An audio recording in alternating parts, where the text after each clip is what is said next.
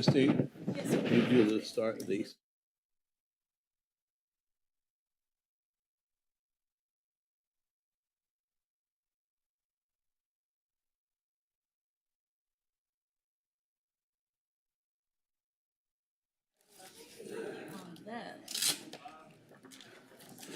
Good evening, and welcome to the City Council meeting in Santa Monica for Tuesday, September 24th, 2024. Welcome to everybody who's here tonight. And I want to remind everyone, please turn your phones on vibrate so that we don't disturb the council meeting or your neighbors sitting there. Thank you. And Councilmember Parra, if you could ask everyone to rise, and we'll do the Pledge of Allegiance. Thank you. I pledge allegiance to the flag of the United States of America and to the republic for which it stands, one nation, under God, indivisible, with liberty and justice for all.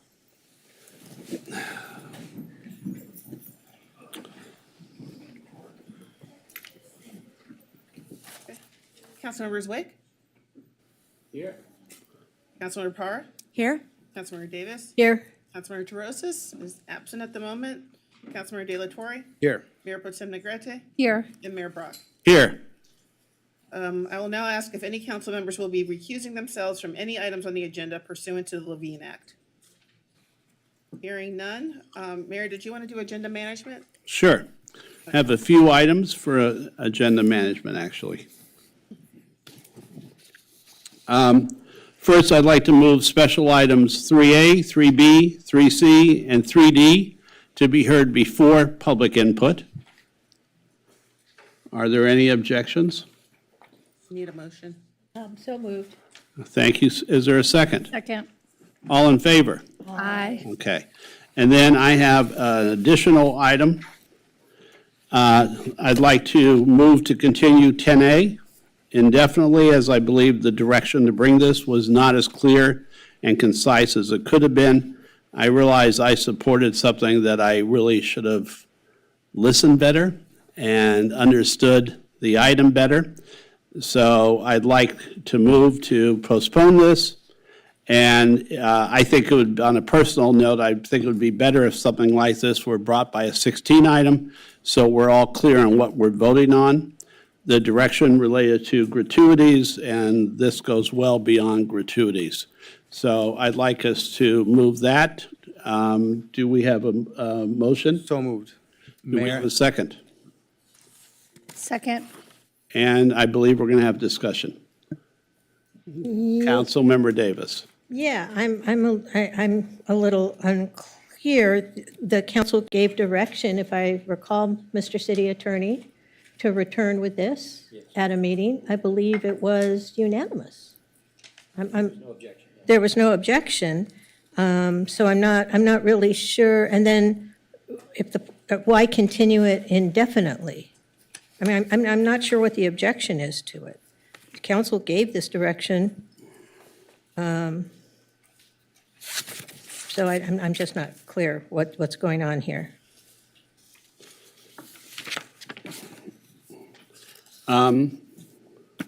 Is there any other comment? It's been moved, it's been seconded. Let's take a voice vote. Well, I guess I have a similar You have question.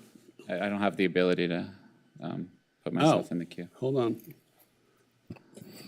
Now you do. Okay. Okay, sorry about that. No, Go ahead. I guess I have a similar question.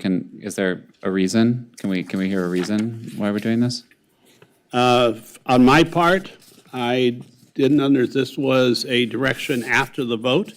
I thought it was along with accepting a ridiculous idea that the Supreme Court did, which was council members could accept tips after a vote on something. I surely am never going to put a tip jar on the dais. I don't think any of us ever would. So that is contained in item 5B. L. It's L. 5L. So I thought we did that, and I didn't understand at the time what Councilmember Davis was asking for. This is an all-encompassing motion that took me by surprise when I looked at it, and I'd like it to come back at a later date with a more comprehensive approach to knowing what this is and what it does. So, I'm in the queue. Councilmember Davis? Well, okay. I guess my question is, one, you said postpone it indefinitely, which to my mind means never bring it back.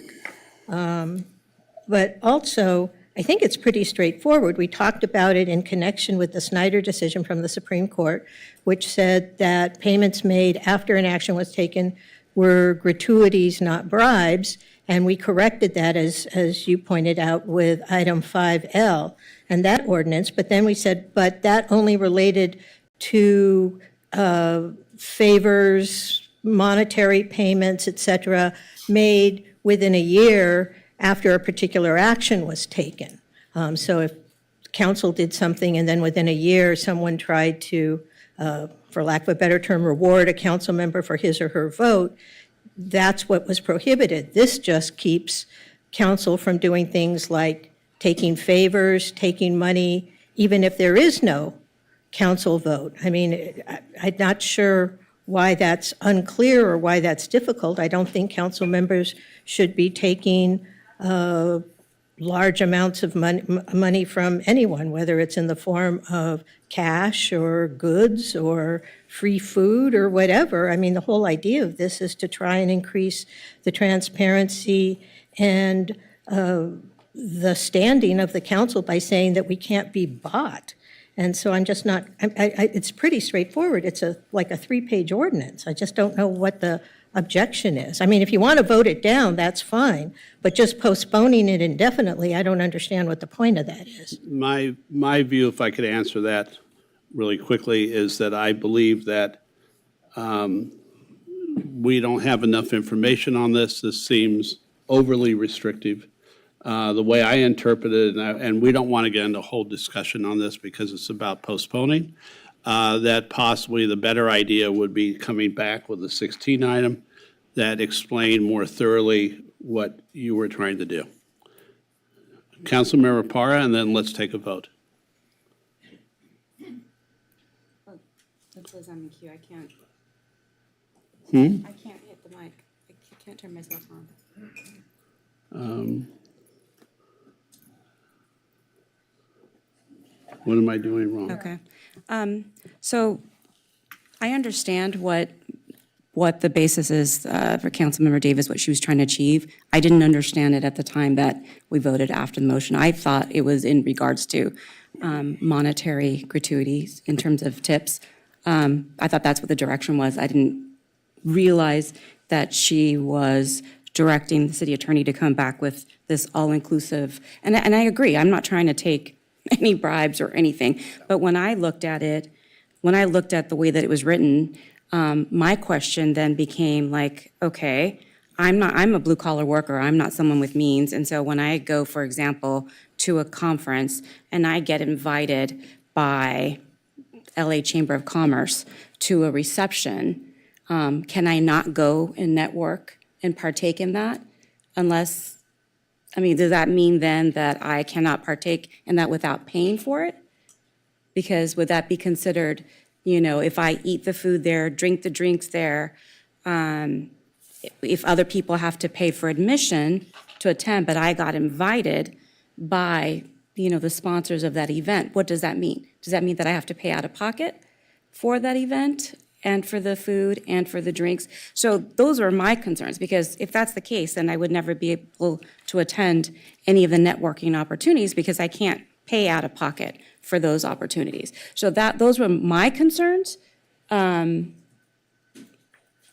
I don't know if this is if that would be covered in this. And I'd rather we not litigate this right now. There's a motion on the floor. Okay, well, I don't those were think my we can concerns. I go didn't in, know if no, that I was- don't think we can go into the details of the motion right now because all we're asking is to postpone it. So, if Councilmember Delatorre, Councilmember Zwick, Because really, we're just going to take a vote on whether to postpone or not. Postpone till when? So you bring it back as a 16 item is Bring it what back I'm as a understanding. 16 item? Okay. Okay. Can we have a roll call, please? Councilmember Zwick, No. Councilmember Parra, Yes. Councilmember Davis, No. Councilmember Terosis, No. Councilmember De La Torre, Mike's not with him, but yes. Mayor Pro Tem Negrete, Yes. and Mayor Brock. Yes. Okay, let's Sorry, move when are on. we postponing it until, or just? I'm sorry? We're postponing it to an indefinite date? Is that? Till I bring us. I say she could bring back Okay. a 16 item next Got meeting, it. just has a more comprehensive. Okay, Thing. thanks, Mayor. Thank you very much. Okay, we have good news now. And first, we have our agenda item 3A, which is, Yes, item 3A, commendation for Solidarity Restaurant. and if I could have representatives from Solidarity, whoever you brought, bring them on up.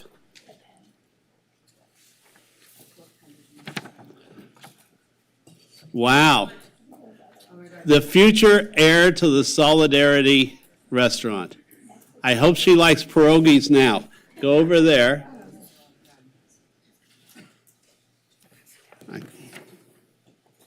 Here.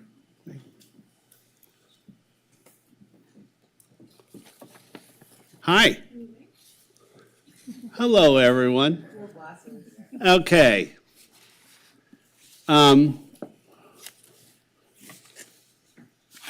Councilmember De La Torre, can you walk down to the podium?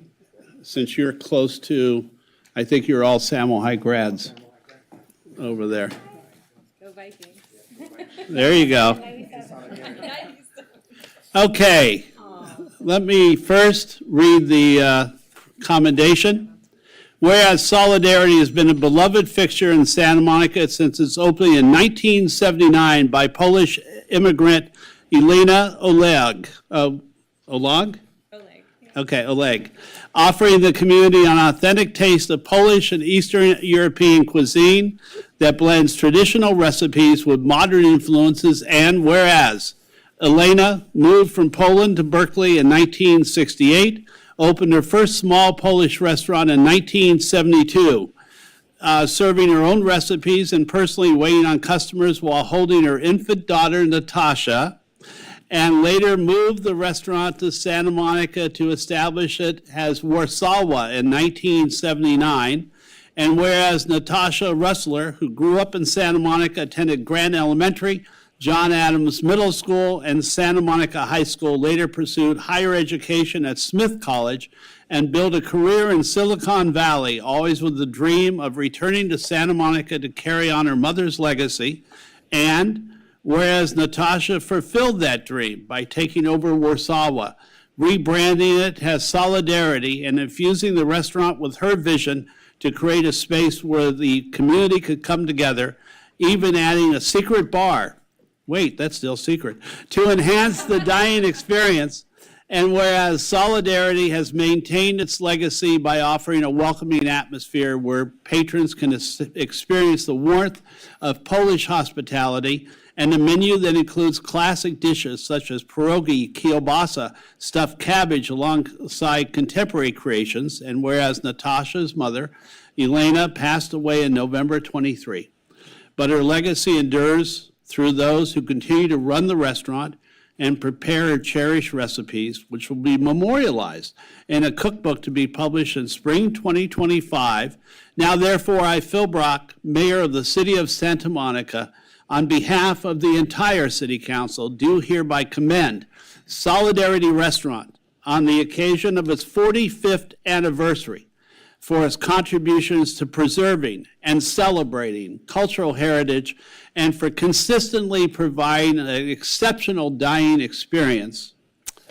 And I want to add, Natasha has increasingly become a shop owner in Sunset Park, with now 3 stores on 17th and Ocean Park Boulevard, all providing a real wonderful atmosphere with products you can't find anywhere else in Santa Monica.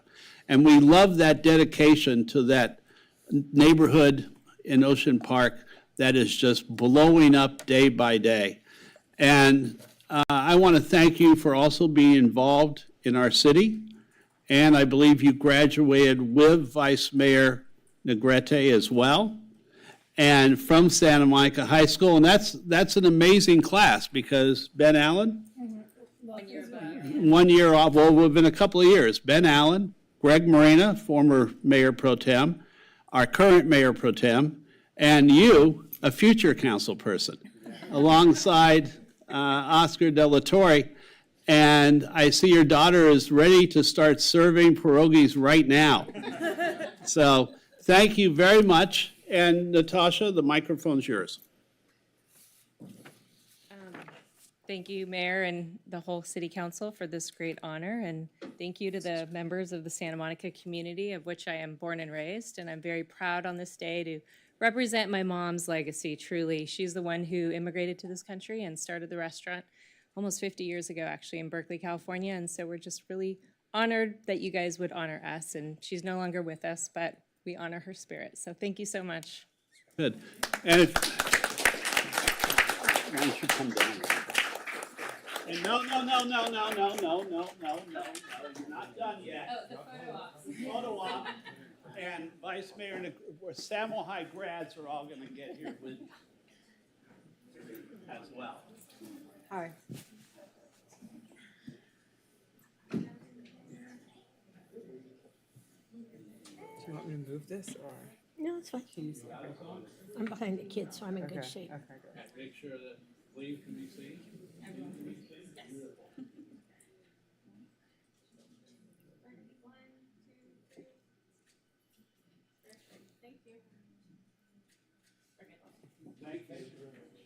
Thank you.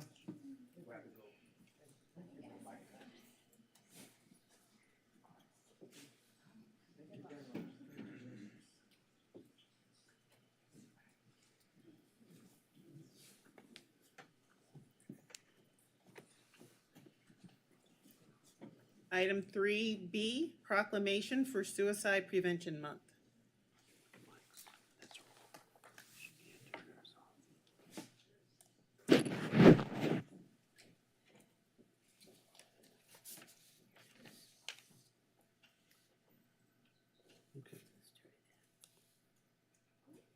She's right. You can come up. Yeah.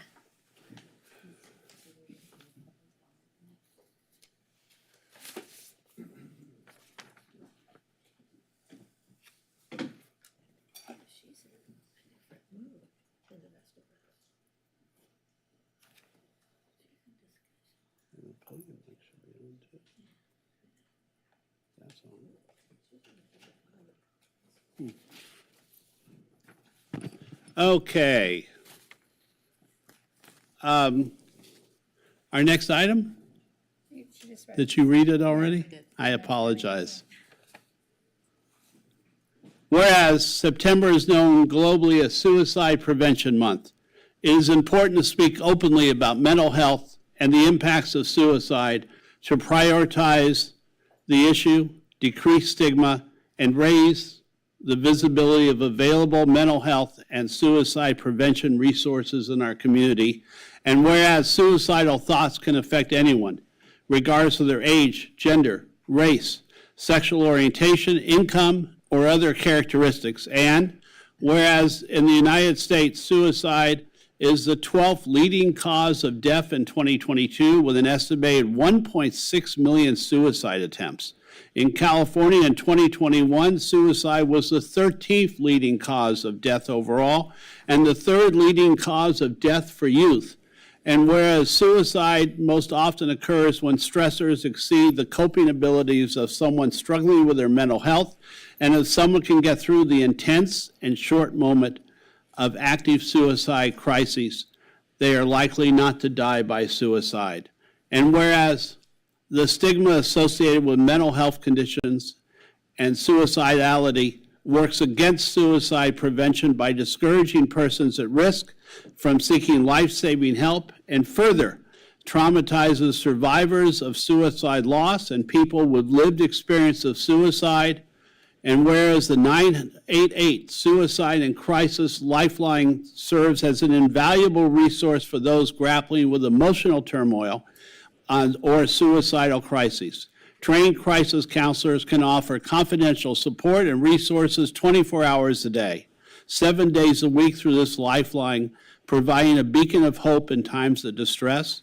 And whereas national organizations like the American Foundation for Suicide Prevention recognize suicide as a preventable public health issue and strive to develop and implement strategies to increase access to quality mental health and suicide prevention services. And whereas the City of Santa Monica recognizes that supporting ourselves and others includes prioritizing mental health and celebrating diverse paths toward recovery and healing, and encourages all community members to engage in suicide prevention efforts. Now, therefore, I, Phil Brock, Mayor of the City of Santa Monica, on behalf of the entire City Council, do hereby proclaim the month of September 24 as National Suicide Prevention Month. And I got emotional reading this. Councilmember Davis, if you have something else to say, you could also add to it, because I think you and Vice Mayor Negretti brought this item. Well, I just want to thank everyone who works in this area. Sadly, my family has been touched by suicide, and so I think that recognizing it and talking about it is the most important thing we can do in order to prevent it. So I just really want to thank the folks who are here and working in this area. I just wanted to thank you also for the Out of the Darkness walk, if you could let everybody know about it, and for your bravery, and also for offering your support and help and being an open ear to other people experiencing the same thing, especially other mothers in the community. What you've done in the shorter amount of time that you've worked in this space is just astounding to me, and I'm really grateful to have been a part of it and can't wait to be a part of it in the coming month.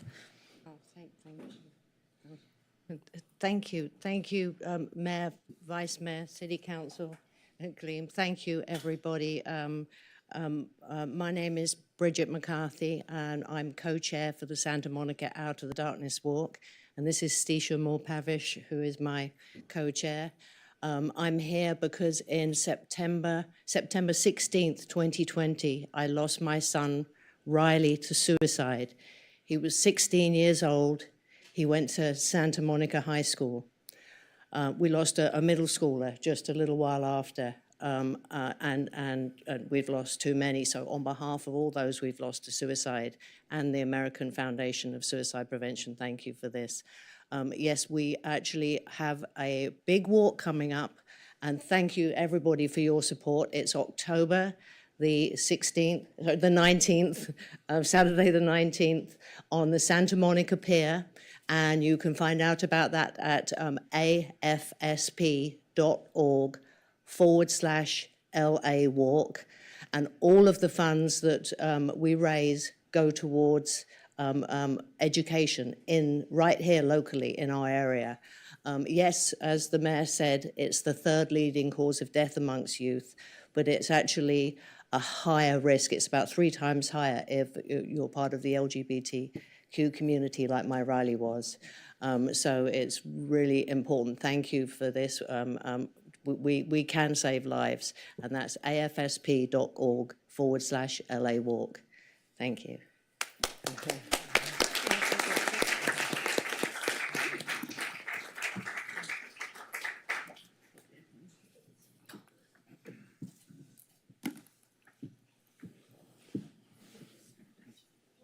You want to go down, Charlie? Are you okay?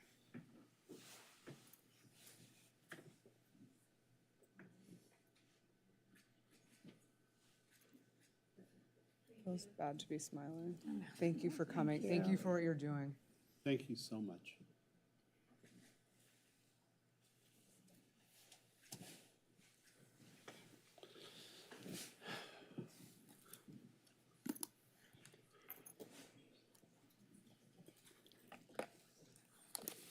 a very fancy proclamation.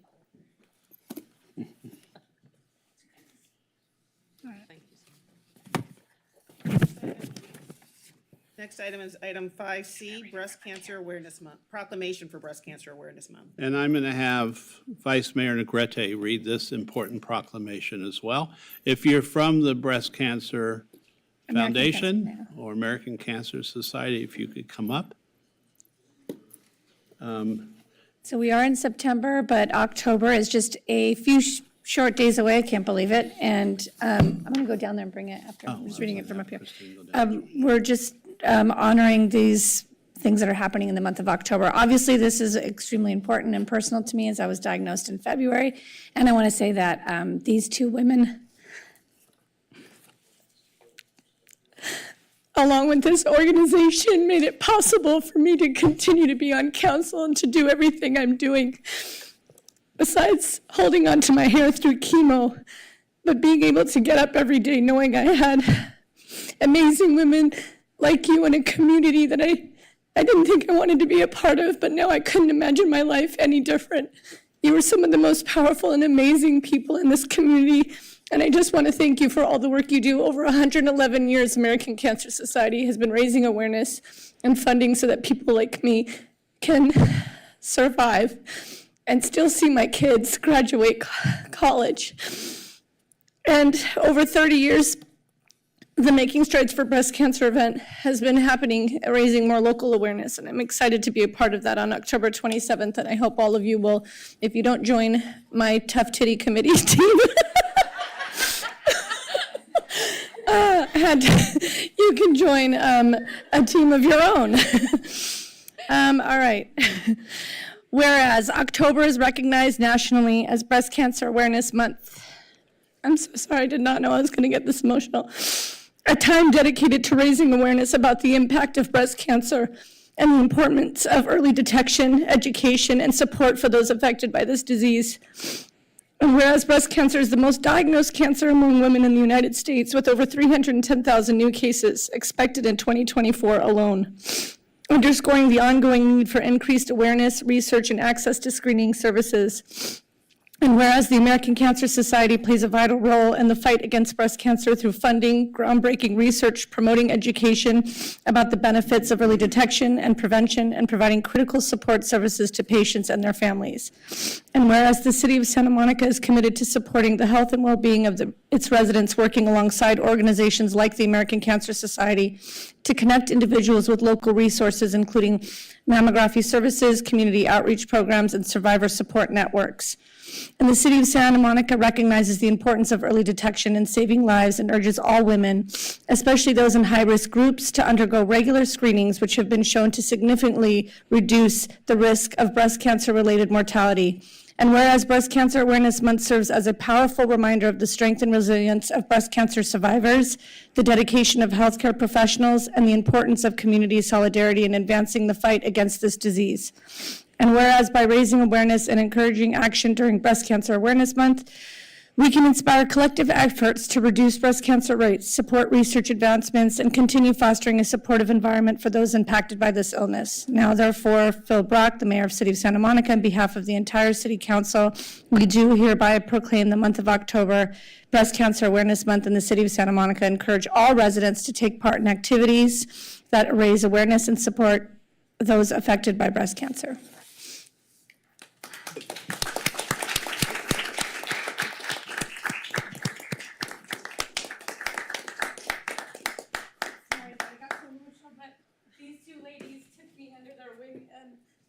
Such an extremely scary place to be, and if we didn't have organizations like this that do the simple things of holding your hand during chemo, answering crazy questions in the middle of the night on a text message, or just showing up and giving you a fuck cancel bracelet, it's those moments where you realize that you're not alone, and that is honestly, I think, more than anything else, the one thing that is getting me through this, and I think it's the number one thing that gets people through any type of diagnosis. So thank you so much.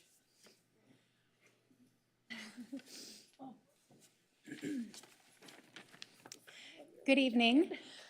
Good evening. My name's Kaylee Malloy. I am a community development manager for the American Cancer Society, and I am fortunate enough to be the staff partner for Making Strides Against Breast Cancer of Santa Monica, which will be held on the pier on October 27th, Sunday morning. And we hope that you will join us at this event.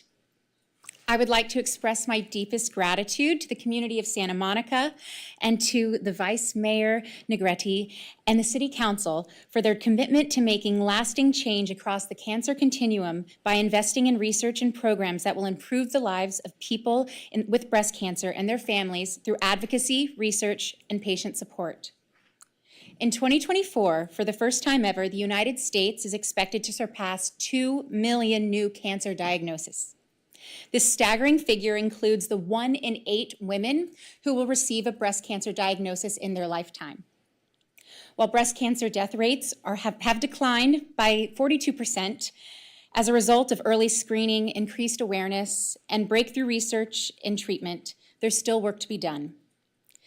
And I'm proud to stand up here with you today, accepting this proclamation, which will have a direct impact on the fight to end breast cancer as we know it for everyone. I'm proud to stand alongside you and to join you in this commitment to raising awareness and raising funds for breast cancer research and patient programs. And most of all, I'm proud to put my heart and soul into making sure that the 1 in 8 women who will see that breast cancer diagnosis will be able to experience and have the opportunity to live their fullest and longest life. In 2024, the American Cancer Society invested $430 million in cancer research grants. We funded 200 institutions nationwide, and we saved cancer patients, survivors, and caregivers over $55 million through our cancer support programs. None of this would be possible without the dedication of communities like Santa Monica and the people here today. So, if you or someone you know experiences a cancer diagnosis, you're not alone. The American Cancer Society is here for you, and the community of Santa Monica is here for you, leading the way as we support people with cancer along every step of their journey, from prevention to survivorship. Once again, I would like to invite you all to join us on October 27th at the Santa Monica Pier, and thank you to the City Council, the community of Santa Monica, and to Vice Mayor Lana Negretti, New ambassador. our executive ambassador, for your commitment to the fight to end breast cancer as we know it for everyone. Thank you. Thank you so much. Give everyone a hand. And it's wonderful to know that Lana has such support. Go ahead. No, thank you. Continue. No, I'm done.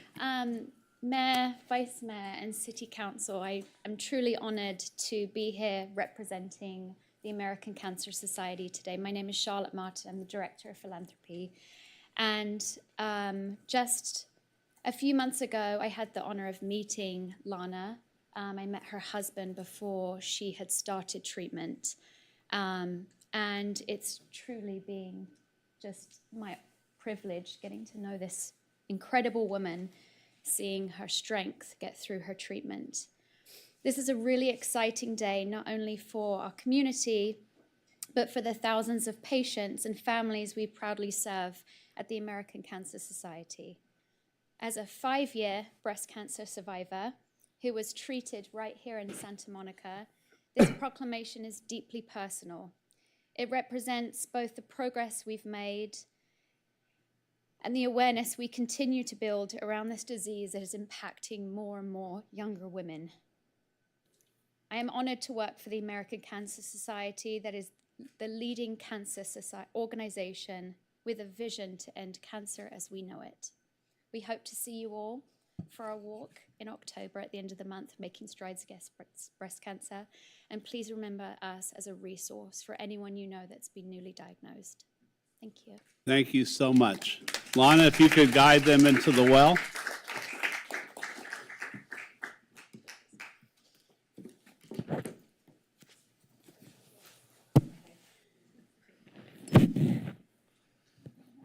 I missed the pink memo. I see. I was going to say, I see a lot of. I like it, that's good. You could get a pink jacket.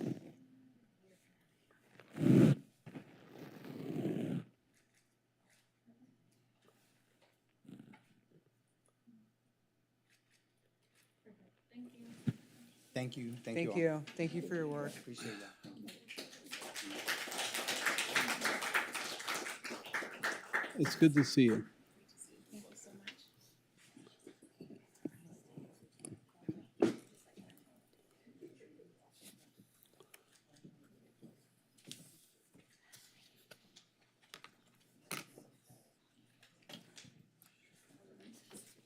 We'll now move on to item 3D, recognition of outgoing boards and commission members. The City of Santa Monica has a rich history of public participation through its boards, commissions, and task force program. These volunteers serve in an advisory capacity, assisting the council in providing linkages between residents and organizations, city officials, and the general community. On behalf of the City of Santa Monica, the City Council, and in coordination with the City Clerk's Office, we extend our appreciation and well wishes to the following members who completed their service to a board or commission or task force between July 1, 2023 and June 30, 2024. As I call your name, if you can please come forward, and Xavier will present you with a certificate and gift, and if you'll please just stand in the well, and we'll take your photo after everyone is presented with their gift. Judy Abdo for the Metropolitan Water District.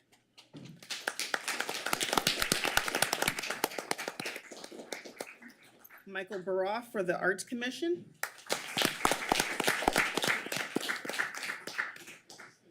Arati Desai Wagabasa, Recreation and Parks Commission. Christopher Foster, Santa Monica Pier Corporation. Elliot Gordon, Personnel Board.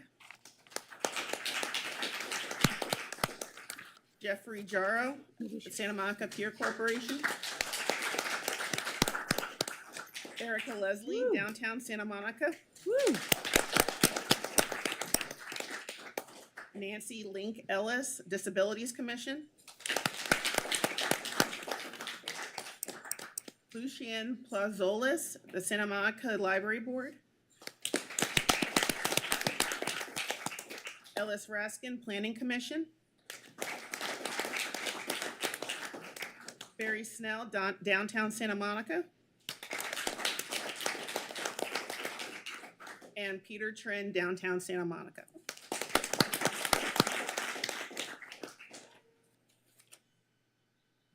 That's it.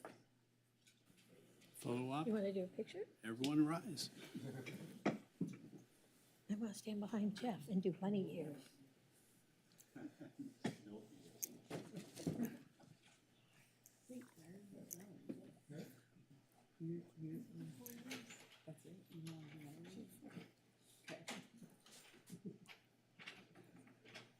Anna, leave.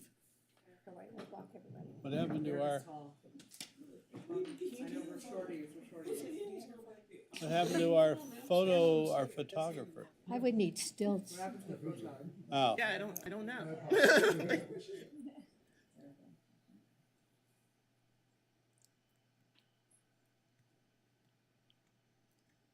hit a couple vertically as well so that we can, so that staff can place them on social media. We're these angles. I don't think they can see me because Erica's so tall. You can jump. Thank you. Thank you. I can take care. Good to see you. Take care, Jeff. See you soon. Bye. Thank you for your service. We'll now move back to public input. Public comment is permitted only on items not on the agenda that are within the subject matter jurisdiction of the city. State law prohibits the city council from taking any action on items not listed on the agenda, including including issues raised under this agenda item.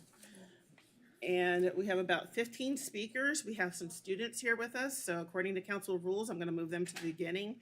And I'm also gonna allow their teacher to also be moved to the beginning as well. As I call your name, if you could please come up to the podium. Eden Santiago, Melanie Serrano, Millie Garcia, Evelyn Lima, Eleanor, and I'm sorry, what is your name? Or are you presenting with, I'm sorry. Okay. Okay, oh, okay, you can come on up. Are you speaking too? Okay, yes, you're on the list, you can come on up.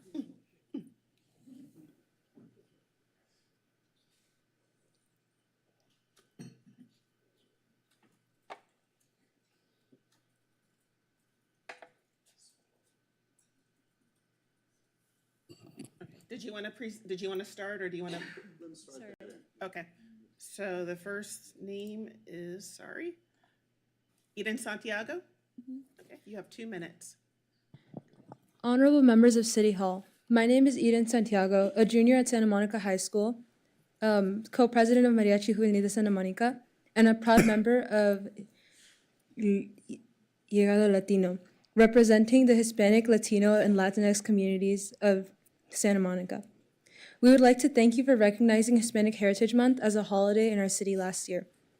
This acknowledgement means a lot to us, as it validates our culture and contributions to the community today. I stand here with the shared vision and heartfelt request that concerns the Hispanic, Latino, and Latinx community, which is the Hispanic Heritage Month celebration. Mariachis are an essential part of Mexican culture and are key to our cause. As for how this funding would help my club specifically, mariachi trajes are a very important part of performances, but are out of our price range at around $10,000 per traje. We would instead be using part of the funding to buy moños, helping cement our images as mariachis at school. Thank you. Thank you very much.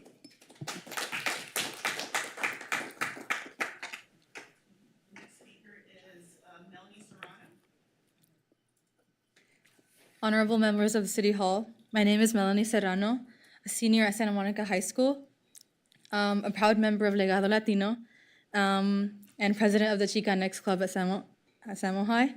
We spread awareness and we express our Mexican American culture, as well as we help people in need. I'm a proud member of Legado Latino, and we contribute to the representation of Hispanic and Latinx students at Santa Monica High School. The Hispanic Heritage Month is so important to Legado Latino because it is an opportunity to shine a spotlight on the unique voices and the experiences of the Hispanic and Latin American student body, roughly a third of our school population at Samo High, by recognizing their history, journeys, achievements. Through these celebrations, we can all help to inspire generations and bring communities together. Thank you. Thank you very much. Millie Garcia? Yes. Honorable members of City Hall, my name is Millie Garcia, a junior at Santa Monica High School and a proud member of Legado Latino, representing the Hispanic, Latino, and Latin students of Santa Monica. On September 12 of last year, Doctora Guadalupe Mireles Tomayan received a proclamation to do the event of Hispanic Heritage Month with the help of her students. On this day, Hispanic Heritage Month was recognized as a holiday. Legado Latino held the first event at Santa Monica High School with the money that was given to Dr. Alvaro Huerta. Which brings us to respectfully request that this year, City Hall directs the funds of Hispanic Heritage Month towards the Legado Latino founder and president of the Association of Mexican American Educators, Doctora Mireles, which will help us to ensure the creation of a wonderful event in our community. We believe that with your support, Legado Latino can create a memorable and inclusive celebration that celebrates our heritage and strengthens the bonds within our community. As mentioned previously, our students are deeply invested in celebrating our heritage, which we will have a Hispanic Heritage event where Legado Latino will be inviting the community to celebrate and embrace our holiday. Our ultimate goal is to secure $10,000 to fulfill our vision of celebrating with students and our Santa Monica community in a manner that truly reflects the diversity of our culture.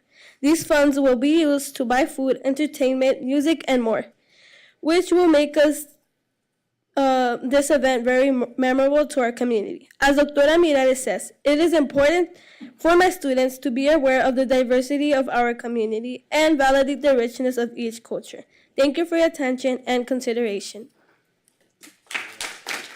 Thank you very much. Evelyn Lima?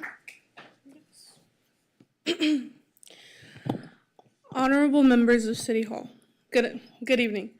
My name is Evelyn Lima, a senior at Santa Monica High School, co-president of Mariachi Juvenil de Santa Monica Club, and a proud member of Legado Latino, representing the Hispanic, Latino, and Latinx students of Santa Monica. To build off of what Millie Garcia has presented to the board, if the funds are granted, we would heavily appreciate that the funds are directed towards AME, the Association of Mexican American Educators, as done in previous years.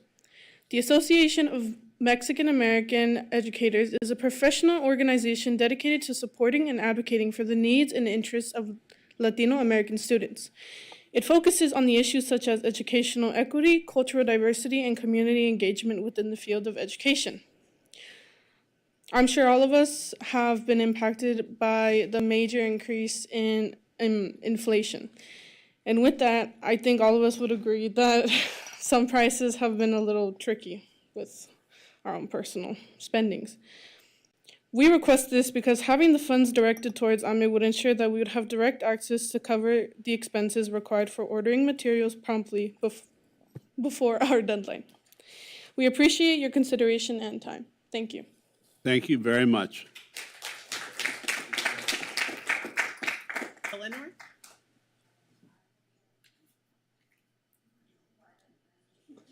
By the way, I would just like to have everybody look at Eleanor and look at the pictures. They were a little offset, but just keep an eye on the pictures, give you an idea of what she's talking about. Hello, my name is Eleanor Buckner. I'm a sophomore at Santa Monica High School, and this summer I got to do an exchange program to Fujinomiya, Japan. I was really excited to be a part of the Sister Cities program because my grandfather, Jose Lopez, had shared with me how special the program was. When I went to Fujinomiya, I stayed with two wonderful families, and my students were their daughters, Uta and Matsuri. They were so incredibly sweet and welcoming to me, and I miss them so much. They took me out to parks and malls, went to the aquarium, ate great food, and they even took me to Tokyo Disney Sea. I met some extended family like uncles, aunts, cousins, and grandparents, and some friends. Even though there was a bit of a language barrier, the moms and us had fun chats late at night. I got to visit clubs and schools and meet other students there who were also really, really nice. When we came to LA, I was super excited to show them everything that I loved here, that I could fit into the days that they were here.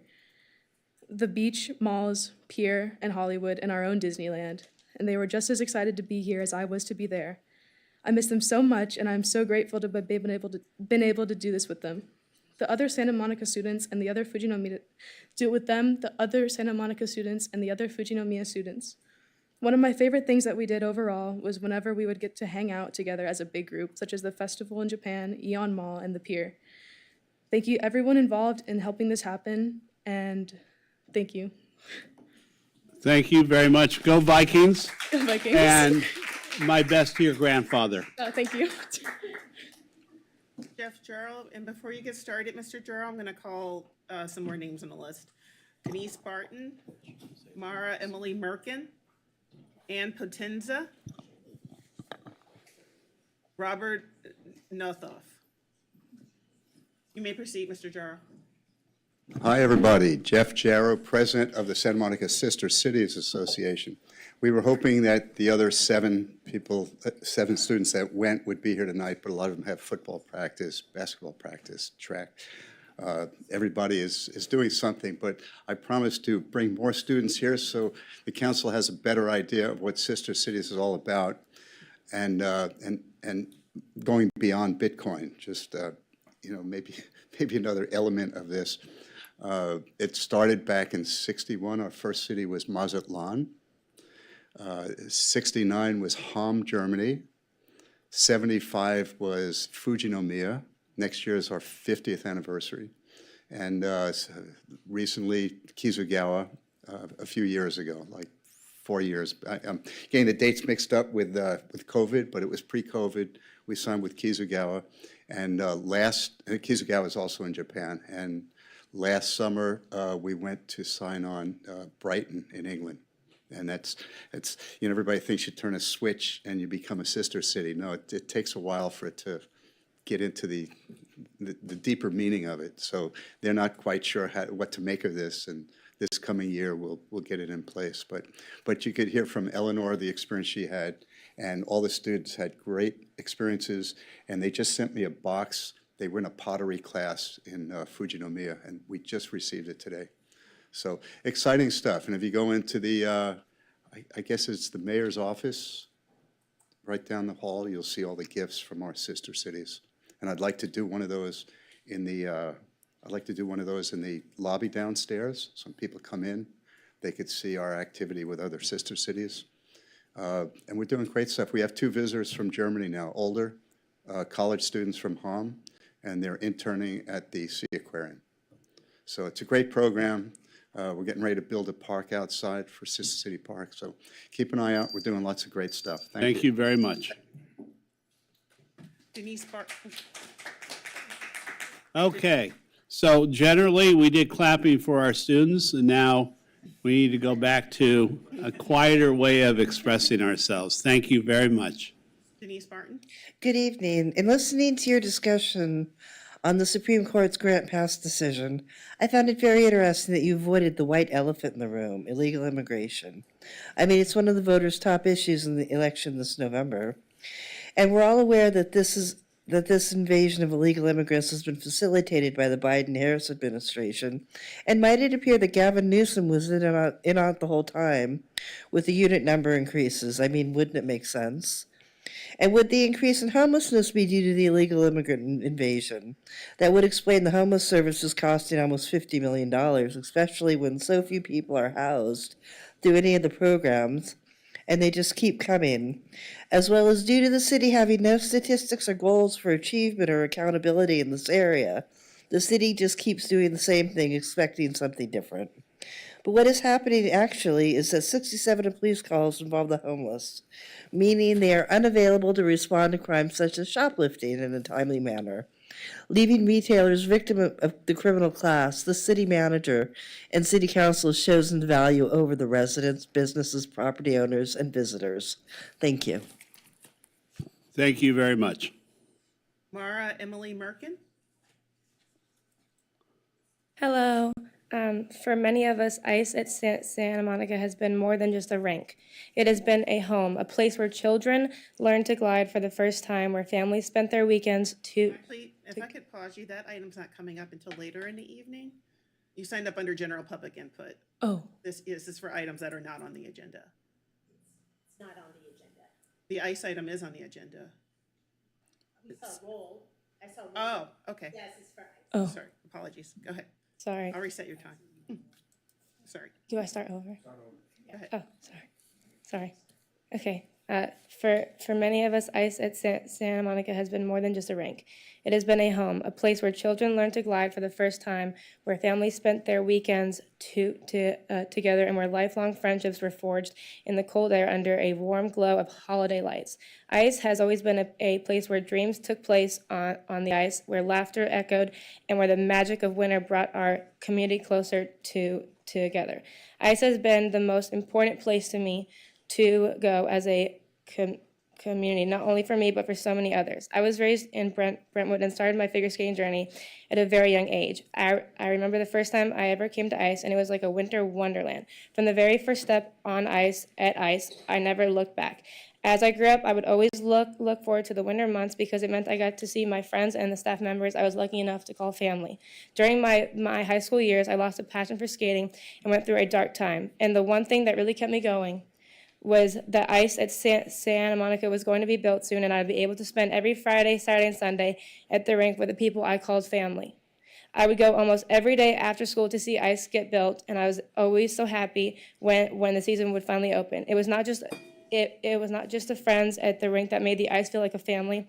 It was the way the managers, Ann and Bart, ran ICE. They made it feel like a home, but not for me, but for me, but not just for me, but for so many other families and children. ICE means everything to me and so many other people. But in recent years, something has changed. The rink that once welcomed us all with open arms has become less available, and prices have risen beyond what families can afford. And the spirit of togetherness that once made ICE a vibrant, joyful place has begun to fade. Last season, a 1-hour session cost $22, and that does not include tax. With tax, it's over $24 an hour. And for a multiple hours of 5 from 1 to 5 daily, it's $30 Thank you very much. Next speaker is Ann Potenza. Hello, everyone. My name is Ann Potenza. I was the operator of ICE for 10 years, and I'll continue where Mara left off. Last year, ICE was turned, instead of an all-day pass that we used to do for all the years that I was there, was turned into a 1-hour session. And I noticed that we lost a lot of people. I didn't work there, but I heard from everyone it was not the same place. People used to go there for the evening, especially kids under 21 that had nowhere to go. They were safe. They had a place to go. They loved ICE. They grew up there. I started a Rink Ranger program. I brought the book because I had to dig it out to see when Mara first became a Rink Ranger. She's all the way back here. At 13 years old, she signed up. And what this meant was these kids were coming almost 3 times a week, a minimum, and they were skating the whole time, and they would stay there for hours.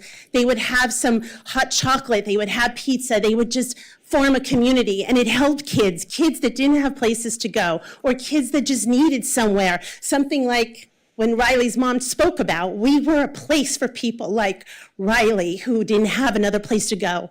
And we don't have that anymore. And I'm asking you, we're a month out from the ice rink starting over. Please, whatever you can do to bring it back to an all-day pass, please, because the numbers don't lie. We always had 60,000 skaters. The last 5 years I kept track at $20 a person. It's over $1.2 million. You're the most successful ice rink company in the country. I know that from my experience. There's plenty of money and profit in there, and that's just from an all-day session. It naturally, the people who are only going to be there for an hour or two, they naturally leave after the ice cut. They do. It's a natural occurrence. But for those that need a place, those like Mara and the kids that need a place to have a community and stay out of trouble and grow up, and they started out as kids skating there, and now one kid who was my first rink ranger, who it was his first job was at ICE. He's now joining the FBI, and we have others that are firemen and policemen and going to college. Thank you very much. Thank you very much. Who flew back from Alabama. Thank you. Thank you. Robert Northup, and before you get started, Mr. Northup, I want to call the rest of the names on the list. Jerry Rubin, Jason Massbaum, Jonathan Foster, Zoe Montaner, and Andrea. You may proceed. Good evening, Mayor Brock and members of the council. My name is Rob Notoff with the Los Angeles County Federation of Labor, and I'm here tonight to speak on 2 broad issues that impact the city and the county as a whole. Housing and homelessness, stuff I'm sure you've never heard about or talked about. We know that 75,000 people went to sleep last night in LA County without a roof over their head. And the good news is we're finally beginning to make a dent in that number, as evidenced by our latest point-in-time numbers. In LA County, we're seeing a decrease, whereas the rest of the state's going up, but we still have a lot of work to get done. And after 8 years of Measure H, we've been able to learn what works, and just as importantly, what doesn't work. The LA labor movement cares about these 2 issues because our own members, be they hotel workers, janitors, grocery workers, or any other essential worker, are 1 paycheck away themselves from becoming homeless, and they're struggling to afford to live in the city where they work, and that flies in the face of the American dream that we fight so hard for. So that's why we hosted a summit on poverty and homelessness last year and realized that wages and good jobs are absent from the discussion but are critical to addressing real long-term solutions to housing and homelessness, and we need to marry housing with wraparound services if we're going to really tackle this problem. When we build our affordable housing, we have an opportunity to leverage this as a job creation tool that creates pathways out of poverty. We've had numerous examples of workers who were unhoused or formerly incarcerated, who got an opportunity on a construction site and now own their own homes, see their bank account grow every single week, and are completely removed from any risk of becoming homeless themselves when they thought they didn't have a chance. And when we talk about those who provide direct services like mental health, substance abuse prevention, and helping to place people into homes, we need to make sure that those essential workers themselves are not 1 paycheck away from becoming unhoused. And that's why the LA Fed partnered with the Our Future LA Coalition to bring forth Measure A, which directly addresses these issues and builds in a real system of accountability. There's too much at stake. If Measure H expires without any replacement, we'll see an increase of 25% overnight, and 50,000 people will lose their services overnight, just like that, when Measure H expires. So we're here tonight to strongly consider moving forward with endorsing Measure A. Thank you very much. Jerry Rubin? Thank you very, very much. Jerry Rubin, Santa Monica. Honorable Mayor, vice mayor, council members, city manager, city attorney, city clerk, police officers, fellow Santa Monicans. Well, today, 6 weeks till probably the most important election our country's ever faced on November 5th. And you have local elections, state elections, all over. I'm glad that the West Side Democratic clubs, a coalition of them, have opened their office and getting volunteers to help get out the vote. They're on the promenade in the 1200 block, and they're open 7 days a week. I urge people to do what Michelle Obama said, do something. As far as our local 10 candidates, thank you for your service. And I know there's going to be a League of Women Voters candidate forum, co-sponsored by the Committee for Racial Justice on Sunday, October 6th in the evening at the Thelma Terry Center in Virginia Park. I urge people to get out there. And you could sign on Zoom as well if you can't come in person. And I respect all of you, and let's keep it a clean campaign without any personal attacks. You're doing good so far. I wanted to speak on a previous item, if I may, City Clerk. Yeah, next. Hmm? The next session of public input, it's on that item. Okay, so that'll be called later. Yes. Thank you very much. Thank you. Jason Massbaum? I'm sure I'm not alone in wondering why the council majority is so skittish to talk about their own gratuities ordinance, but that's not why I'm here tonight. My name is Jason Massbaum. At the last city council meeting, this week was declared Unite Against Hate Week. That work begins at home. In that light, here's just a sampling of quotes about one of our city council members from some of his former colleagues contained in a city staff report for consideration by the community. Amanda Stewart's resignation letter as PYFC board chair. Oscar claimed the organizational development consultant engaged by the city did not like PYFC's social justice mission and did not like the Malcolm X portrait on the wall because Malcolm was Muslim and she was Jewish. Oscar also said that she wanted PYFC to fail because she was on the board of an organization that would stand to benefit with additional monies if the PYFC went under. Jan Brooks' resignation letter. Oscar verbally insulted several of our board members with racial, religious, and/or ethnic slurs. Shelley Wood's letter. Oscar made threats against the personal safety of the board and attempted to instigate racial unrest. And from Darrell Good, the head of the local NAACP chapter. Oscar cannot show respect, support, or collaboration with African American leadership on his board. Furthermore, this lack of multicultural support that was apparent in how a consultant who happened to be Jewish was accused of trying to destroy the PYFC and to give the recovered grant funds to the YWCA is counterproductive to what we see as building towards a community that is inclusive. Thank you for your time. Thank you very much.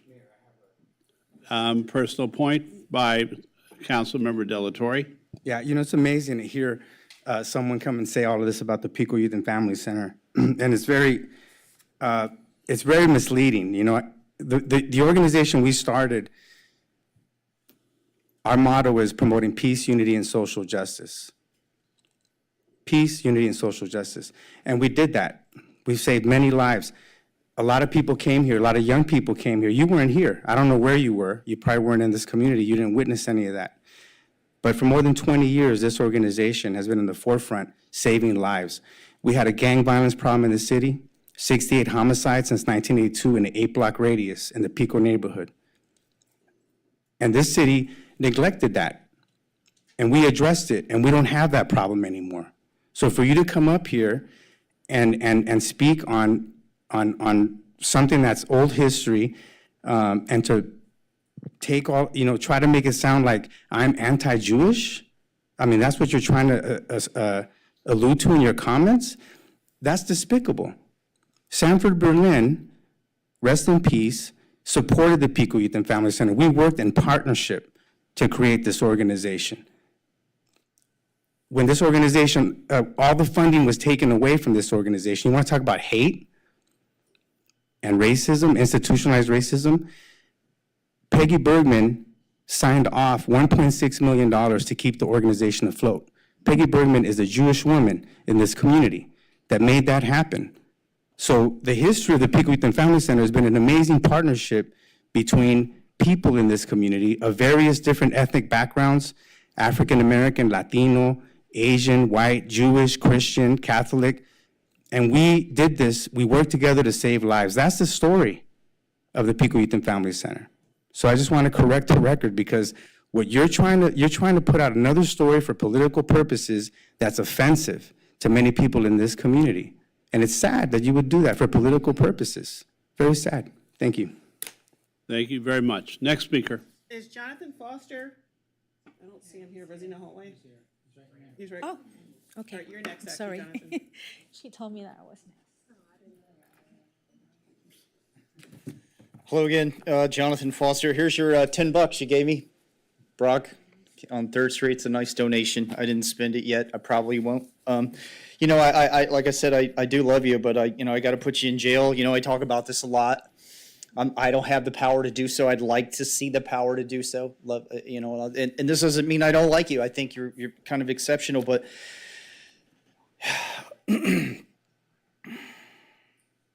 you had said on the Spanish United, you grew up next to people that were Spanish, and they worked real hard, and that's cool. But I got to say, man, on behalf of Jonathan Foster, you know, besides like the police and the fire and some other, you know, I am the hardest working person in Santa Monica. There's no one here that can duplicate what I'm capable of, and it takes enormous strength that no one in Santa Monica really has. I wouldn't want to be a police officer with you, but I am the hardest working person in Santa Monica. Nobody can duplicate what I'm capable of. Even drummers, they sit down, good guys that got really good paying jobs playing drums, right? What are you doing? They say, man, how do you do that? You know, and I get this all the time. You know what I mean? So I know they work hard. That's a different issue into who sets paycheck, though. So this is what I'd also like to put in jail. The same thing. And there was talk about the Latinos are losing 3 voices, but how in a government that is designed to take care of everybody, would the Latino lose a voice? And who's leaving and it's not going to be here that isn't going to still represent Latinos? So they're going to still be represented. Everybody gets represented here. This is all men are created equal. That's why the Constitution, the way it was written, is still the best thing, you know, on earth, really. Thank you. Zoe Montaner?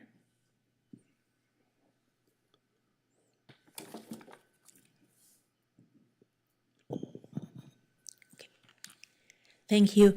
Before I begin, I want to acknowledge that today marks the 11th year anniversary of the sign of the Charter for Compassion by the City Council. So Compassion at Santa Monica has been doing work for 11 years in the city. And when Oscar was talking about the issue that happened with the previous, it is evident that we need to have more conversations on compassion.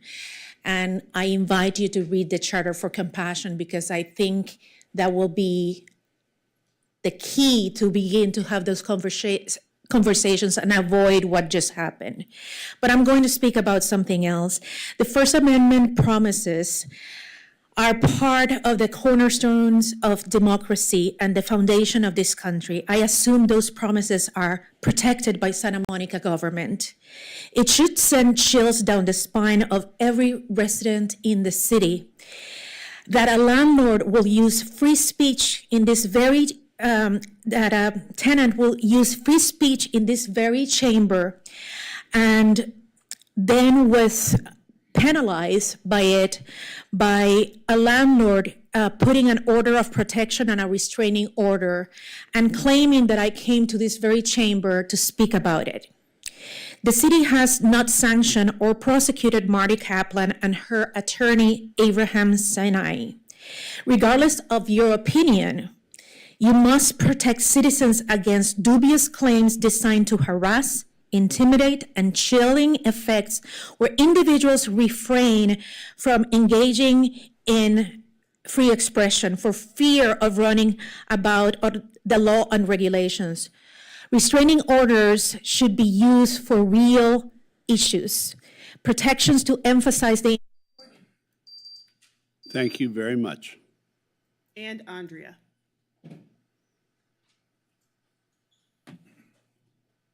Hello, everyone. Thank you, Chair, for giving me the opportunity to speak today. My name is Andrea McPherson.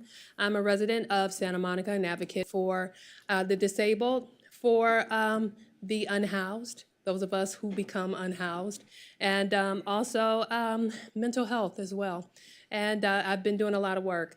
But I'm not here to talk about that today, even though I did have some suggestions about the unhoused and how before, like I said, psychological evaluation and categorizing in a positive way. People who have domestic violence in their lives and they're trying to relocate and get housed, people who have mental health issues, and people that just lost their job and they need assistance as well. So there's a lot of different categories, but there's different ways to help everyone. So with that, if you guys want to talk to me about it, I've already presented that to you and to Malibu and to everyone else as well. So if you guys want more information about that whole plan, you guys can contact me, ain'tnolimit01@yahoo.com. That's me. But I wanted to talk to you today about the injury that I received. I live on the boardwalk in Santa Monica, and I was in front of my house. And I was just talking to a neighbor. We were having an inadvertent conversation about giving back to the community.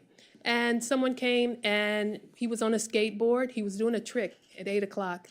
And he ran into my leg after he fell off the skateboard and inadvertently just left, you know. And he got back on his skateboard and moved away.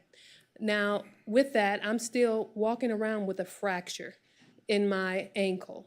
So with that, we need to come up with some sort of city ordinance or some sort of laws to help the police, make sure when it comes to bicycling on the boardwalk and scooters and skateboards as well.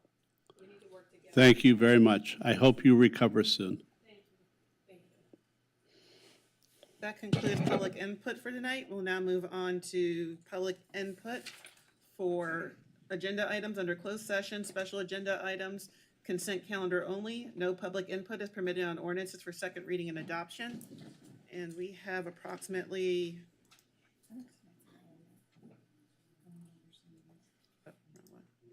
8 speakers for that. I'm just gonna call all the names at once. Denise Barton, Charlotte Martin, Jerry Rubin, Connor Webb, and Andrea.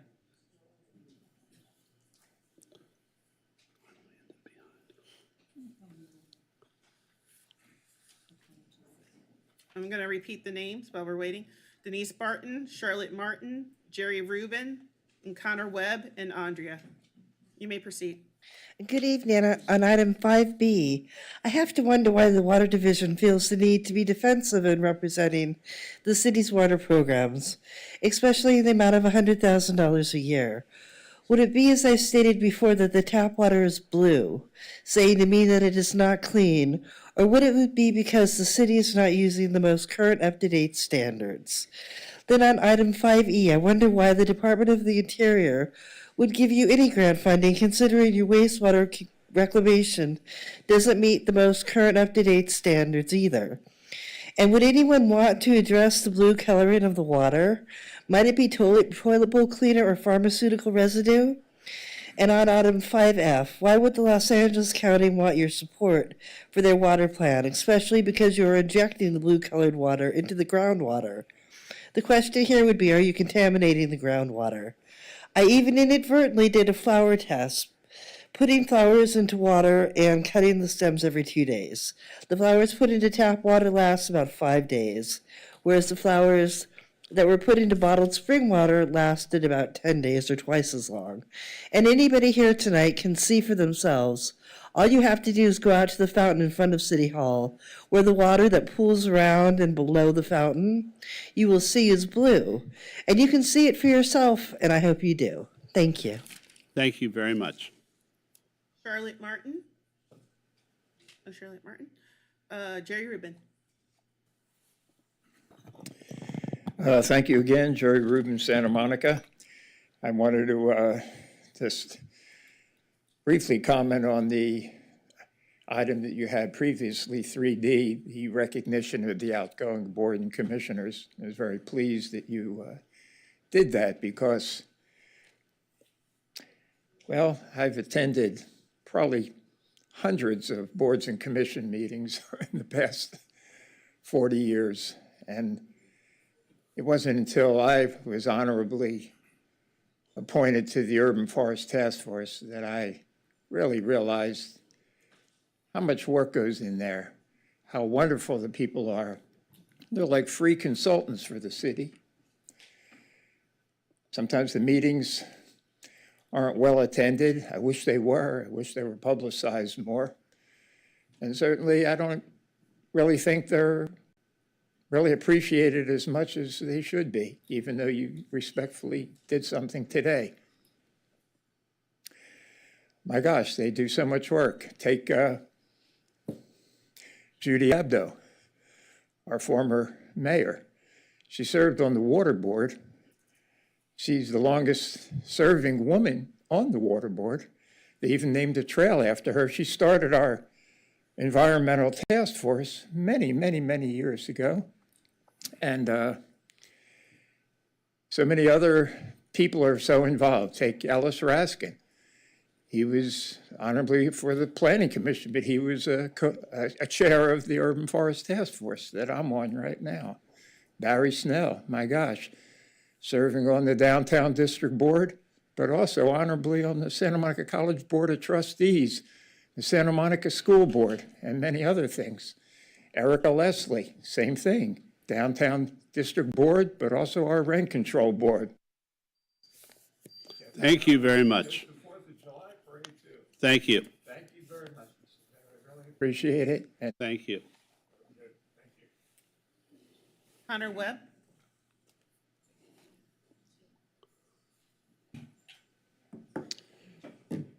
Evening, Council. I'm here to speak on item 5J on the consent calendar. This is the camping prohibition ordinance. It's clear that Council and I agree that homelessness is a huge problem in Santa Monica.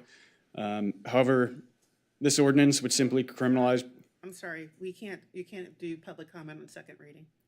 On second reading? Correct. All right. Well, that's it then. Thank you. And Andrea. For the record, what item are we on right now? We're on public comment for items under closed session, special agenda, and consent calendar.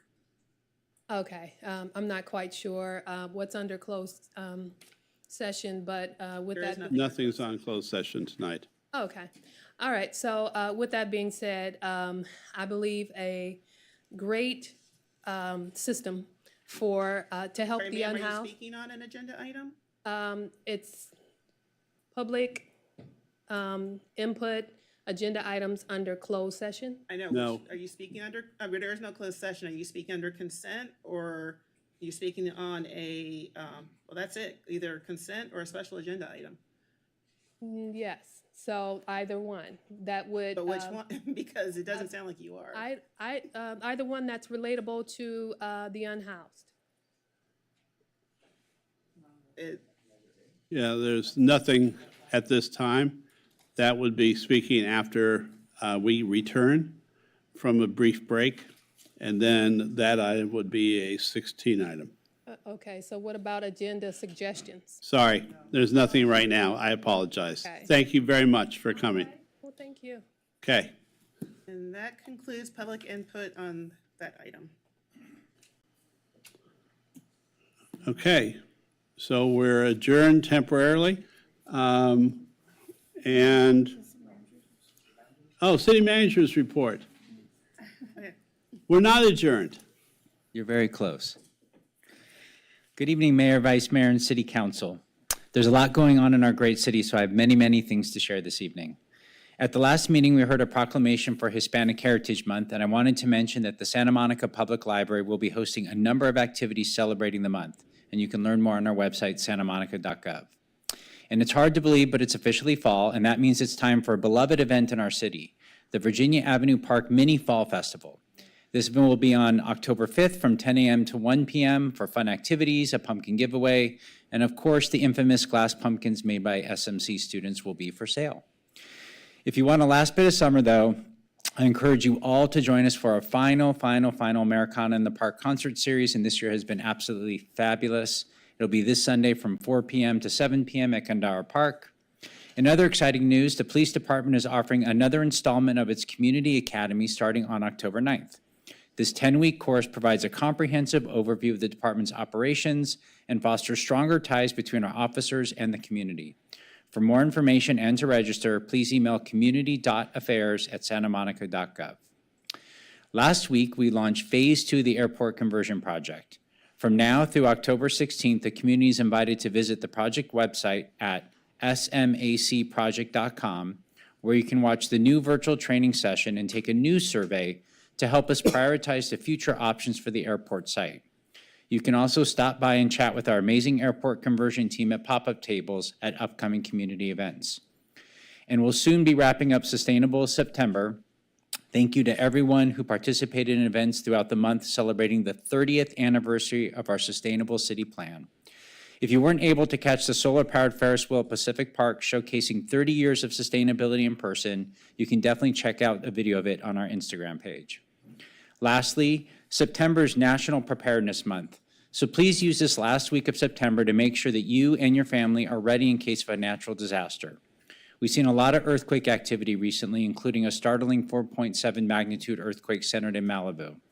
It's a reminder that we need to be ready for a major event. Please visit santamonica.gov for more information on how to prepare for earthquakes and other natural disasters, and get ready for the Great California Shakeout Trail on October 17th. If you want to be even more prepared, you can participate in our Community Emergency Response Team, or CERT. Speaking of, a big congratulations to our recent graduating CERT class who completed their training just this past weekend. And finally, I'll end with some great news about our efforts to address homelessness in Santa Monica.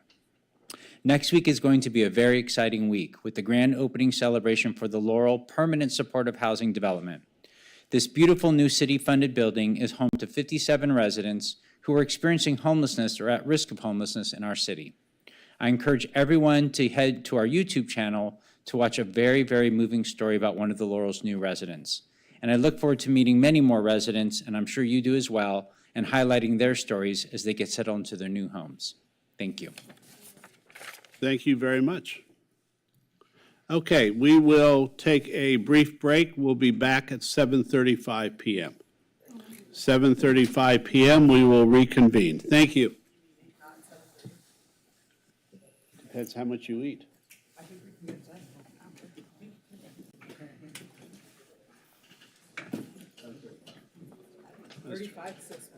Well, I was trying to give you 30 minutes to eat and walk over.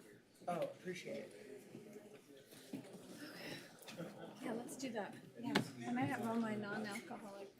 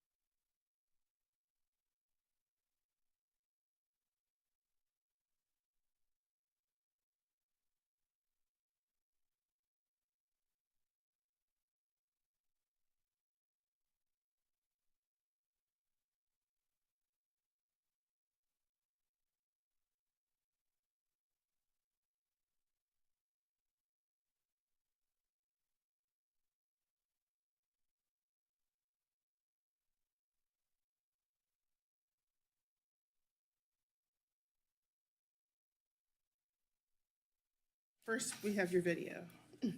Ah, well, now I really want my council back to hear this or see it.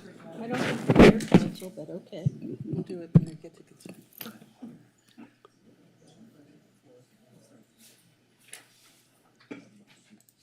Okay, let's roll it. The city of Santa Monica proudly celebrated the opening of the Santa Monica Municipal Pier, a 1,600-foot-long pier built to run treated sewage out into the ocean. Thousands of people attended the celebration, not in so much that it was a sewer pier, but this new pier was a technological marvel. The first pier on the United States West Coast, and only the second pier in the world to be made entirely of concrete. Despite the unique status of the new pier, the citizens of Santa Monica wished for a more upscale status for its existence. Enter Charles Loof in 1916. Loof, a famous carousel carver and amusement park entrepreneur, leased the land immediately south of the concrete municipal pier and built a full-scale amusement park pier, which he named the Loof Pleasure Pier. The new pier featured a roller coaster, thrill rides, and, as its cornerstone, the Loof Hippodrome, which was home to a fabulous carousel. That building, known today as the Merry-Go-Round Building, is listed on the National Registry of Historic Places.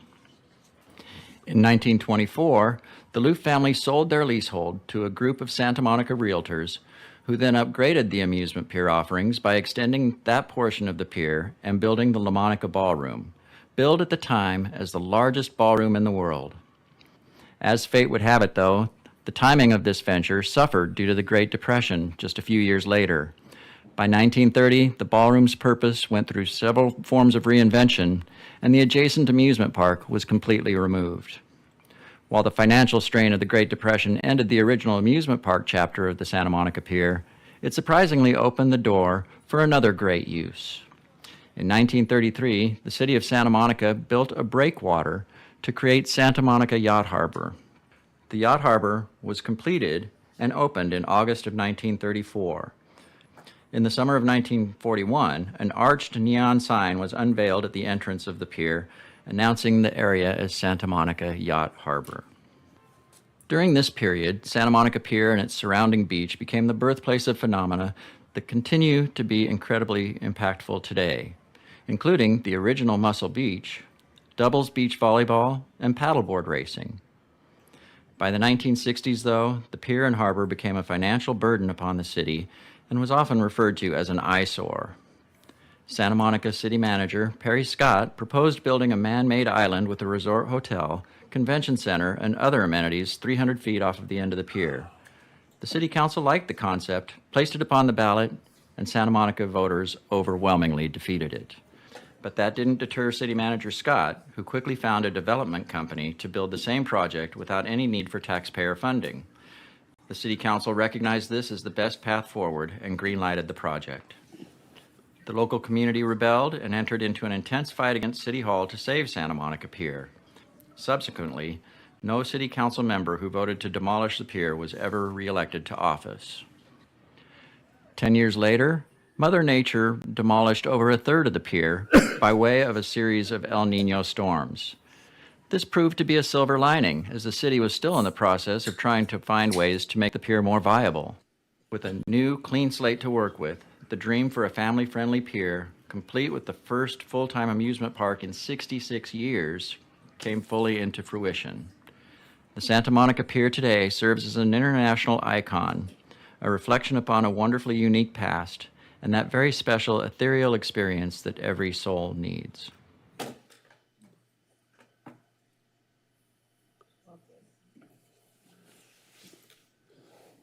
Wow, that was a great history of the Santa Monica Pier by the pier historian, Jim Harris. Thank you so much for doing that, to the chamber, to the Conservancy, and the History Museum. I will now ask if any council members have any reports on travel since our last meeting. I can't turn on my. Still? Yeah, and now I can't even turn it on either. Oh, Right there- now? Oh, go ahead. It says I'm in queue. Okay.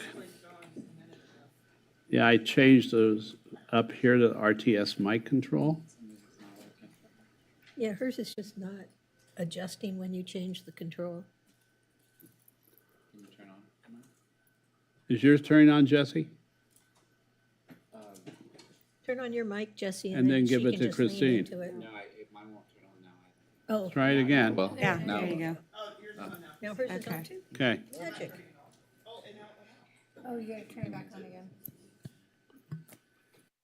No, then his goes out. I can yell. No, no, yeah, you have to leave it on. No, Yeah. okay. Okay, hopefully you can hear me. So I attended NALEO, which is the National Association of Latino Elected Officials, last week. It was the Policymakers Institute on Emergency Preparedness. And during the convening, I had an opportunity to network with other Latino leaders from over 10 states nationwide and heard from leaders from both public, private, and nonprofit about policies and best practices as it pertains to the elected official around this critical issue. And the main topic of conversation was around, active threats, which is active shooter.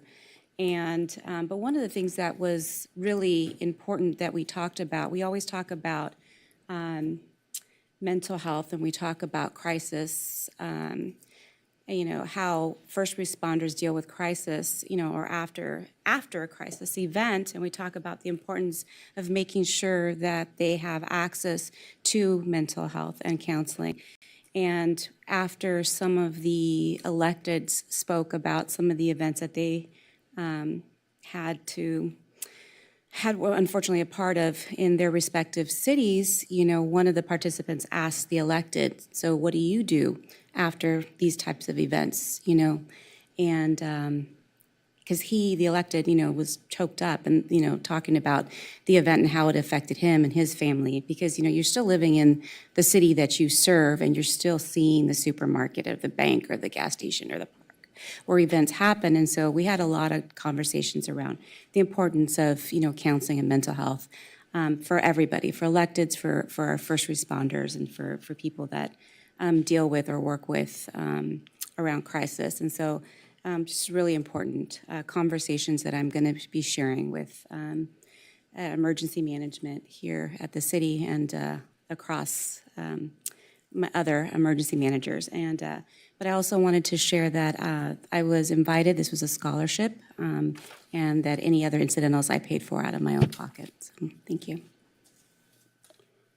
Thank you very much. Any other reports on travel? Okay, we'll now move on to the consent calendar. All items will be considered and approved in one motion unless removed by a council member for discussion.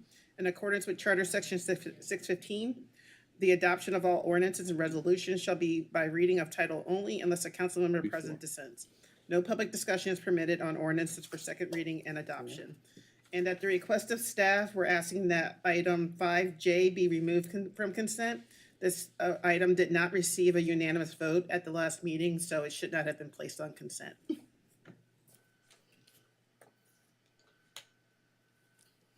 Anybody want to move the rest of it? I'll move the remainder of the consent calendar, all of it except for 5J. Second. Okay, roll call. Councilman De La Torre? I have one question. Oh, Yeah. yes. Just on the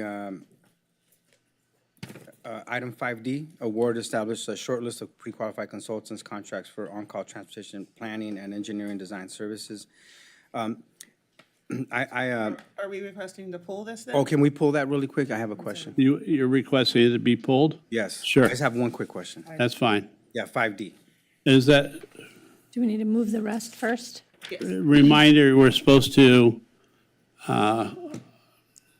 tell staff that we're pulling an item, so they're ready to do a report if needed and be here. So that should have been done earlier in the day. Thank you. All right, so I'll restate my motion as moving the consent calendar with the exceptions of item 5D and 5J. Second. Councilman De La Torre? Yes, just, there was some concerns. No, we're voting. No, we're sorry. voting on, Okay, yes. Councilmember Terosas? Yes. Mayor Pro Tem Negrete? Yes. Councilmember Davis? Yes. Councilmember Parra? Yes. Councilmember Zwick? Yes. And Mayor Brock? yes. Item 5D, award and establish short list of pre-qualified consultants and contracts for on-call transportation planning and engineering design services. Your questions? Yeah, so one quick question. I received a call from a resident who his complaint was complaining about the design on Pico Boulevard, 17th Street, you know, and when he saw this item and said, are they reviewing any of those lines drawn? I mean, it seems like it's a little unsafe in some areas. And I'm wondering, with this contract, are these the same people that did those designs on Pico Boulevard and 17th Street? Good evening, Council, Mayor Pro Tem Eric O'Connor, the Assistant Director of Department of Transportation. To answer your question directly, I'm not sure if it was the exact same design firm or engineering firm that worked on that project. I can get back with you on a response.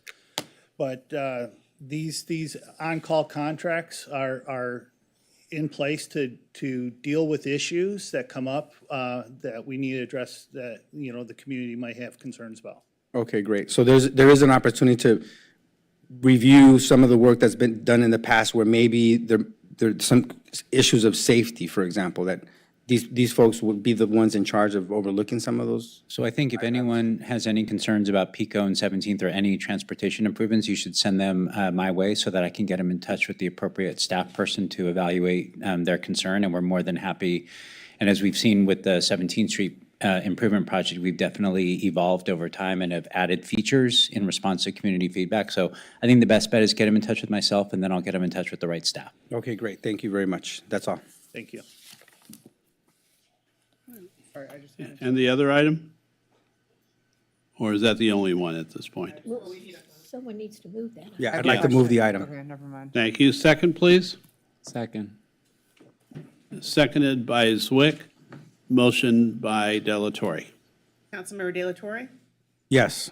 Councilmember Terosas, Yes. Mayor Pro Tem Negrete, Yes. Councilmember Davis, Yes. Councilmember Parra, Yes. Councilmember Zwick, Yes. and Mayor Brock. Yes.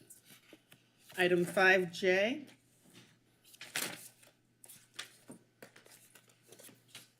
Second reading and adoption of an ordinance amending Santa Monica Municipal Code Section 4.08.095, prohibition against camping in public places.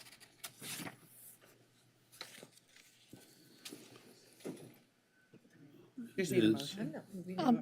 I'll move this item. I'll second. Councilmember De La Torre, Yes. Councilmember Terosas, No. Mayor Pro Tem Negrete, Yes. Councilmember Davis, No. Councilmember Parra, Yes. Councilmember Zwick, No. and Mayor Brock. Yes. And Mayor, I'd like to say that I voted no because I don't believe that the actions we took at the last meeting or that this ordinance are going to reduce homelessness in any way and just make it tougher for the people who already have nothing and are living on our streets. And I would like to say, I voted no on this ordinance for the same reasons I articulated at our last meeting. I didn't see a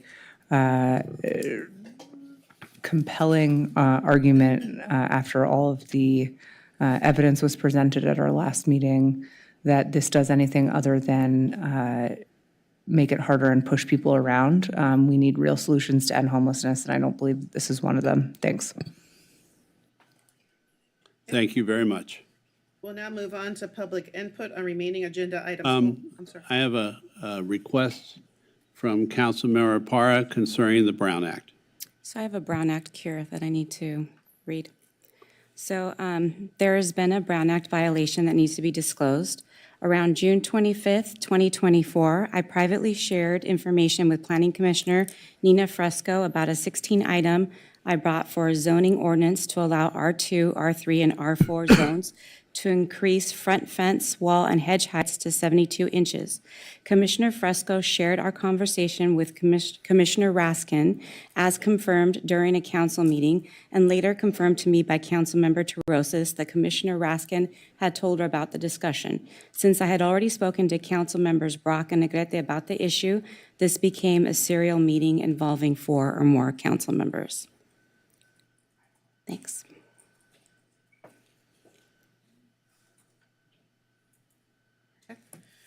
Okay. Item 6, public input on remaining agenda items. Public comment is permitted on ordinances for introduction and first reading. No public discussion is permitted on ordinances for second reading and adoption. Public input for 12 items will be heard at the time when the public hearing is called. And I will now call the names. We have 6 names in the queue. I'm going to call all 6 names. I'm sorry, that's the wrong item. You have 3 names in the, or actually 2 names in the queue. Jonathan Foster and Zoe Montaner.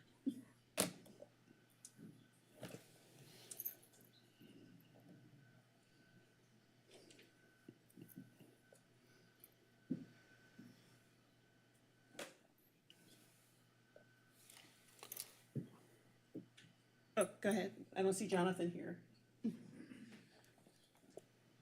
And I have your name twice. Are you speaking on multiple items? I'm speaking on item, for my glasses, 16B. Okay, you may proceed. Because there was some because there were some comments earlier today in an item that was pulled because it's overly restrictive. I thought appropriate to disclose, to discuss Measure G, because one of the cornerstone of this measure is to create an independent ethics commission to increase restrictions on lobbying and investigate misconduct. So since that aligns with items 10A and 5L and what was pulled from the agenda, I would like to just bring to the attention that not all the county supervisors agreed with this ballot measure. And I saw the council and the supervisors meeting, and there was really a strong comment by Supervisor Holly Mitchell that spoke about this and put pause on the cost that will increase the Board of Supervisors from 5 to 9 or from 4 to 9. And while we agree that reform is necessary, we feel that the lack of community engagement and the rush of the process give us pause. I saw Austin Serb presenting this to the West Side Governments of Cities meeting in the last meeting, and I agree that it is pushing too fast, and I'm a firm, devoted person for reform in the area of Ethics Commission. Actually, I presented one to the Santa Monica College Board of Trustees, and I'm running on that. Thank you. Thank you. That concludes public input on that item. Now move on to item 12A, public hearings. Public hearing and adoption of resolutions for amendments to the land use and circulation element of the general plan, Bergamot Area Plan, Downtown Community Plan, an introduction for first reading and adoption of an ordinance amending text of the zoning ordinance for Phase 2 implementation of the 6th cycle 2021 through 2029 housing element.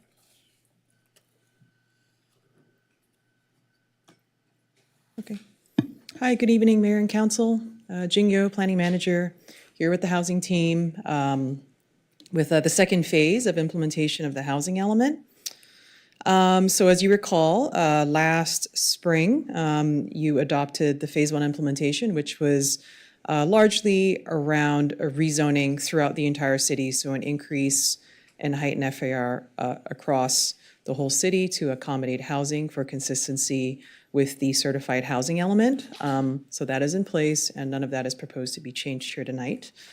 We now have a deadline to implement what we're calling the Phase 2 programs. Largely, all the programs are due by October 15th, 2024, which is why we are here tonight. The city has an obligation to implement these housing element programs, so this is mandatory under state law. It is not something that we have a choice about. Tonight's presentation is kind of going to be broken up into different parts. And we've discussed with the mayor sort of a way to structure this because the subject matter is pretty different across this second phase. With each section, we're going to pause and have council questions before we move on to the next section, and then ahead of any public comment. So questions, but not discussion, just so you understand the structure of the presentation. As I indicated, we're going to give an overview of the Phase 2 housing element programs. We'll also review changes to the zoning ordinance for consistency with state law. And then we have a number of policy questions, largely around the two major substantive programs of this phase, which is an adaptive reuse ordinance and then changes to standards in the Bergamot area. And part of that is for council consideration, a brand new idea around open space, which we have never discussed with you before. So certainly we're prepared to walk through that. Again, that portion, that new program is not mandatory, it is optional. So when we get there, we'll sort of talk through, what the substance of that new idea is around open space and some choices the council has around that. So this has been something that's been in progress, since the beginning, well, really since last year. Once we ended Phase 1, we jumped right into Phase 2. So this is kind of the final step in the process. As I indicated, implementation of the housing element is mandatory. There are consequences both in the short term and the long term, not the least of which is reopening the potential for filing of builder's remedy projects, loss of funding for affordable housing, and the potential for third-party private litigation. In terms of the long term, if the city does not actually issue building permits in line with our RENA, we become subject to SB 423, formerly known as SB 35. We're not subject to it this year, but that's an annual determination every year by HCD. Also, the state can seek judicial relief and impose penalties and fines if we are found out of compliance with our housing element. So I'm now going to jump into changes for our mandatory Phase 2 housing element programs. So these are the ones, and these are a briefer overview. I'll start with Program 1B, which is a streamlining of the architecture review process.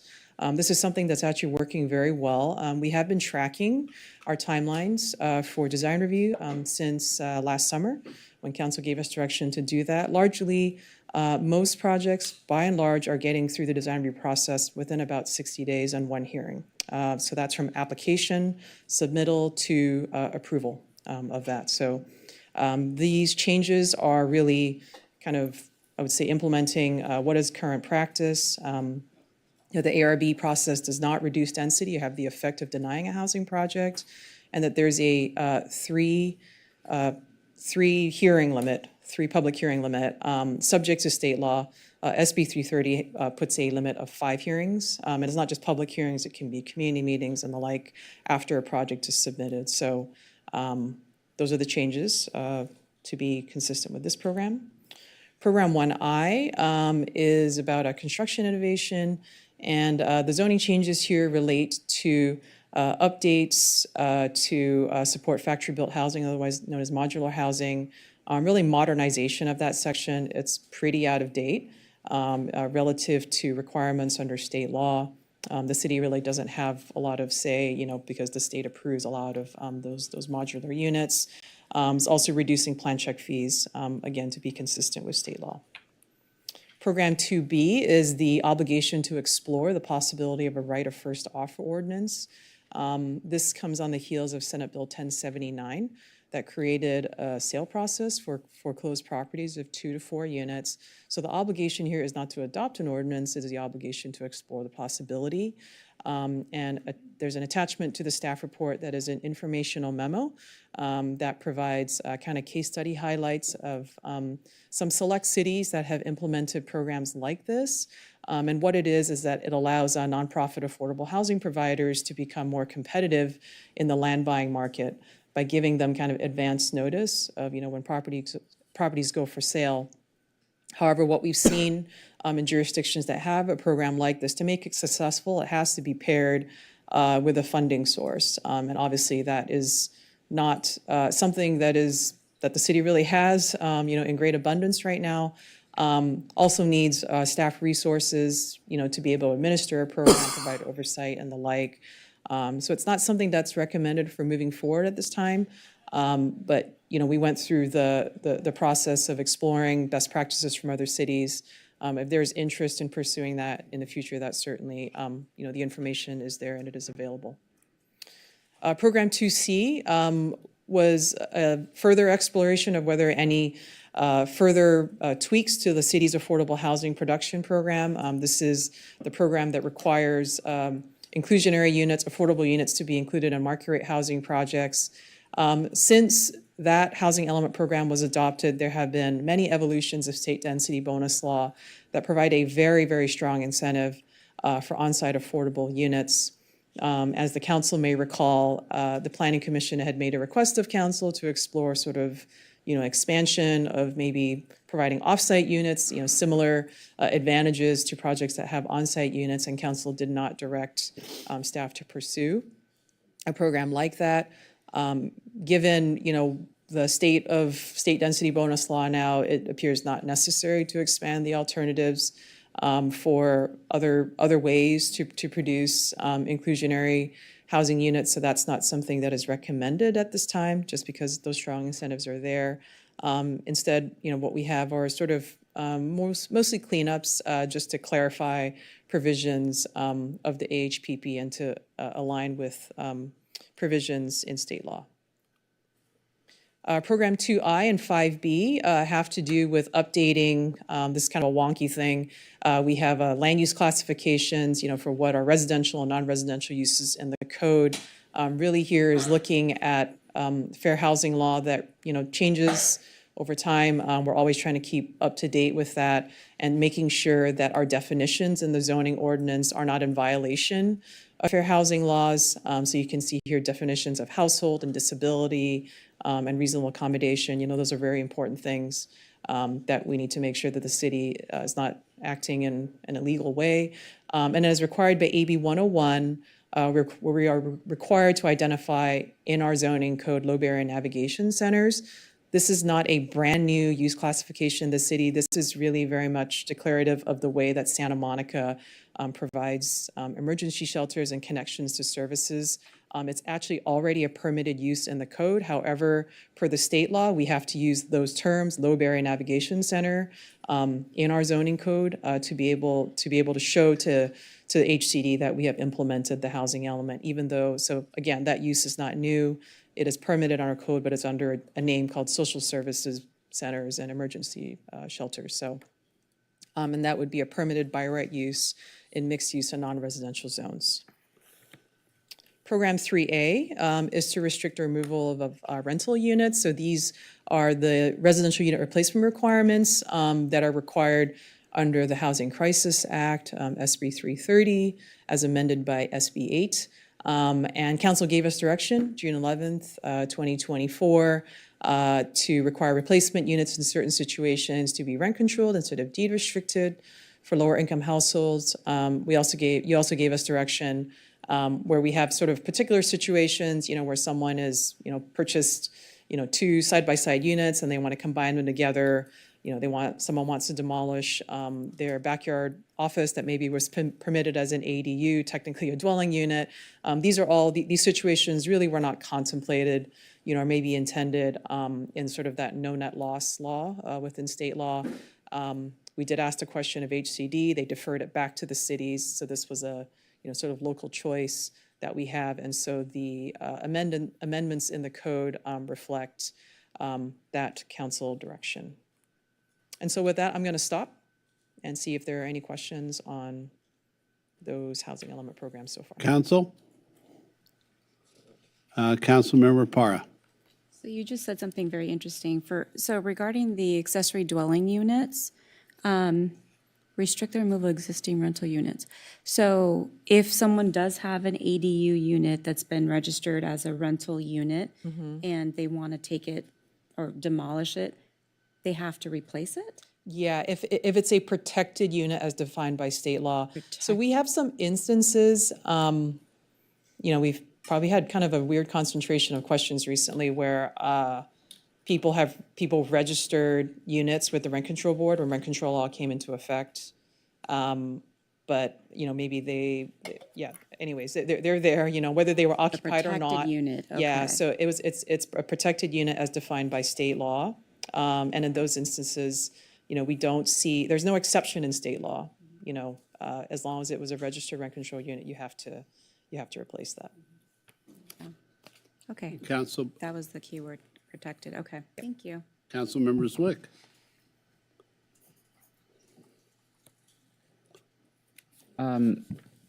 So I was reading through some of these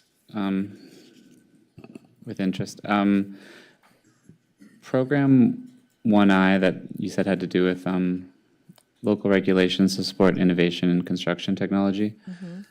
I see that you're saying that the state, you know, sets the approvals for factory-built housing. Yep. But is there no other way that we could support innovative, lower cost efficient, and environmentally sustainable construction? I mean, this is, because we're within the reins of the zoning code, this is what we have in the zoning code. There are other ways that we're working with building and safety to support, and working with the building official and identifying sort of innovative projects, you know, what would qualify for an expedited process, for example. So that's outside of the zoning code. So it's not, this is the totality of it. This is the zoning code section, yeah. I mean, theoretically, there could be density bonuses or things of that sort, I imagine, or... So certainly, yeah, that's not, I guess that's not direction we had received. Previously, the way that the program is written, you know, really speaks to kind of expedited processing. I don't think the program language contemplated other things, but it certainly doesn't preclude the council. Got it. No, I just read basically it said, oh, we don't approve, you know, we don't permit this, so we don't have to do anything. But it felt like the original language said we were going to support it, so I was just trying to understand. I mean, I have heard, just out of curiosity, that with modular, you actually do sometimes need more height because you have both floors and ceilings for each unit that create more space between floors. Is that something we've considered? I think that we, like, essentially, under state law, we can't treat it differently, you know, than any other, this is thinking about a single-family home context. And so, you know, the deletion of that section of the zoning code actually removes some of the language that, you know, would probably discriminate against manufactured housing. But I think in our implementation, because we have had projects that have proposed modular, hasn't appeared to have been an issue in terms of complying with the city standards. Certainly, if it became an issue, you know, we would be bringing that forward, but we haven't seen that as an issue yet. Yeah, I think the city of Oakland or a few other places have specific ordinances related to modular construction that might try to make it easier for those projects, so could be interesting. The right of first offer ordinance, I'm just curious, I hear the analysis, and I think it's probably right that we don't have the resources or bandwidth at this point to do it, but I'm just curious from the research, I mean, was the program, the one I'm most familiar with is the one in DC. Did you find that it was successful at all in its goals? I'm going to let Kerry speak to that because he did all the research. Yeah, so I was looking at their annual reports they come out with, and it is successful, but they do put significant funding into it to make it successful. And it's been going on. I think it's one of the longest programs also, so it's pretty highly staffed. So I would say that's kind of what adds to the success. You know, They offer subsidy? Yeah, so they offer subsidies, they offer financial support and loans up in the millions per project. Got it. Well, since you're here, I'll just ask. It seemed like the part to me that also struck me was mentioning San Diego and an ordinance that applied to properties with at-risk deed-restricted units that are set to expire. I know from my time in the city of LA that they often approach building owners in that situation and attempt to renegotiate something, often for financing or otherwise. Is there something that we do here with projects with expiring covenants like that, or is there some possibility of something tailored in that way? I mean, I don't know too much about it, but actually HCD just produced a guidebook that talks to that effect. It has some guidelines about what to do for expiring affordability covenants. We haven't yet had time to digest it, but it just recently posted. So there are some guidelines out there that each CD But posted. we don't have a specific program for, Not that I know of, yeah. I mean, we have some requirements about noticing and so forth, but. When it comes to, not for, I would say, the private, the sort of deed restricted units on market rate projects, I know for city-owned or sort of projects that live on land that the city used to sell, like there's provisions, sort of triggers that allow the city sort of like right of first refusal, for $1, that kind of thing, like that was built into conditions of sale. And I know the Housing Division produced an information item some years ago identifying, those sorts of projects that have potentially expiring covenants on either public land or formerly public land. But in terms of private property, we're probably not quite at that point yet, just because it's that 55-year deed restriction. But currently, no, we don't have a program that, requires a. I'm just interested in maybe that narrowly tailored part of it, maybe just going forward, just to explore. Yeah. But beyond that, on the city's affordable housing production program, I remember when you brought that idea from Planning Commission, I guess I wasn't aware at the time that it was tied to this larger program in our housing element. And when I read the language, I guess from the housing element, there are a number of like bullet points that were listed under the broad thing. Yep. Are those things that we're implementing, or are those also not? Yeah, it was a kind of laundry list, if you will, kind of like a, we're going to explore all of these things, including but not limited to. I would say, the vast majority of this list was already implemented. The big, we obviously did a major overhaul of the AHPP as part of phase one, really just changed the way that we even apply it. So this phase two was what I would call, sort of the more exotic options, if you will, mixing and matching. And I think in light of the incentives under state density bonus law, could we come up with something that was equally, you have to think about if you're going to come up with another option, it has to be equally as attractive, and understanding, what that means. Sort of, is it sort of worth the cost benefit of going down that road? So forgive me if we already did this part, but did we increase the threshold to at least 6 units at which projects are required? We did, yeah. Okay. And what about the market rate projects having an offsite option around acquisition and rehabilitation? So that's one of these that's- new options, okay. but the issue is that the incentive for like up to 100% bonus is there, but the units have to be on site. So that was what I was referring to. That policy question was brought to the council. The Planning Commission asked the council to consider creating this sort of like local density bonus program for offsite units. The council did not Oh, direct I staff thought to that go was down that road. for building offsite units. Yeah, it's in the similar vein, though, whether it's for using acquisition rehab to address that or to provide a bonus. So it was in that same vein. It would be pretty complex to come up with a program that is, using acquisition rehab to meet the offsite units. It also wasn't clear that it would qualify for our RENA because the rules are so strict around what qualifies. Okay, for when I heard it RENA. prior, I hadn't heard about the acquisition and rehab part, so Yeah. that was novel to me when I was reading this here. So we wrote that at one point as something we would explore. Yeah. And it was looked at as part of this with both the Housing Division and it's a pretty complex endeavor because you're, in many cases, maybe dealing with occupied units and really thinking through the complexities of administering a program like that. I do hear a lot of comment, which I think is not always wrong, that, with the cost of construction right now, sometimes acquisition and rehab can Yeah. take you a lot further. So, I mean, it struck me as interesting. Yeah, it just doesn't give a developer reward, if you will, for doing that. From state density bonus perspective. So that's part of the issue, is that the incentives under state law are so strong. Everyone's choosing that option, understandably so, right? I figured this would be in lieu of some affordability requirement. You're saying they would still be opting into state density because of the bonuses? Yeah, it's just Okay. that the city would have to create a local program that is equally and if not more attractive to make it successful. Got it. Okay. Thank you. Councilmember Davis. Thank you. Actually, Councilmember Zwick asked most of my questions. I guess the one question I have relating to innovative building techniques like modular, et cetera, mass timber, that sort of thing. I know that's not covered here because you said that's more building and safety than zoning. But what would be the process then if the council wanted to make sure building and safety was sort of exploring the panoply of options there? Because we know that there's all sorts of innovations going on in the construction industry. Is that just direction from council to building and safety, or is there something else we have to follow? I think it could be direction that you give separate from, any action you take on that for us to explore that. It's just,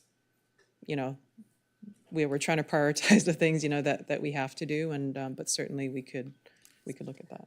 Okay, great. Thank you so much. Sorry, just to add to that too, we've had conversations with our building and safety folks, and everything's a priority. Of course, housing is a big need, and so I think it'd be clear if they were given clearer direction as to what is a priority, affordable housing versus manufactured housing. So I think they had indicated that it would be useful if they were given direction specifically as to what is a priority in which ranking, because of course there's resources that would be needed to prioritize certain projects.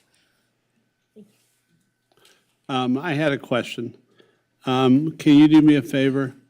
For people who are at home trying to figure all this out, can you define low barrier navigation centers and explain what they are? Yeah, so. Thank you. I'm not going to do this justice relative to our human services colleagues, but essentially this is kind of a nice name to describe what Santa Monica already does. We do not just have emergency shelters, maybe like other cities where it's just a place to sleep. Santa Monica's always taken an approach that it's shelter plus, connecting people to services and the like. And that's really what this is. These are access centers, where the unhoused population can come, and access services and get connected eventually to housing. So it's like a pathway to that. And as I indicated, that's not different than what is already permitted in the zoning code. It's under a name called social services centers, and we're required by law, by AB 101, to have these words, low barrier navigation center, as a permitted use in the code. So do you have an example, one or two, where we already have these? Well, this is a picture of OPCC. That we can disclose without. Yeah, this is OPCC. This is up at Clover, yeah, thank you. Yeah, it's up at 26 in Cloverfield in Michigan. It's kind of on a funny triangle. Yeah, I'm trying to describe. It's like 3 streets, but that's an example of one. And people can get referred for housing. Can they stay there as well? They can, yeah. Okay. So clear to everyone? Okay. That's my only question on this section. All right. Thank you. Move on, I think. Yeah. Okay, next section is consistency with state law. So the summary of state law that came into effect mostly January 1 of 2024, and we're always keeping up with that. So the first one is actually a table that we have in the zoning ordinance for cleanups and clarity. And I won't go through all of these because there's a few, but not really substantive changes here. These are changes done for cleanup and clarification. However, I did want to highlight one. As we saw, noticed, before the council meeting, that there was public comment regarding the clarifications to the SB 9 ordinance. So, in terms of the public comment, I just want to address that we're not commenting on the pending litigation. We're just addressing the zoning changes only. The changes proposed here are declarative of existing state law and city practice. However, they're not required for the housing element implementation. So if there was a concern about including the changes here, in light of the public comment, we have no problem removing, those clarifications from the zoning changes. We would just need the vote or motion from the council to do that. But from the staff perspective, we included those changes for transparency and implementation because, again, they are declarative of existing state law and city practice. This wasn't a change or anything like that. It's really just, looking at what state law says. But again, not required for housing element implementation. So just wanted to make that clear. The first bill, AB 1033, this is following up from council's direction to bring back a local ordinance to allow separate sale or conveyance of ADUs. So allow ADUs to be condominiums. This is one under the umbrella of council's interest in kind of allowing more affordable, not big A affordable, but more affordable ownership opportunities in the city. So there's a new zoning section to incorporate what's allowed by AB 1033. So this is something that cities can opt into, and that is in the proposed zoning changes. Also doesn't authorize the establishment of more ADUs than are otherwise permitted under the zoning ordinance. AB 602, this has to do with development impact fee payment timing. So some of our impact fees currently, like the transportation impact fee, otherwise known as the TIF, and Parks and Recs fee, those currently require payment prior to issuance of a building permit. This state law requires the city to actually delay the requirement for that payment. So instead of at building permit, it would only become due at the later of certificate of occupancy or final inspection. So that's what this change is about.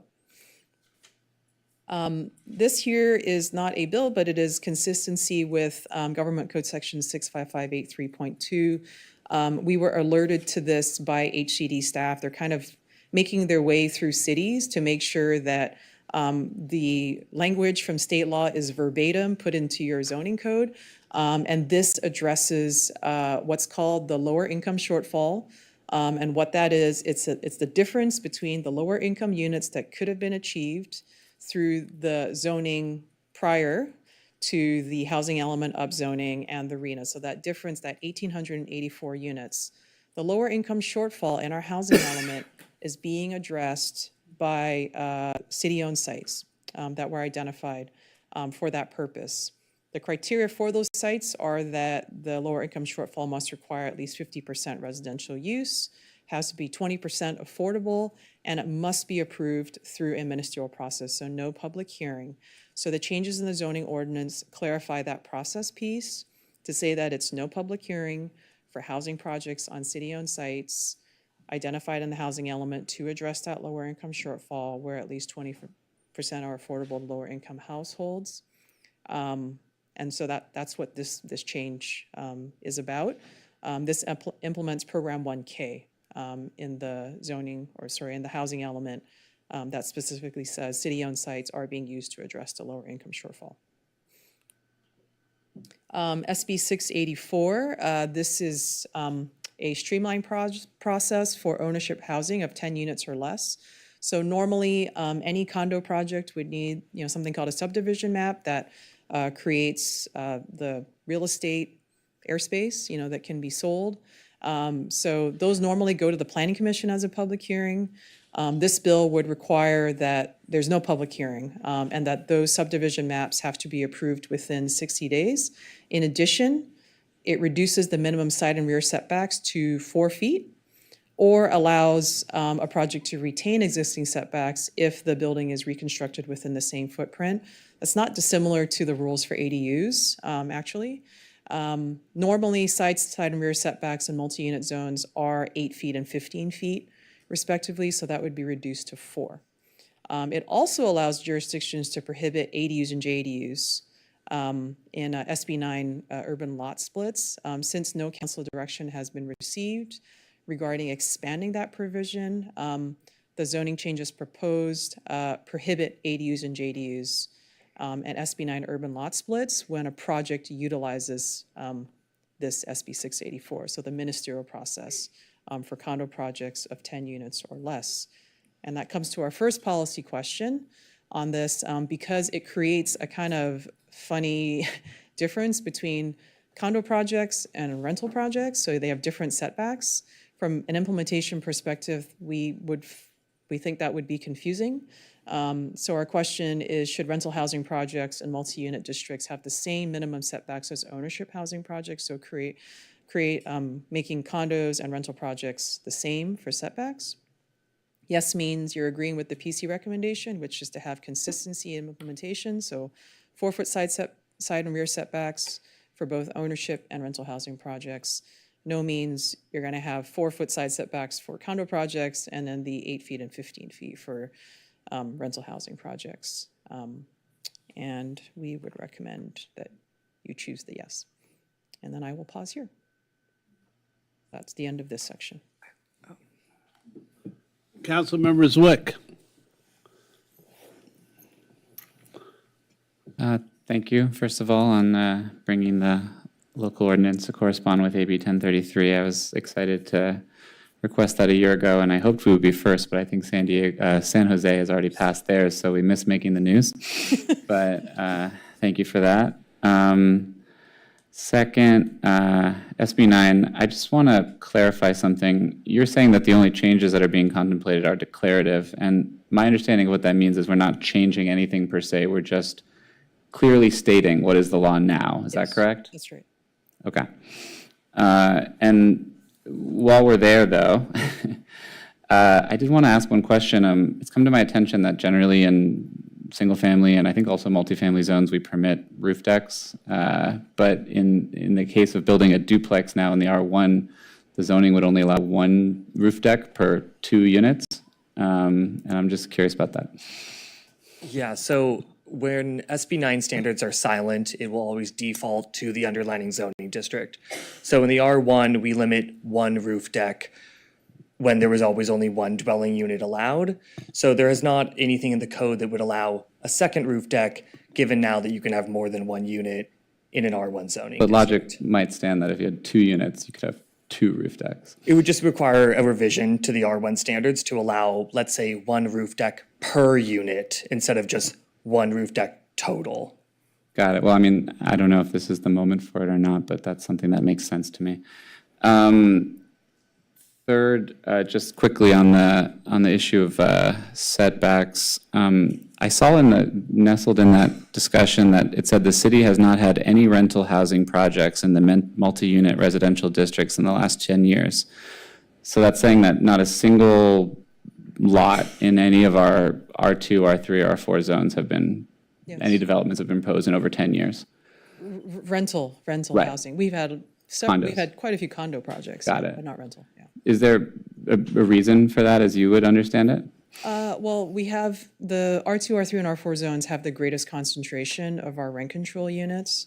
So that process of either a removal permit or Ellis, and then we combined with the density caps that we have in those zones. Oftentimes, if you have like 20 units of existing housing, but you can only replace it with 4 or 6, and then to go through, what are occupied rent control units, I mean, that's sort of a situation that, doesn't really work out. And theoretically, though, if there was like a home that someone was, because there are some single-family homes, for Yeah. instance, that still exist, the only option essentially is to turn that into 5 townhomes, essentially, in most of these, in like an R2, for instance.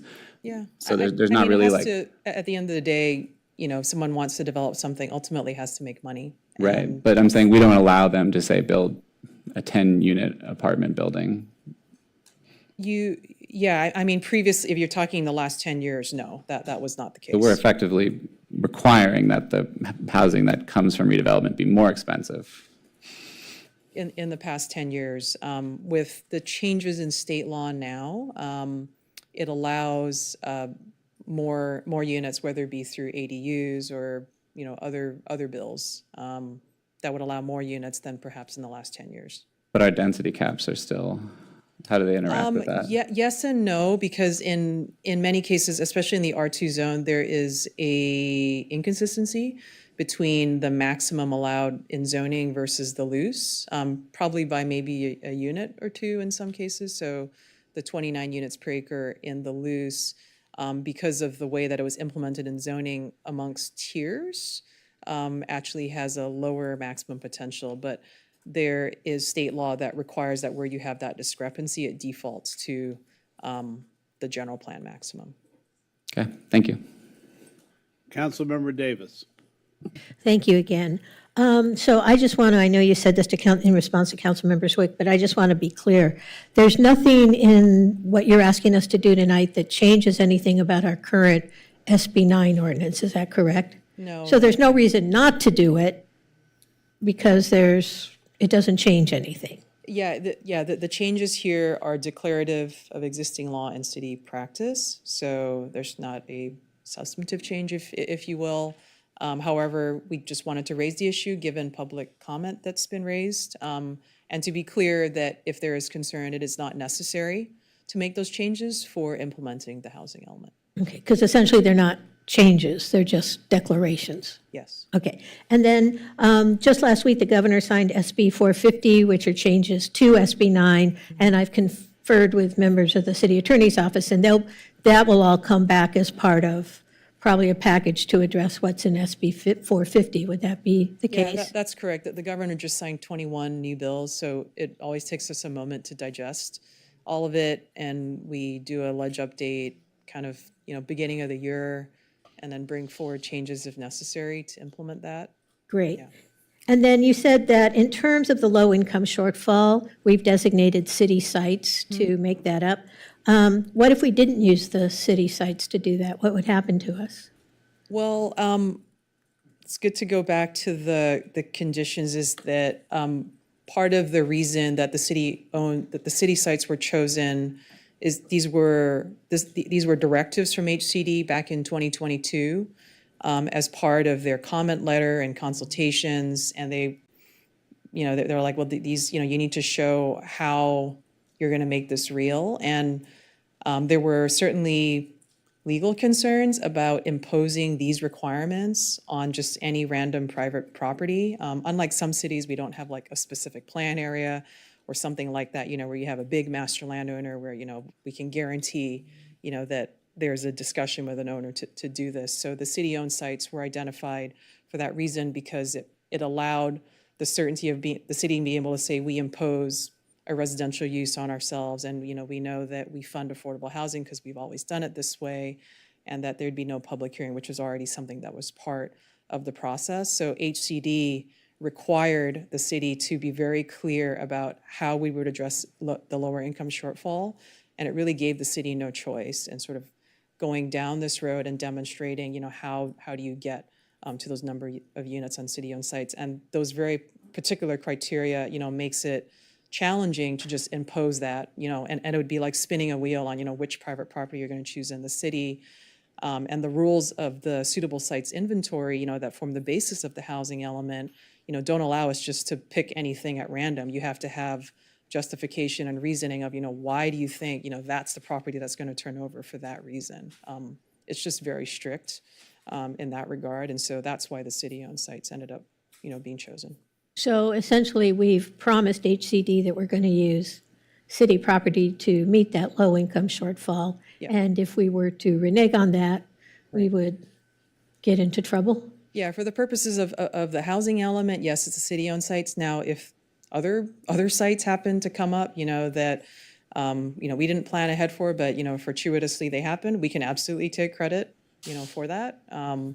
But for getting the housing element certified, not knowing what was coming ahead, that's the sort of proof, right, that was required by HCD. And is HCD monitoring that? I mean, are they looking and seeing, yes, you're using your city sites for that? Yeah, and I mean, that's why this change was made, because they alerted us that, hey, we're going around to every city looking for this language. If it's not in your code, you're going to get a letter to tell you to put it in your code. So they told us they're kind of making their way through SCAG at the moment, so that's why we're bringing this forward now. All right, great. And then on the setbacks question, which I guess is the question we need to answer here, I see the Planning Commission recommended having the same setbacks for rental and ownership. Mm-hmm. Would there be any reason, just because I don't know what it would be, to have separate setbacks for ownership versus rental housing? Yeah, I mean, other than the fact that we sort of accidentally ended up there because we went off and did this and then we did that and the two never met in the middle. But I mean, is there some rationality for that, or? I mean, from a staff perspective, we don't think so. We actually think it would be really confusing. I don't think we don't regulate projects like that normally, you know, where your standards are different because you're a different use. You know, and especially when it's, well, they're not even a different use. It's both housing. It's really the manner in which it's conveyed, right? Is it rented or is it owned? And we don't regulate condos and rental housing projects differently in any other perspective. So it didn't make sense. And we thought it would be confusing. So it's better to be consistent. Okay, great, thank you. Councilmember Terosas. Yeah, quick question. I would assume, correct me if I'm wrong, that decreasing the setback to 4 feet for multifamily apartment, for rent apartment buildings would be advantageous for us, correct? Yeah, I mean, it would be, well, I guess I'll say this. If also. we wanted to incentivize developing more multifamily apartment buildings Yeah, where and- people could rent And I think one thing to apartments. keep in mind is that, you know, ADUs can already take advantage of those Right. setbacks. So it's not, in our mind, it wasn't different, you know, than a multi-unit owner adding Right. an ADU or, you know, demolishing and reconverting a building, sort of like that sort of thing. So I mean, I would even venture to say, at least in my neighborhood, the ADUs on my block are very, very nice. And we know that there is a dearth of affordable, both naturally occurring and deed-restricted affordable housing and multifamily apartment complexes. And I would think that we would want to have apartment complexes for people who live and work in the city. And so I know you're asking us a policy question. It would just strike me that we would, of course, want to align with the Planning Commission's recommendation here. And so I'm giving that feedback.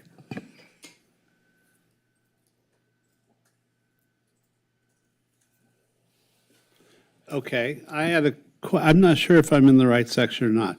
This has to do with SB 9. And I had questions also from residents concerning, on page 42, consistent with SB 9, add clarification language as declarative of existing state law to indicate and easements may be required for the provision of public services and facilities for lot splits. The question is, may or must be? So the may comes from state law, if I'm not mistaken. Yeah. So that language is straight from state law.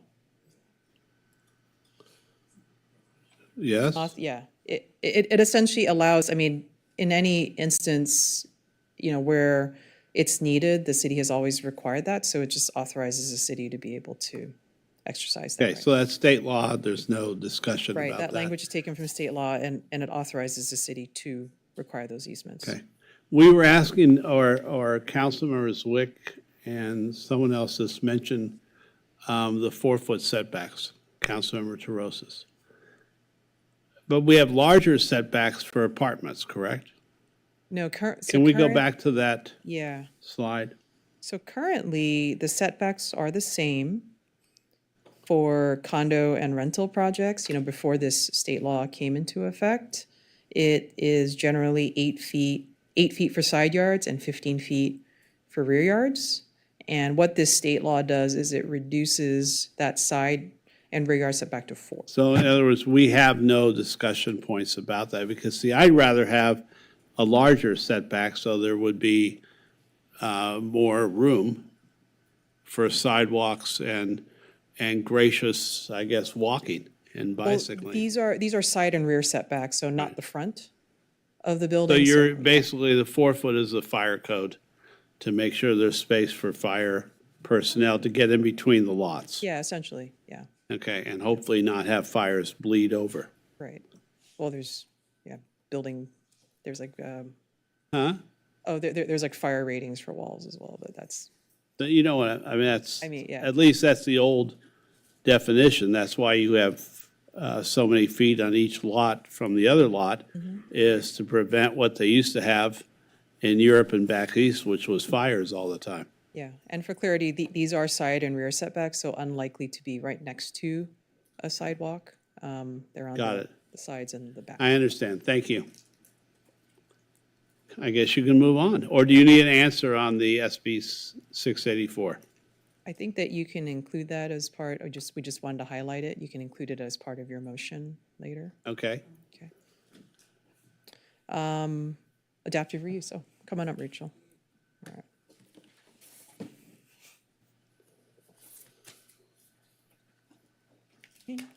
Rachel Kwok, Environmental Planner. So Program 1H of the housing element calls for the creation of adaptive reuse ordinance. This is a brand-new program. We've never had an adaptive reuse ordinance here in the city.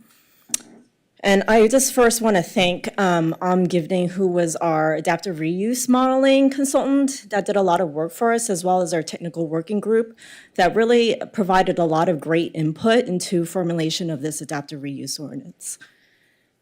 So when we first started this process of creating an adaptive reuse ordinance, we were looking at the ordinance in the truest sense of, just taking an older building, existing commercial building, and converting it into residential use as an alternative to new construction. Excuse me. So what we were looking at was incentivizing underutilized and vacant space and converting it into potential housing opportunities. However, in the process of creating this ordinance, we found that there was two other guiding principles that came about. One was that we thought of the adaptive reuse ordinance as a feasible alternative for building housing as a counterbalance to demolition and rebuild of larger density bonus projects. And in addition, since this is a brand new program, we wanted to make sure that this adaptive reuse ordinance was successful and such that if we weren't seeing any adaptive reuse projects here in the city in a few years, that we would be committed to making any revisions as necessary to make sure that we are incentivizing adaptive reuse projects. So in the last few study sessions with Planning Commission and City Council, we were asked about, what is the likelihood of adaptive reuse projects here in the city? And so council asked, what's the likelihood? We looked at, a study that was done recently in San Francisco that found that the best candidates for adaptive reuse projects were really high-rise buildings with floor plates between 12,000 to 20,000 square feet. And these residential buildings are typically wider, 60 feet in depth to accommodate, a double-loaded corridor. In addition, if a building was at least 50% vacant, there was a higher likelihood that it would be adaptively reused. Also, if it was an older building, of course, it would be most likely to be converted since their existing use might be obsolete. However, I think the city is different. City of Santa Monica, as you know, we have a lot of high office vacancy rate right now. We have about 20% vacancy. And if you drive around town, you'll notice all these for lease signs. You see them all over town. On the ground floor and on the upper floors, there's a lot of vacant, empty commercial space. And we saw that as, all these vacant space, these give us untapped opportunities for small-scale adaptive reuse projects.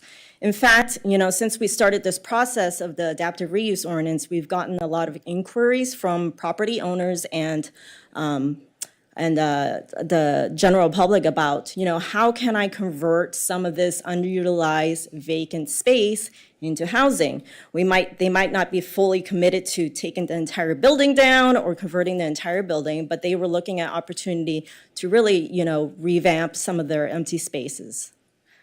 So the adaptive reuse ordinance would allow for the conversion of a commercial building such as this to either fully convert or partially convert. And then we would allow for, whatever changes they could make inside the building envelope, such as adding in a mezzanine, such that there would be new units in the building. And that the addition of units and the floor area within that building envelope would not be counted towards the existing density or the height limit. But we're also looking at how can we really incentivize these adaptive reuse projects, because what we have heard from experts and all over the community is that keeping a building, especially an existing building that is older, is expensive because you have to bring it up to code. Seismic retrofit in particular drives up the cost of adaptive reuse. And so a lot of our experts were saying, hey, we're going to need a little bit more in order to make this adaptive reuse ordinance project feasible. So the adaptive reuse ordinance would allow projects such as the adaptive reuse projects to include these bonus floor, what we're calling these bonus floor additions that are appropriate to scale. And within this quote-unquote bonus floor area, they would be entitled to the same incentives as the building that is being adaptively reused. So the adaptive reuse ordinance would allow a two-story building addition on top. And so they would build 2 stories, and that would have to be used for housing. In addition, we would also allow for a side and rear addition, a bonus side and rear addition. Here you see a building in the Ocean Park District, and so you see that they have an small little empty parking lot here. This is a residential zone, but perhaps they could also add in the back. And so the adaptive reuse ordinance as drafted right now would allow them to build in the side or the rear, provided that they don't go above 1 story above the existing building. And so this is what we're calling the small lot incentive. And so we're calling this a small lot incentive is because they could build as much as they want as long as they don't go above 1 story above the existing building.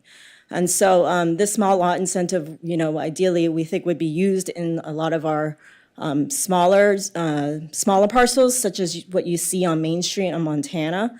Like those buildings are smaller and they're on parcels that are small, so maybe it might not be, feasible for them to tear down the entire building and build brand new, but perhaps they could add in the back or in the side. However, in the case of other zones, such as our boulevards, we would allow the same rear and side addition. However, they would be limited to not just a 1 story above the existing building, but also a 100% increase of floor area, meaning that if your building was 10,000 square feet, what you're allowed to add in the back is 10,000 square feet, so long as it doesn't go above 1 story of the existing building. And the reason why this limitation was applied was to ensure that the spirit of adaptive reuse ordinance is kept, that you don't get a lot of new construction and just a little bit of adaptive reuse. You want to make sure that there is an appropriate scale and with the existing building. Also, we've gotten a lot of inquiries about, hey, I have this existing building and I want to bump out my building a bit. I have some empty ground floor commercial space such as these ones that you see here up on the slide. They're empty ground floor commercial space, and they might want to fill in these areas, convert it into housing, fill in this area, enclose it, and have it count towards their, have it count towards their housing. And so we would allow these projects to convert these, kind of overhanging spaces and underutilized covered outdoor spaces to residential use, and that addition of floor area would not be counted towards the FAR limits. So we wanted to see, in terms of the draft adaptive reuse ordinance, what it meant, physically, on a physical scale. What would it mean? What's the physical feasibility of all these incentives that we're providing? So we selected a handful of sites, residential and mixed-use sites, to see what it would mean for some of these, existing buildings that are either vacant or underutilized. So we picked a couple sites. This is 2030 Montana in a residential zone. As you can see here, it's a smaller site, 8,000 square feet. And then we have another site in the neighborhood commercial district on Ocean Park that is also, this one is actually for lease as well. The top floor is for lease. So in modeling the ARO, the Adaptive Reuse Ordinance, we looked at, for 2030 Montana, they have a rear parking lot. What would it mean if we added the rear addition plus the 2 stories on top? And what we found is we can actually get, I can't see here, 13 units by adding 2 stories on top and then a rear addition. And so, as I said before, this rear addition, it's very hard to see here, but they would add the rear addition, but it would be elevated because they would have to keep the parking. And I'll get to our policy question about that parking later. But as you can see here, they have to keep some of the parking because that market is to remain. So they had to push up the new building addition. And so for 1730 Ocean Park Boulevard, this is an existing commercial building with ground floor commercial and vacant office space on top. And so we looked at, well, our consultant looked at, well, is it feasible to add the 2 stories on top? And, what they found was for buildings like these, which are really small, it's a small site, it's a small building, the design of the building, it's just not worth it to add it on top. It's just so costly. And so, in some cases, it might not be feasible to add the 2-story addition on top. So instead, for this scenario, they considered converting that upper story, which is office, vacant office, into residential. And then as similar to the 2030 site, they added on a rear addition. And similar to that, there was parking. The parking pushes up the building a bit. And so with that scenario, we would get about 14 units. And then we looked at commercial sites. 3 sites, all vacant, as you can see here, 1601 Lincoln, right off the freeway, 720 Wilshire, or I should say it's partially vacant, 720 Wilshire, as well as 1020 Pico, various sizes. And for 1661 Lincoln, we looked at a partial conversion. So if you converted, let's say 2 floors into residential, added in a top 2-floor addition, we got about 105 units within this, adaptive reuse ordinance. Similarly, for 720 Wilshire, there was a side and rear addition. We added 2 stories on top and did some conversion, and you could get about 73 units. And then this is an interesting one. This is a small site on Pico.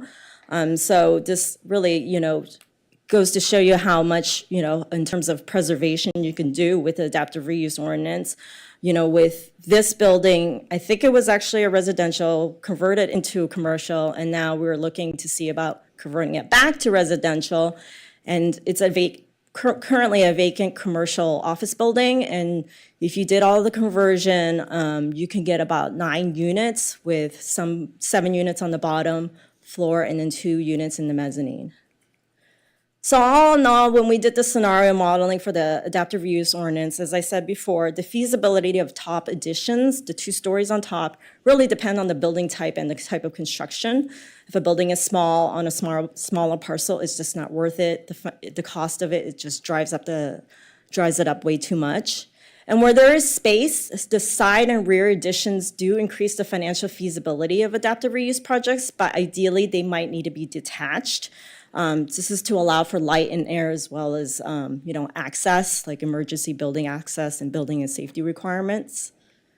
And as I said before, if the requirement is to retain parking for the existing use, it does have design implications because it means that the rear and the side addition has to be pushed up, and basically you have a cantilevered parking on that site. And as I said, limiting the bonus area, the bonus floor area in the side to 100% of the existing floor area, which we previously had, is insufficient for smaller parcels and smaller buildings. That is why we have this small lot incentive, standard in the latest draft of the adaptive reuse ordinance, which means this really helps incentivize the preservation of existing small buildings in the neighborhood commercial district, as well as the residential districts. And then also in the neighborhood commercial district, such as on Main Street, we do require active ground floor commercial. So flexibility is needed to allow for new units to be in the new construction. So if you were to build on top, that means that the new units has to be on the top because you can't convert the bottom since the bottom has to be, allocated for ground floor commercial.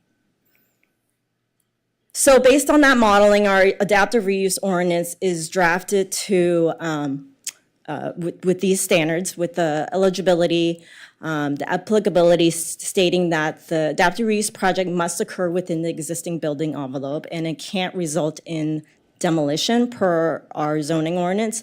So we haven't changed anything about demolition. They have to comply with our demolition ordinance, which means they have to keep a certain percentage of the existing building. Otherwise, they would have to go through the demolition process. So they wouldn't be able to use this adaptive reuse ordinance if it does result in demolition. The bonus floor area, the top two floors, as I mentioned, along with the rear and the side addition, would be allowed the same incentives as the building to be adaptively used. And then in terms of the project types, we're requiring that any adaptive reuse project result in at least 2 units. So they have to, whatever they're doing with the building and the new construction has to result in at least 2 multifamily units. And then we would allow for the conversion of non-residential use to residential, except per council direction, hotel and motel would not be allowed to convert unless it was being converted for 100% affordable housing. That was the direction that we received. Also, we would allow for live work so long as it's not in a residential zone. And any building that is currently that was not previously used as a multi-dwelling building would be allowed to convert to a multiple dwelling unit building as well. So this would be something like, I don't know, a nursing facility perhaps that could be in the R2 zone could convert to a multiple dwelling unit apartment building. So the adaptive reuse ordinance would allow for adaptive reuse projects to be processed as administrative approvals. And we would waive the impact fees except for Parks and Recs fees. And this is because research and studies and our technical experts have said the adaptive reuse projects are so costly, they would basically need as much financial incentives as they could. And so there was also a discussion about affordable housing requirements. And so based on discussions with the City of LA, as well as their adaptive reuse feasibility study and discussions with experts in the field, requiring that adaptive reuse projects include affordable housing would render a lot of these adaptive reuse projects financially infeasible. So the adaptive reuse ordinance currently would exempt these projects from Chapter 9.64 or AHPP. And so the incentives I mentioned that the adaptive reuse projects would be eligible for includes waiver from a variety of development standards. So depending on whether or not you're in a residential district or a non-residential district. As I mentioned before, they would be allowed to do whatever they want within that existing building envelope.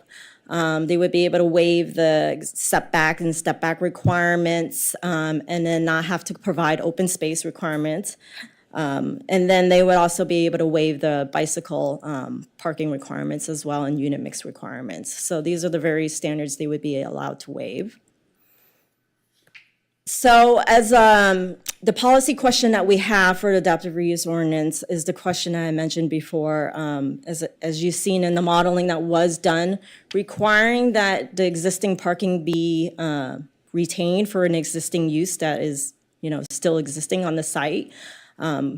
Would have design implications for the project. Currently, our zoning ordinance requires that if existing use remains, then 50% of that existing parking must remain. And so the Planning Commission had said, no, let's just waive the existing parking requirement for all adaptive reuse projects. And so that is their recommendation. I thought we had made the change in the zoning ordinance draft, but I don't think it was made. So so we made it in one place, but not two, so we'll correct that depending on council's direction. But PC's recommendation was that we would waive the existing parking requirements. So that is the recommendation that we are also going with. Any questions on this ordinance? Councilmember Terosas, you're up.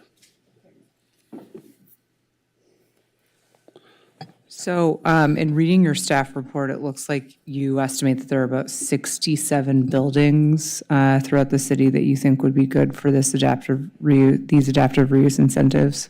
The 67 was based on kind of San Francisco's parameters of what they think, just the bigger office buildings, and then that are older than 1980s. So And you think that potentially because we have these small lot commercial that we could have maybe even more than 67 buildings that would be eligible? Okay, great.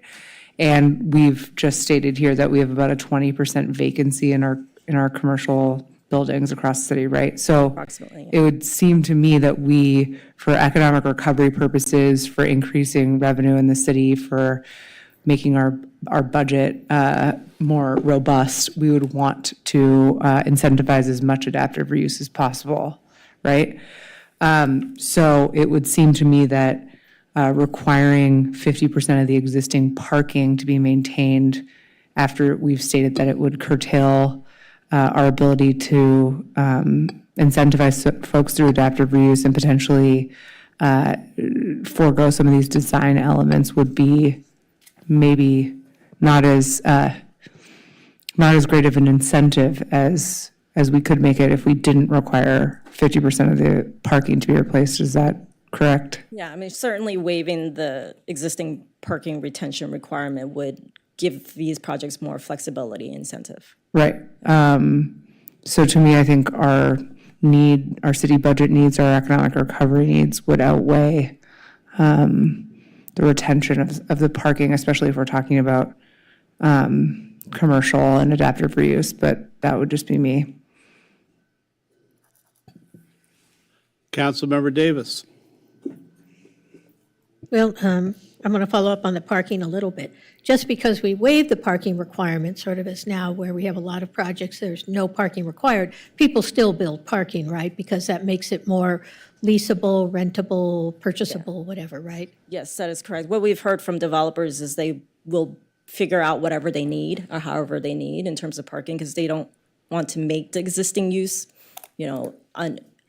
inoperable in the sense of losing that, important parking might make their existing use to be retained maybe not as valuable. Right. So for example, one of the buildings you used was the Farms up on Montana. Right. They probably want to have some parking because that's what people sometimes drive to go to the farms. And so they would retain some, but by removing the mandatory retention of parking, you're giving them more design flexibility and making it more financially attractive for someone to actually do this, right? Sure, you give the decision to them, to figure out what they need. Right. So we're not talking about no parking versus parking. What we're talking about is letting the market sort of drive how much parking a project Right, they're needs. certainly allowed to build their parking, whatever they need, yeah. Okay, great. And then the other thing, it seems to me, and you mentioned Montana, Main Street, parts of Pico, Ocean Park, one of the things this might do, it seems, is, and correct me if I'm wrong, is actually retain some of our older buildings that have more character rather than having them torn down because they're not feasible as commercial properties and then rebuilt as housing or whatever.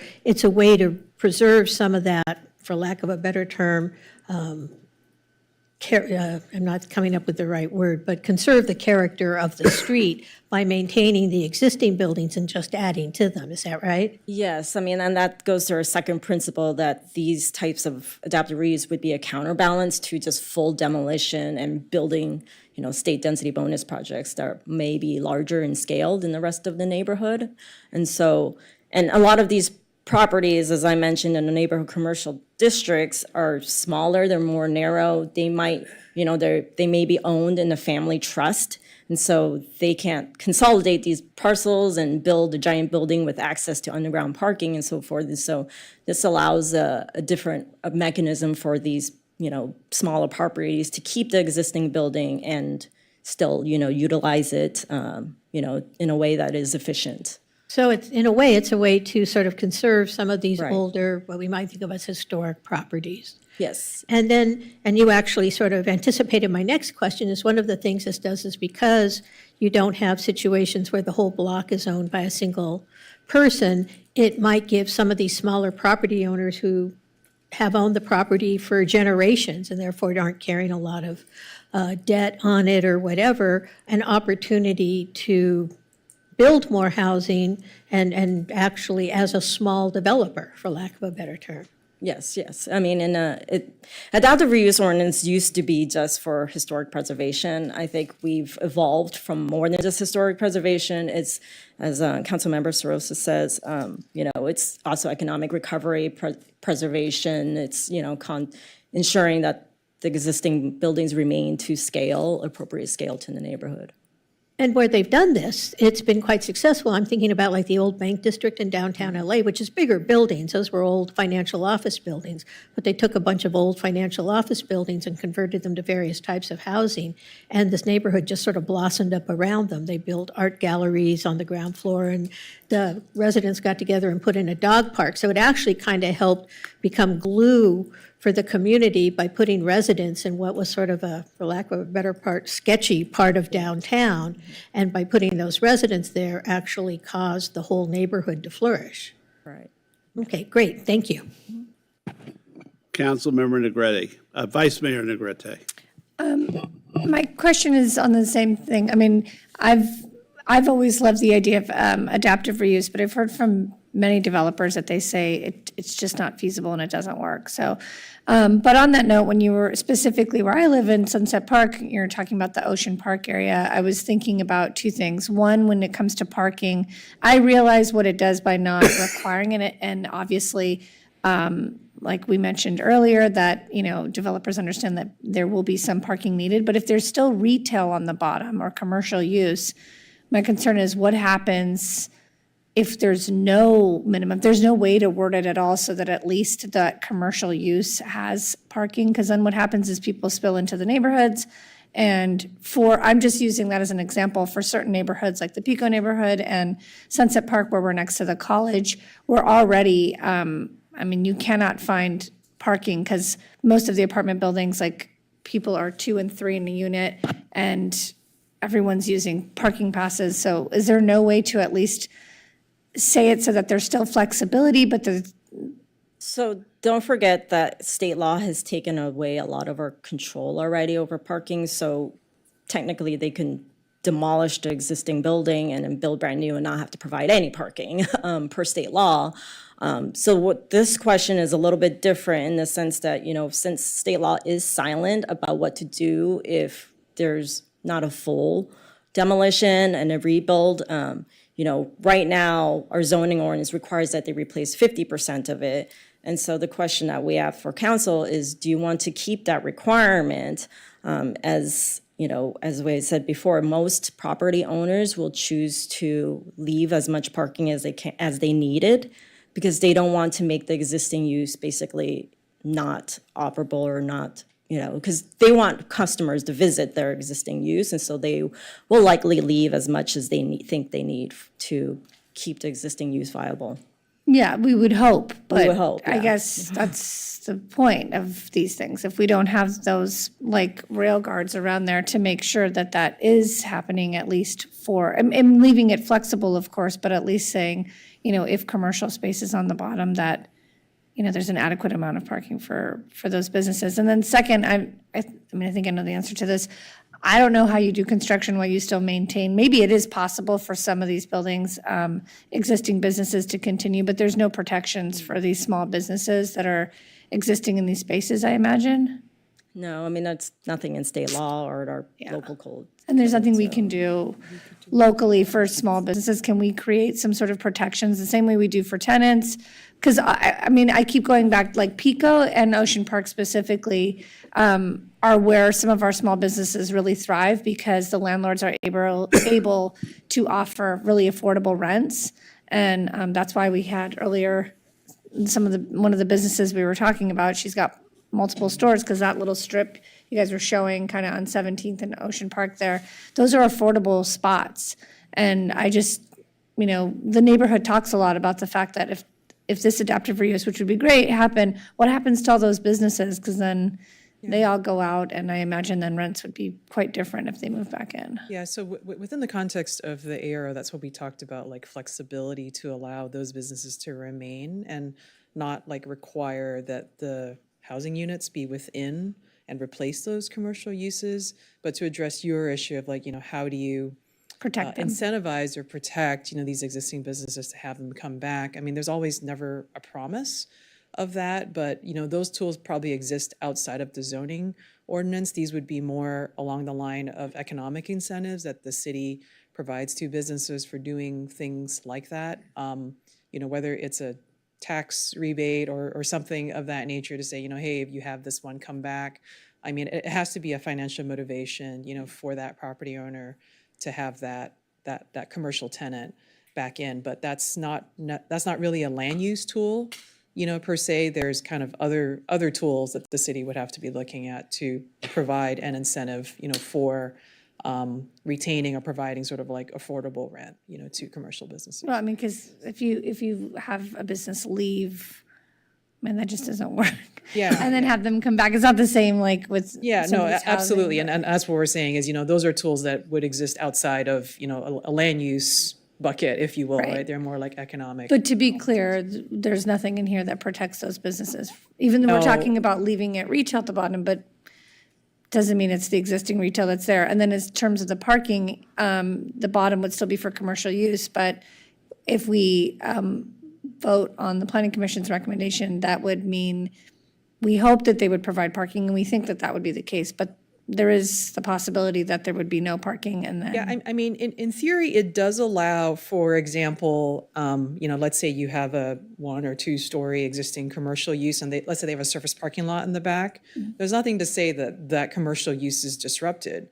What it does allow is allow the property owner to build housing units in the rear without disrupting the daily operations. They may never evict commercial tenant, or that commercial tenant might not have to leave. Right. You know what I mean? Like, so it does allow that opportunity, and we have had inquiries of that nature, where there's this sort of smaller scale commercial building and a surface parking lot of some kind or some space in the back, and there's some, interest in kind of doing adaptive for use project that maybe converts like the second floor to a housing unit and add to the back, but it still retains, that existing ground floor business. But back to the parking, I just wanted to be clear that there's nothing to change it just so that, it just seems like you have to say a set number. I mean, you certainly could, if you're thinking about something in the middle, it could be where there's an existing commercial use. I mean, we could think through, some options. This sort of retaining 50% of the parking is existing policy. If you're thinking about something in the middle, certainly there could be something we could identify, that says where there's parking that serves an existing commercial use, you have to retain, whatever the code required or whatever it was entitled with, as an example. I just bring it up because in some areas it may not be an issue. I'm just speaking to the areas I know are an issue, and I happen to be in this one all the time. And like between Jams and Bob's Market and even at Time Cafe, like the back lots fill up fast. I mean, there's not a lot of parking. Then you start going into the community, and then now you've got permit parking issues. I think as an idea, because there are parts of the city that are outside of that half mile from transit, where state law kind of takes everything out of our hands. So maybe in those areas, where state law does not require us to, doesn't say that we can't impose a minimum parking requirement, it's in those areas where there is parking that serves an existing commercial use, you have to retain, what that use was entitled with. Just throwing an idea out there. No, I like that idea. I mean, we're in discussion right now, but those are my concerns. Thank you. Yeah, I mean, certainly you can modify this if so the council desires to have that 50% requirement only be retained in certain districts too as well. I mean, I don't know that it has to be 50%. It just, if you put nothing in there, it feels like it. I don't know what that magic number is, but thank you. Councilmember Zwick. Thanks for this and all the work you've done. I'm excited that we can, hopefully capitalize on this and put some of our vacant office space in the city to good and productive use, allow more people to live here, and hopefully allow the businesses that exist to thrive even more as a result. When it comes to the adaptive reuse that Councilmember Negrete was talking about, I think you answered part of the question that I was going to ask, which was, there are actually a number of ways we can do these projects, and actually the businesses could even not cease operating. Is that correct? Correct. I mean, as I said before, in the Main Street on Montana, for example, by allowing the flexibility for the 2 new units being the new construction, perhaps the new construction be constructed in the rear, and so that existing business would still remain operational and functional while the addition in the back is being constructed. And you were talking about the design implications with requiring replacement parking or whatnot, but there also is a large cost implication, correct? I mean, every Correct. parking lot you have to replace costs a certain amount that would be added to the cost of the project. I think it's I mean, what we're seeing is most of these existing parking is in a surface lot. So if you're building a new addition, it has to be raised up. So the existing parking has to be cantilevered is what we found, or you have to dig. And so digging, of course, is expensive. For some of these small sites, it might not be feasible to do underground parking. Particularly I'm thinking the Main Street lots, it would be way difficult to do that. So yes, it may not be feasible to build new parking. Yeah. And when it comes to, requiring parking or not, or replacement parking or not, I mean, when a business opens up, I don't know, a bar or something, we don't have anything on the books that says, like, if you're a bar, you have to have like 7 different types of beer on tap, like a number that we Not require. that I know of. Like the bar decides, oh, this is how many beers we want to sell based on the preferences of the people that come in. We want them to have a certain variety, and this is what we think will be economically feasible. We wouldn't like nanny them in that way, right? Not that I know of. So in this case, it's like you have a building owner who wants to have a thriving commercial business, and we're saying you decide how many parking spots you need for your business to thrive. Right. Well, I think that would be, if the council voted in that direction, that would be the case. Got it, right. So we're not telling them not to have parking, we're just saying do what's best for your business. Right. Okay. And then there is a program I think that we've done recently, I think the open space program that also enabled utilization of open space. So I apologize, it's not actually, I think it was shown in this modeling. So the adaptive reuse ordinance will also allow for 1 story of bonus area for outdoor amenities only. And so it's hard to see here, but the green in the section below, the section on the bottom left shows an extra story for outdoor amenities. And so they would be permitted. This is to encourage open space, because what we've heard is a lot of developers didn't want us to require that open space because it might not be feasible, but they say, okay, well, perhaps we can give you the open space if we were to be given an extra story. So that's Got what the it. adaptive reuse ordinance will allow. Got it, I'm sorry. I think I was referring to something else where we've now have a different program that allows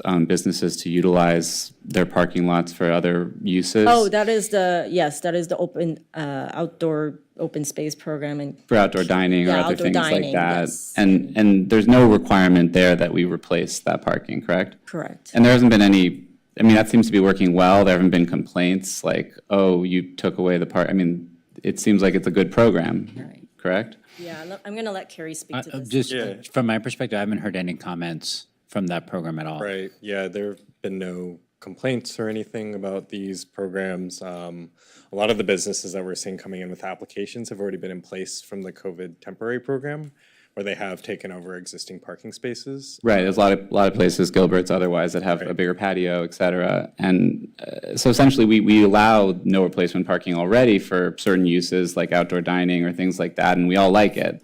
But now that we're talking about adaptive reuse, suddenly we're concerned. But I guess my point is simply that it seems to be working well when we've been allowing this for open space. Is that, and I think you guys are confirming? Yep, yeah, it's been working with the open space program. Thank you. Okay, I have a couple of questions. Let's go back to impact fees. That concerns me because we're waiving all or waiving all but one impact fee? All but one. This is per council direction last time when we asked this question, and it was that they would waive all impact fees except for parks and rec fees, which are typically the most expensive. What were the other impact fees that would be waived? There are TIF fees, cultural arts fee, childcare fees, yeah, and commercial linkage fees, but that wouldn't apply since these are. Explain, what's the commercial linkage fee? That's the commercial linkage fees. If you have if you're proposing commercial, you would be required to, it wouldn't apply for this. Wouldn't because, apply. What was the middle one? cultural arts, and then childcare linkage fees, and then also TIF fees, transportation impact fees. So those concern me because we're adding more people to the city, right? But we're also at the same time waiving fees that we need to establish programs that are needed. that the council previously has decided are needed in the city. Again, Now, I think, what is the additional cost if you were adding 4 units to the back of a commercial building? What would the additional cost be if you require the impact fees? are you asking what the impact fees would be for 4 additional units in the back? Sure, I worded it differently, but I mean, I wouldn't be able to tell you. I off the guess top what of I'm my head. asking is this. If you required all the development impact, all the impact fees, would that make it unfeasible for a developer to develop so they would say, screw it, I'm tearing down the whole building? I see it. I understand your question. Yes, based on what we've Is it a heard. major impact? Or the impact fee is really minor, so there's really no reason to have to waive them? So what we've heard from experts in the field and the technical working group is adaptive reuse is very expensive. And so it's almost so expensive that it's not worth it to, to do it at all, especially since if they could demolish and then build brand new to higher and bigger. And so they say any financial incentive, including the waiver of impact fees, would make it at least give them the edge, a little bit of an edge. So, as I said before, adaptive reuse projects are very expensive, and so by waiving these development impact fees, it would encourage adaptive reuse projects and make it at least slightly more financially feasible. And I think another way to think about it, Mayor, for the council to think about is an economic recovery tool so that, you're essentially finding a way to incentivize space that might be underutilized, and from the perspective of trying to bring more spending dollars into the community to the extent that we can incentivize the conversion of these empty spaces into something productive. It could benefit the community through enhanced sales taxes and other types of revenue generating opportunities that a Well, it's resident not for might bring. apartments. This would be incentivizing the conversion of Housing, yeah. into housing. So it'd be. Right, no, I understand what adaptive reuse is. You said sales tax. So People building would spend- building more apartments doesn't add to our sales tax. Only to the extent that they refuse to shop locally, correct? Well, if- But as long if as they they are, but that's shop not- locally, it would. That's not something that is, guys, hold on. Indirectly, but not directly with the apartments being built. Correct. Okay, that's what I was trying to get to. I mean, yeah, correct. And the parking, I still am concerned that, yeah, a developer might do that, and Councilmember Zwick's argument is quite persuasive about Gilbert's and places like that, Lair's, places that have been able to eliminate most of their parking and still seem to carry on with no loss of business. So I understand that. However, you mentioned something intriguing a couple minutes ago, that where we don't have those transit lines, that half-mile radius, which is not a lot in our city because we have bus lines everywhere, but keeping the 50% parking incentive there, I think would be beneficial. Because we're all very concerned, what? You mean requirement, keeping the 50% Yeah, requirement? that one of you mentioned a few minutes ago. That the places where, as she shrinks in her seat, those are, to me, that would be worthwhile, continuing that practice. Where the state does not allow us to continue the practice, it's a moot point anyway. We don't really have a choice. So we were talking a lot about, for instance, we're talking about Ocean Park Boulevard, which is the, let's say, the 14th to 18th Street corridor does not fall within the half-mile It does. transit, does it? It does, yes. It still does. So what areas of the city are remote enough? No, she just said Ocean Park falls within it. Well, I could tell you based on news, I mean, I think currently, the end of Ocean Park Boulevard does not fall in it, but So however, I see that 29th, 30th, 31st near the to airport Centinela. area, and then certain parts of San Vicente, but however, I say that with a caveat, because state law just changed last week, and so we have to revise our map, so that I think it does capture pretty much all of the city. That's what I'm asking. So Yeah. the 50% is really doesn't, Yeah. I mean, yes, we would have to, we haven't looked at it yet, since it's brand new, but I think I briefly looked at it, and I think it does capture that area with the new change in state law. So arguing about the parking requirements, we could keep the existing 50%, but in reality, the state may preempt that anyway, or already has preempted it, Yes, correct?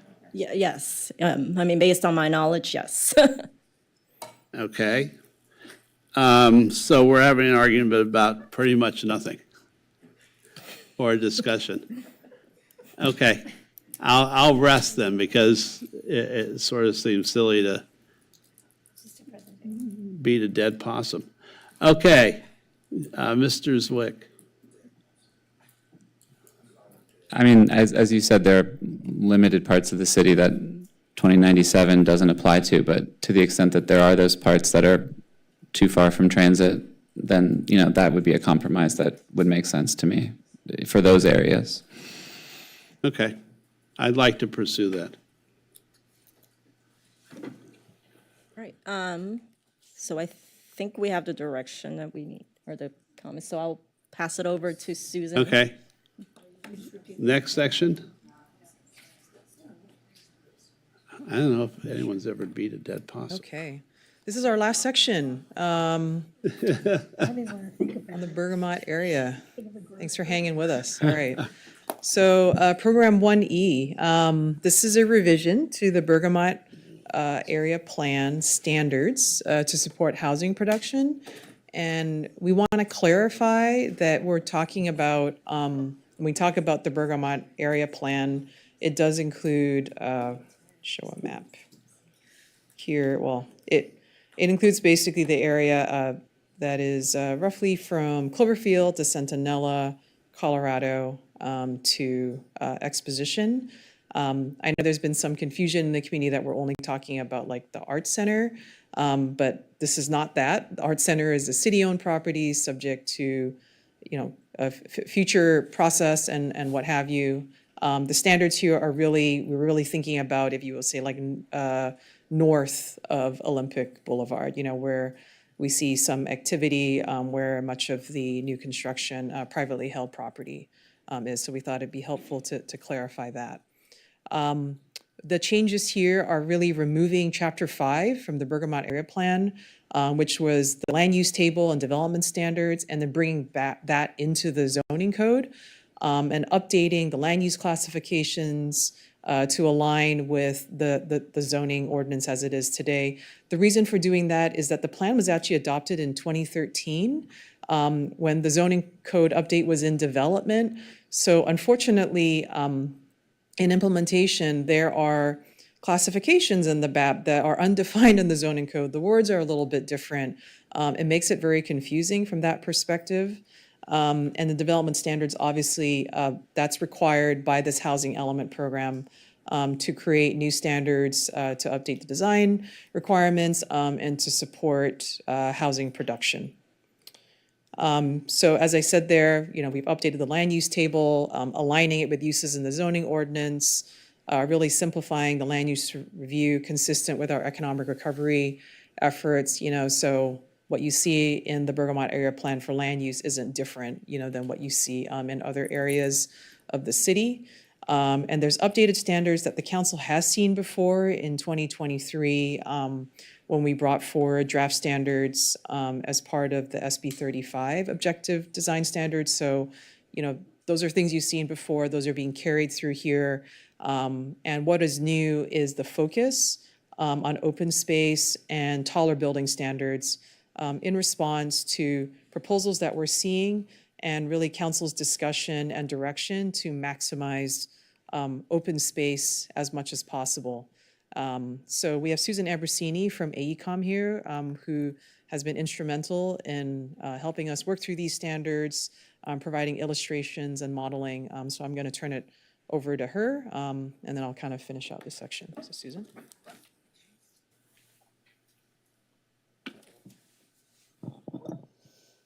Hi, everyone. Thanks, Ching.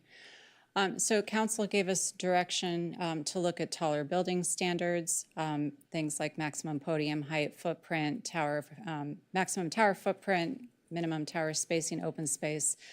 So I will review all of these. So there was a number of really informative conversations that was had at ARB, Planning Commission, Council, with stakeholders to land on these proposed taller building standards that would apply to buildings that are 90 feet and above. The objective of the standards was to try to limit some of the massing on upper floors of structures, to minimize or reduce shade and shadow impacts on neighboring properties, and to preserve views of the sky. And so we did things like create a proposed maximum tower footprint of 12,000 square feet as shown in this diagram. That would result in more slender residential towers. We looked at podium height, for example, and landed on a maximum of 35 feet.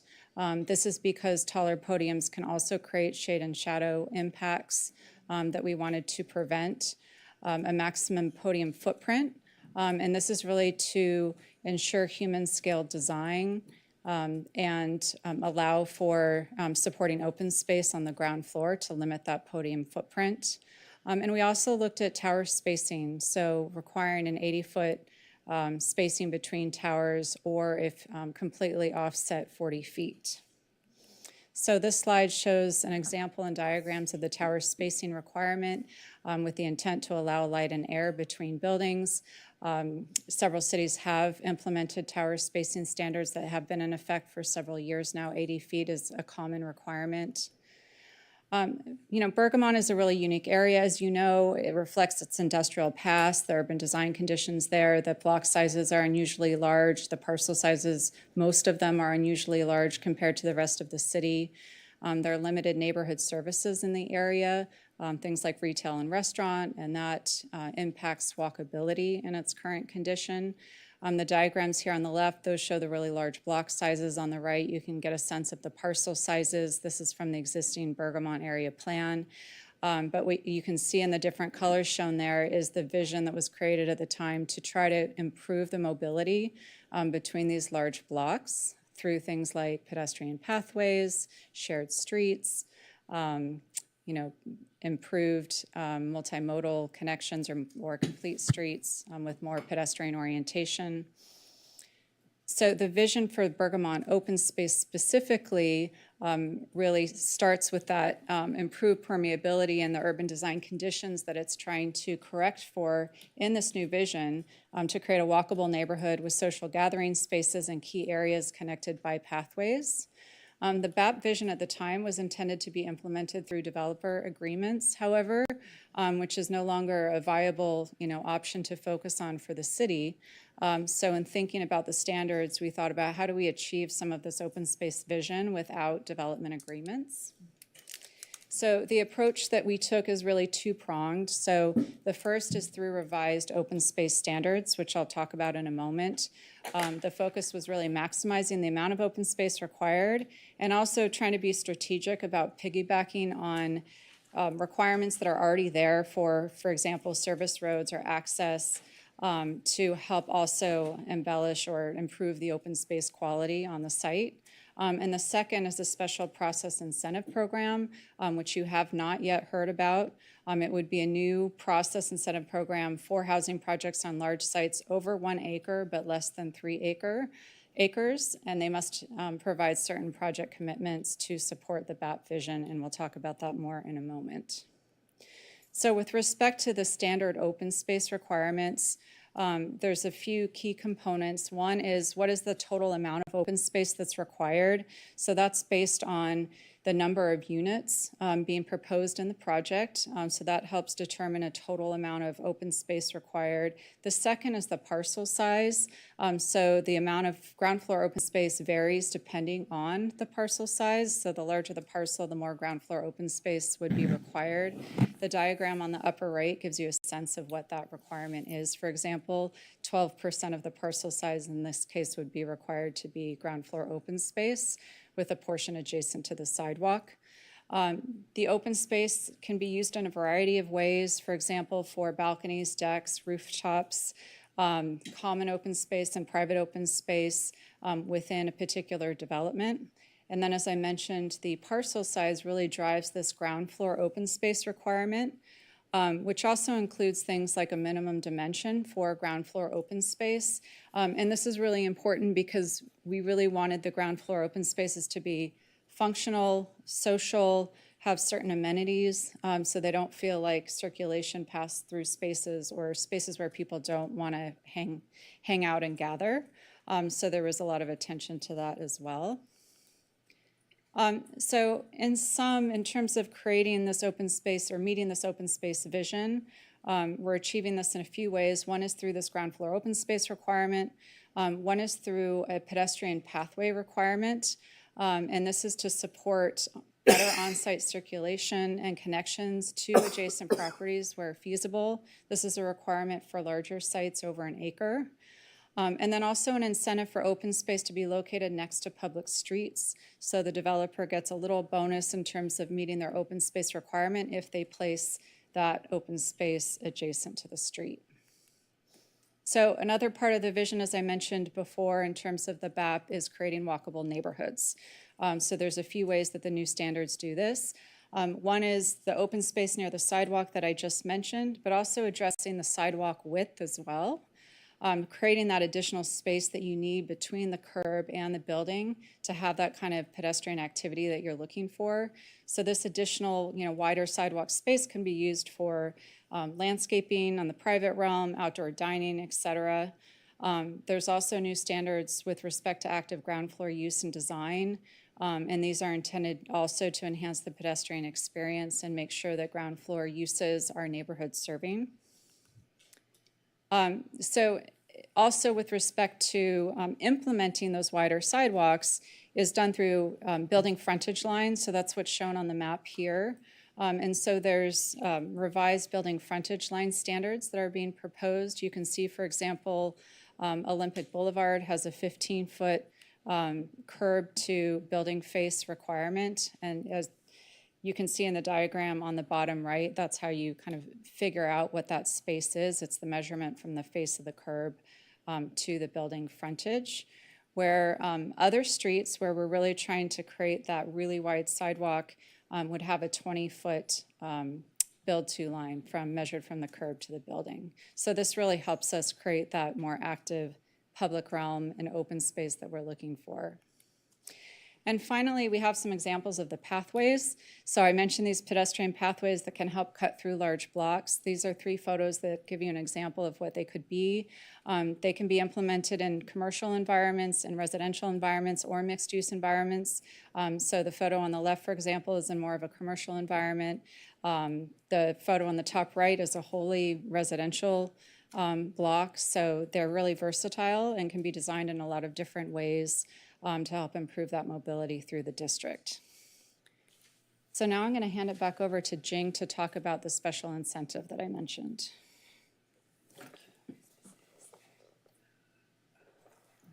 Okay, thank you. So as Susan mentioned, this is the sort of flip side or complement to the standard open space requirements that would apply to all projects.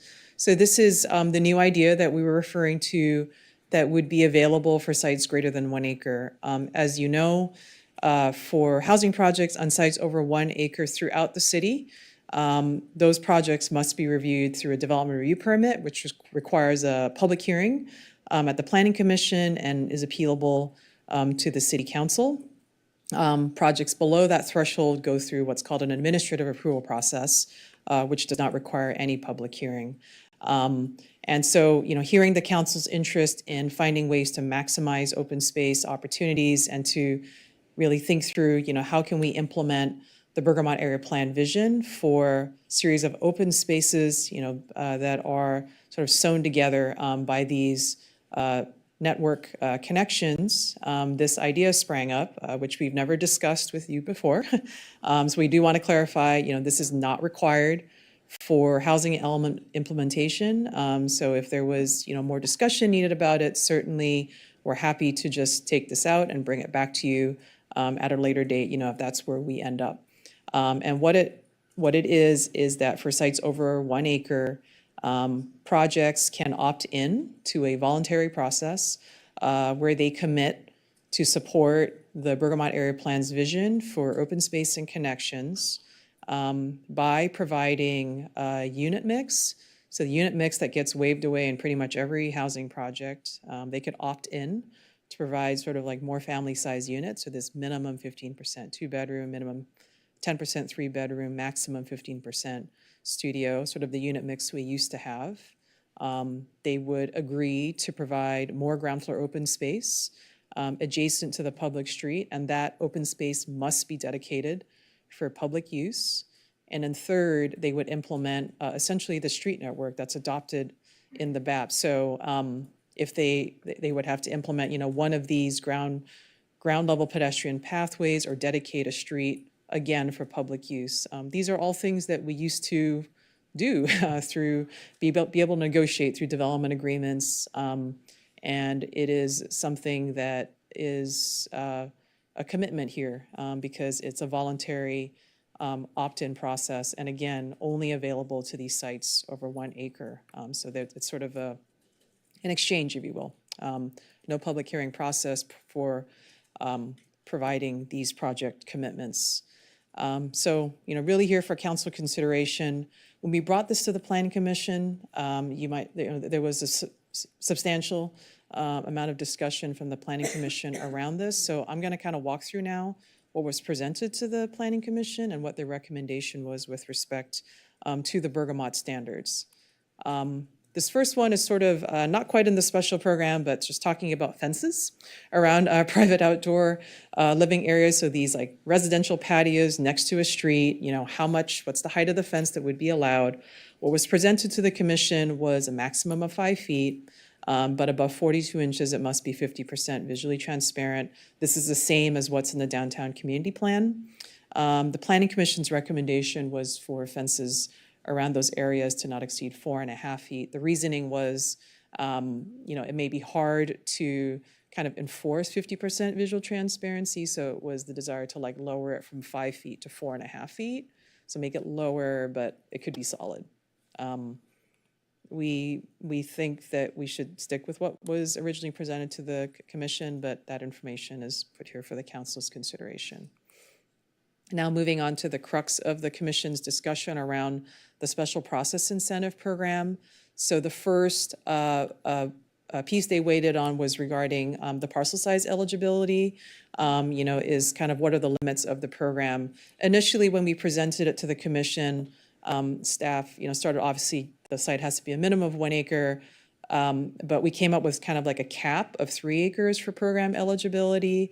That was based on analyzing kind of potential parcel consolidation and looking at parcel size in the Bergamot area and then comparing it to potential kind of like key open spaces that were identified in the Bergamot area plan, and then thinking about, what are those sort of minimum, size of parcel without kind of getting too large, that could still implement that vision. We were trying to balance, creating kind of a voluntary program here, but respecting council's existing policy regarding, requiring public hearings for sites over 1 acre. Where the commission's discussion went and their recommendation went was to have no limit for parcel sizes to be eligible to this program. So anything above 1 acre would be eligible for this program. However, there was a caveat in their recommendation that if council is interested in a cap, they would recommend that it be no less than 4 acres. After, having considered kind of our analysis and looking at, the commission's recommendation for 4 acres, I think as a staff, we are comfortable if there was interest in increasing that cap from 3 to 4 acres. There's not a huge difference, honestly, between 3 and 4 acres in terms of a parcel size limit for eligibility for the program. So we would be comfortable with that, 1 acre to 4 acres to be eligible for the program. The ground level open space requirement, as Susan said, there was modeling that was done to show that 14% open space of the 14% of the parcel as an open space requirement was quite feasible regardless of the parcel sizes. And, that is where we would recommend that we continue to keep that consistent. The commission's recommendation kind of divided it into these two tiers so that it would lower the open space requirement to 12%, which is kind of the standard requirement for parcels between 1 acre and 2.25 acres. And then it would increase to 14% for parcels over 2.25 acres. The commission's reasoning for that was to ensure that sites between 1 and 2.25 acres are still incentivized to participate in this program, and they're not unduly impacted by an onerous open space requirement. However, in the modeling, physical modeling that we did, and looking at projects throughout the city, pretty much every project provides far more open space than our minimum code requirements right now. So we didn't really think that there was a need to kind of lower the open space requirement to be eligible for this special program. And then the commission also talked about, how much of the ground level open space could be covered by enclosed buildings. What was presented to the commission was 20% of that ground level open space could be covered by an enclosed building. It ensures that 80% of that open space is open to the sky.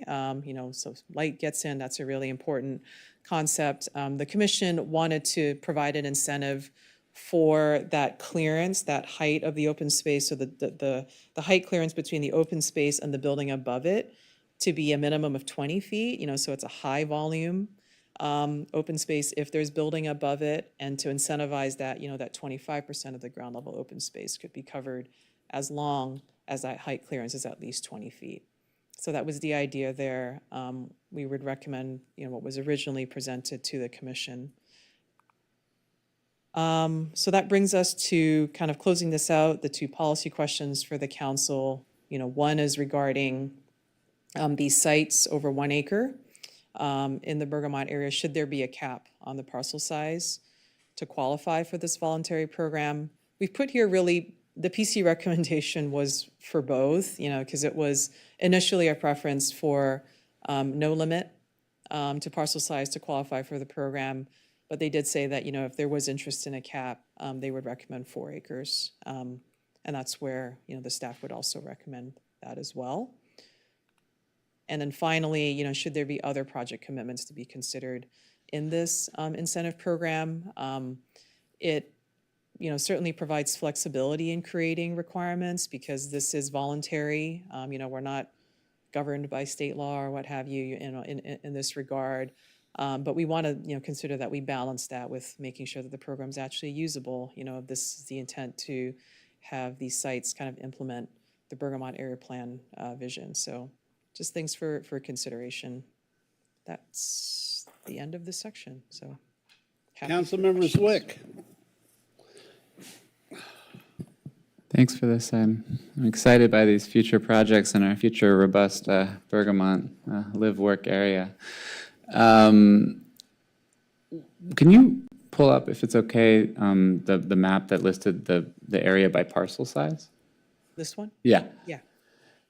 So if I'm reading this right, all the really dark blue sites are larger than 3 acres? Yeah, that's right. So it strikes me that there's a decent amount of opportunity if we expanded this to at least 4 acres to wrap in some of those sites. Is that right? Yeah, that's right. And I know of at least one site that was above 3 acres at least, that in order to sort of skirt around the 1 acre threshold, just subdivided the property and is talking about developing 4 buildings instead of 1. So theoretically, if we were to create this program and allow the cap to be at least 4 acres, like a project like that could opt in. Is that correct? Yeah, I mean, that was, again, not, thinking about or discussing just one project. We were thinking about it from the whole area perspective.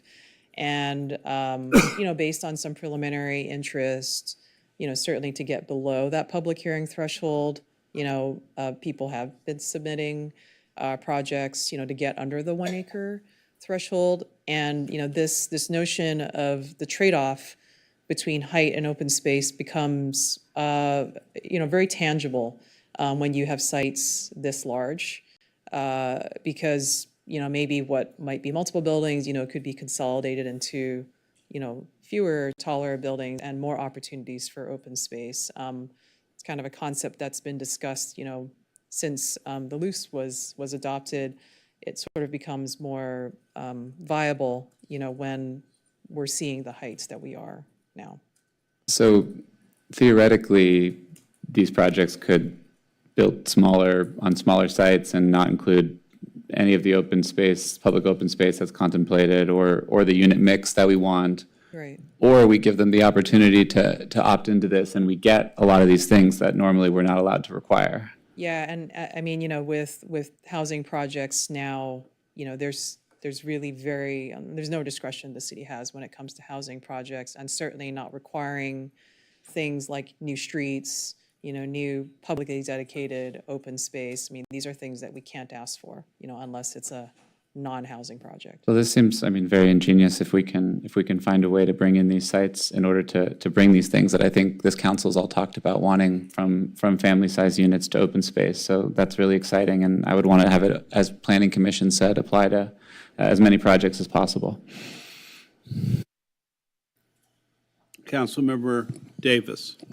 Yeah, well, and that seems to me to be the question. It seems, that the larger parcels are the ones that in some respects offer the most opportunity for really exciting open spaces and pedestrian pathways. Wouldn't that be the case? I mean, because they're larger, and so there's more flexibility, and a good architect could sort of figure out, some really cool arcades or whatever you want to call them. Whereas if we sort of constrain it to relatively smaller parcels, there's less flexibility because you've got to cram whatever it is that makes the project work within that smaller space, right? Yeah, and the kinds of, kind of cut-throughs you're getting, right? It's going to be, they're required to have access anyways, but there's a little less flexibility on a smaller lot. You're going to be constrained to the perimeter, and, your ability to kind of, have a usable open space maybe next to what is a required access road is pretty limited, just because, the sites have to be self-contained. They can't just sort of relate to each other. Right. So it seems to me, that, when we look at things that we all like open space where there's benches and trees and maybe even tables and chairs where people can picnic and stuff like that, you can't cram that into what's essentially a pass-through between two buildings, or you can, but it's not very inviting. So it seems to me that the bigger spaces are the ones, the larger parcels are the ones that offer you the opportunity to do more of those sort of nice, relaxing, feeling more open, not necessarily shaded by the adjacent building types of open space, right? Yeah, so it certainly opens up that possibility. And it also, it seems to me, creates more of an open feeling. We can't control density, we can't control height, but if we can figure out a way to incentivize more open space, we can offset the issues people have with height and density. I'm thinking about some areas in like Brooklyn where there are tall buildings, but they're next to open spaces. They're not really parks, but they're open spaces where the community gathers and things like that. And they're living next to tall buildings, but they have this space that starts to build community, and you don't feel like you're living in big, tall buildings. Yeah, and it was really thinking through, unlocking the puzzle of, how do you create a neighborhood when there isn't one right now, where there's literally no services or open space, sidewalks are pretty limited, right? So those, coming back to the basics of walkability, pedestrian orientation, community gathering places, there's going to be a lot of new residents here, and, where will they recreate, where will they eat, where will they play? These are things that, need to be thought about, right, as new development involves in the area. Right, and since one of the incentives or one of the requirements, if they follow this, is to build larger units, which presumably would house more families, you want open spaces for families with young children to play, or multi-generational families to go out and recreate. I guess what I'm trying to get at is I don't know why you would have the maximum cap, because it seems to me the higher or larger the parcel, sorry, wrong adjective, the larger the parcel, the actually more exciting open space you can get. I mean, I certainly would support the 4-acre cap, but I'm just not even sure if there's things above 4 acres, why would we cap it? Because then we're not going to get any of these things like more family-size units, better pedestrian opportunities, and frankly, more complete neighborhood. Because it seems to me if you have these open spaces where people are walking around because it's just pleasant to walk around, you're going to get better ground floor amenities like coffee shops and things where they can have a very small floor plate. They don't have to provide the seating because with our great weather, someone can walk outside and enjoy their coffee on a beautiful Santa Monica morning. I mean, I'm just trying to figure out what the rationale would be for constraining it, other than, well, it's something we can do. Yeah, I mean, how many sites did we have over 4 acres existing? I don't know that it was that many. We can get that number, but from a policy, I mean, this is truly a policy question. You know, we were really trying to be respectful of existing policy, you know, absent, as I said, this is the first time we are ever talking to you about this idea, and I think appreciating that it's a significant departure from existing policy because we have that 1 acre threshold, you know, throughout the whole city. And so, you know, we didn't want to propose something that would just went from this threshold to no threshold at all. So, you know, we were very thoughtful in comparing, you know, what was the vision in the BAP, you know, versus what's the sort of minimum necessary to achieve that through potential consolidation. Some of these parcels, these sites don't even exist yet. It was just thinking through like, well, if they merged here and there, you know, where could we land? And that's why, you know, we initially landed at 3 acres, but, you know, when you get to this scale, sort of 3 and 4, there's not a big difference, honestly, beyond that. Yeah, they're just 4 parcels that are 4 acres or greater in the Okay. Bergmont area.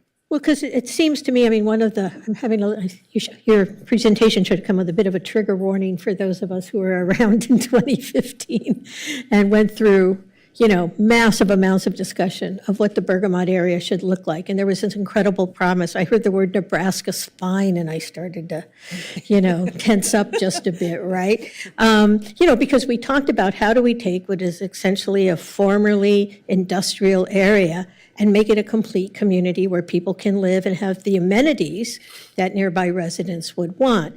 And for reasons that would take all night to discuss, we won't go there. That never happened. But we have light rail immediately adjacent to this. We have, you know, a major thoroughfare, Olympic Boulevard. So the idea is how do we take this opportunity, and it seems to be make it a very livable community, and given, again, the lack of control we have over height and density, if we can figure out a way to incentivize more open space, which is the one thing we can control, I just think we would want to do that to the maximum extent possible, and because the larger the parcel, the more I'm not thinking of the right word, but, you know, the more innovative, I think is maybe the word, you know, use of open space we would see. And we know that even privately owned open space can be very heavily used by the community, and you just need to look at Colorado Center for that.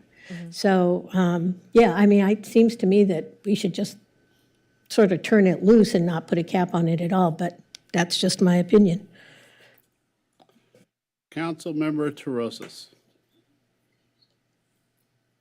Okay, so I guess my initial question was similar to Councilmember Davis as to why we would even cap it at 4 acres. It sounds like you're confirming that there are 4 parcels that are bigger than 4 acres.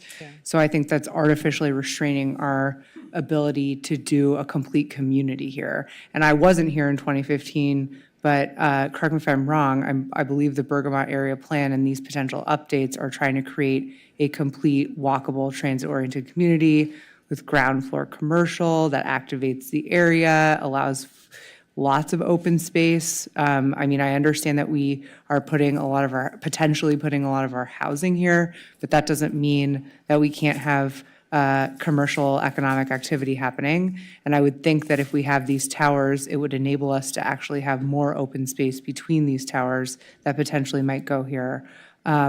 So I think that we would be putting potential constraints if we say 4 of these parcels within this plan here have this cap. So I would be in favor of no cap, quite frankly, because I think I'm really excited at the concept of building out a community that you don't have to drive around. You can walk through the streets. I don't want to use the spine word, but if we have these commercial corridors that we've created, this really beautiful mixed-use community, I think if we're going to achieve that vision here, no cap would be better. Council, Vice Mayor Negrete. Just wanted you to reiterate, I know you said it earlier, because I think, I know that I got some calls and messages, both Councilmember Parr and I. There's always a lot of misunderstanding about all of this, and I think when community members look at it, it just sounds like, uh-oh, these large projects will just start popping up, and not really understanding what we just talked about. Like, if you want that Playa Vista feel where there's like a community, then you want to give people the incentive to do that. What would happen if they didn't have that? I think if you could just reiterate what would happen, for example, if those 4 parcels were not allowed to participate in that, then what would those developers then, what would those units potentially look like? Yeah, I mean, I can't speak to, what projects haven't been filed yet. I think what you're referring to, they're just preliminary applications, but we can certainly speak to what we've seen throughout the rest of the city for projects that have, are either pending or been approved. From a unit mix perspective, pretty much, like I said, every project waives the unit mix requirements. So we're seeing projects that are almost exclusively studio and 1 bedroom, and they have the ability to just do that. From an open space perspective, pretty limited on site. And then, what we heard throughout this process is that there is certainly a preference for no public hearing, the administrative approval process. Understandably, from a developer perspective, it provides certainty in timing and the process. And so, the outcome of that is kind of, dividing sites, if you will, so that it's sort of just below that 1 acre threshold in order to avoid the development review permit process to qualify for that. The net effect of that is, you're still going to get projects of pretty substantial scale, I think is what we're seeing, but it's the standard requirements. And, when it comes to on-site open space, or any of the building setback requirements that we're requiring to create that ground floor space, we cannot require that be publicly accessible. Like, you can require the physical space, but they could still fence it off or use it for private use. There's no obligation. To be more clear and concise, that basically they would take that large parcel and divide it up into multiple units that would not have to have the open space. Yeah. So instead of having this large project with open space and more family units, they could just potentially make multiple units within that space that are all single and 1 bedroom with no open space. Yeah. I just wanted to be clear about Yeah, that. That's what that means. Because the voluntary program, we get to dictate sort of the rules of the program, if you will. In a standard perspective, even though we worked with the working group and we developed standards that sort of were the middle ground and less likely to be waived away, they certainly have that right to ask for it, to waive it. Councilmember Delatorre. Thank you for this really important update. And so most of the questions have been asked, but in terms of, I mean, I really think that in the density that's going to occur here, by right, the developers have the right to have a lot of density. And what I just heard now is if we have a no cap, we'll have more community benefits. And in terms of those community benefits, I really support, having more family housing, so 3 units. I saw that it was about, was it 10% or 15%? Can you remind me of the breakdown of? Yeah, 15, so the maximum of 15% studios, minimum 15% 2 bedrooms, and minimum 10% 3 bedrooms. This is just derived from our unit requirements that are in the zoning code that no one uses anymore. Certainly you could be higher, you know. That's what I was asking, because, you know, I'd like to bring more families back, you know, and it seems like there's been a lot of studios being built throughout the city, or 2 bedrooms, but not enough 3-bedroom units. They're very difficult to find in the city of Santa Monica. And so we can, what can we do to increase the number, the percentage? Is there something that we can do to incentivize? You can increase the percentage here, yeah. Okay, but when, at what point? Like tonight? Now, yeah. Tonight? You could- Okay. Yep. Well, that's great. Good to know. And then in terms of the open space, I mean, I really love the pathways, how those looked. And in terms of ground floor and so forth, I mean, what can we do tonight, you know, to ensure that those elements exist in the projects? Yeah, so as you saw in the presentation, we are substantially increasing the amount of open space. The amount of open space that would be required in Bergamot here is going to be the most than anywhere else in the city. And that's owing to its unique conditions of the big parcel sizes, you know, and the modeling we did. And so, you know, the 12% of the parcel for open space, and then 20% of that required to be on the ground floor, you know, that's substantially more than anywhere else in the city, and that would be a standard requirement.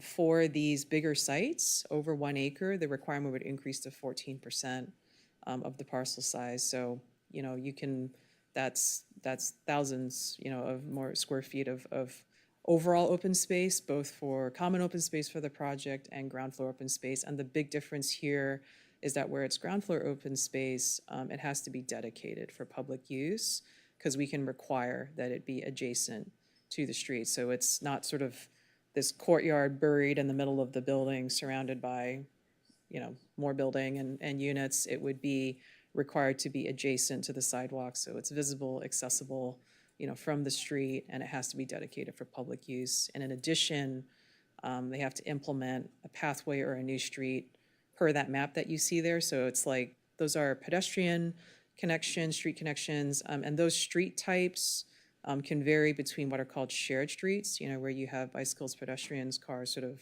working together, you know, all the way through sort of the more traditional street where you have the curb and gutter, you know, sort of typical street that you see.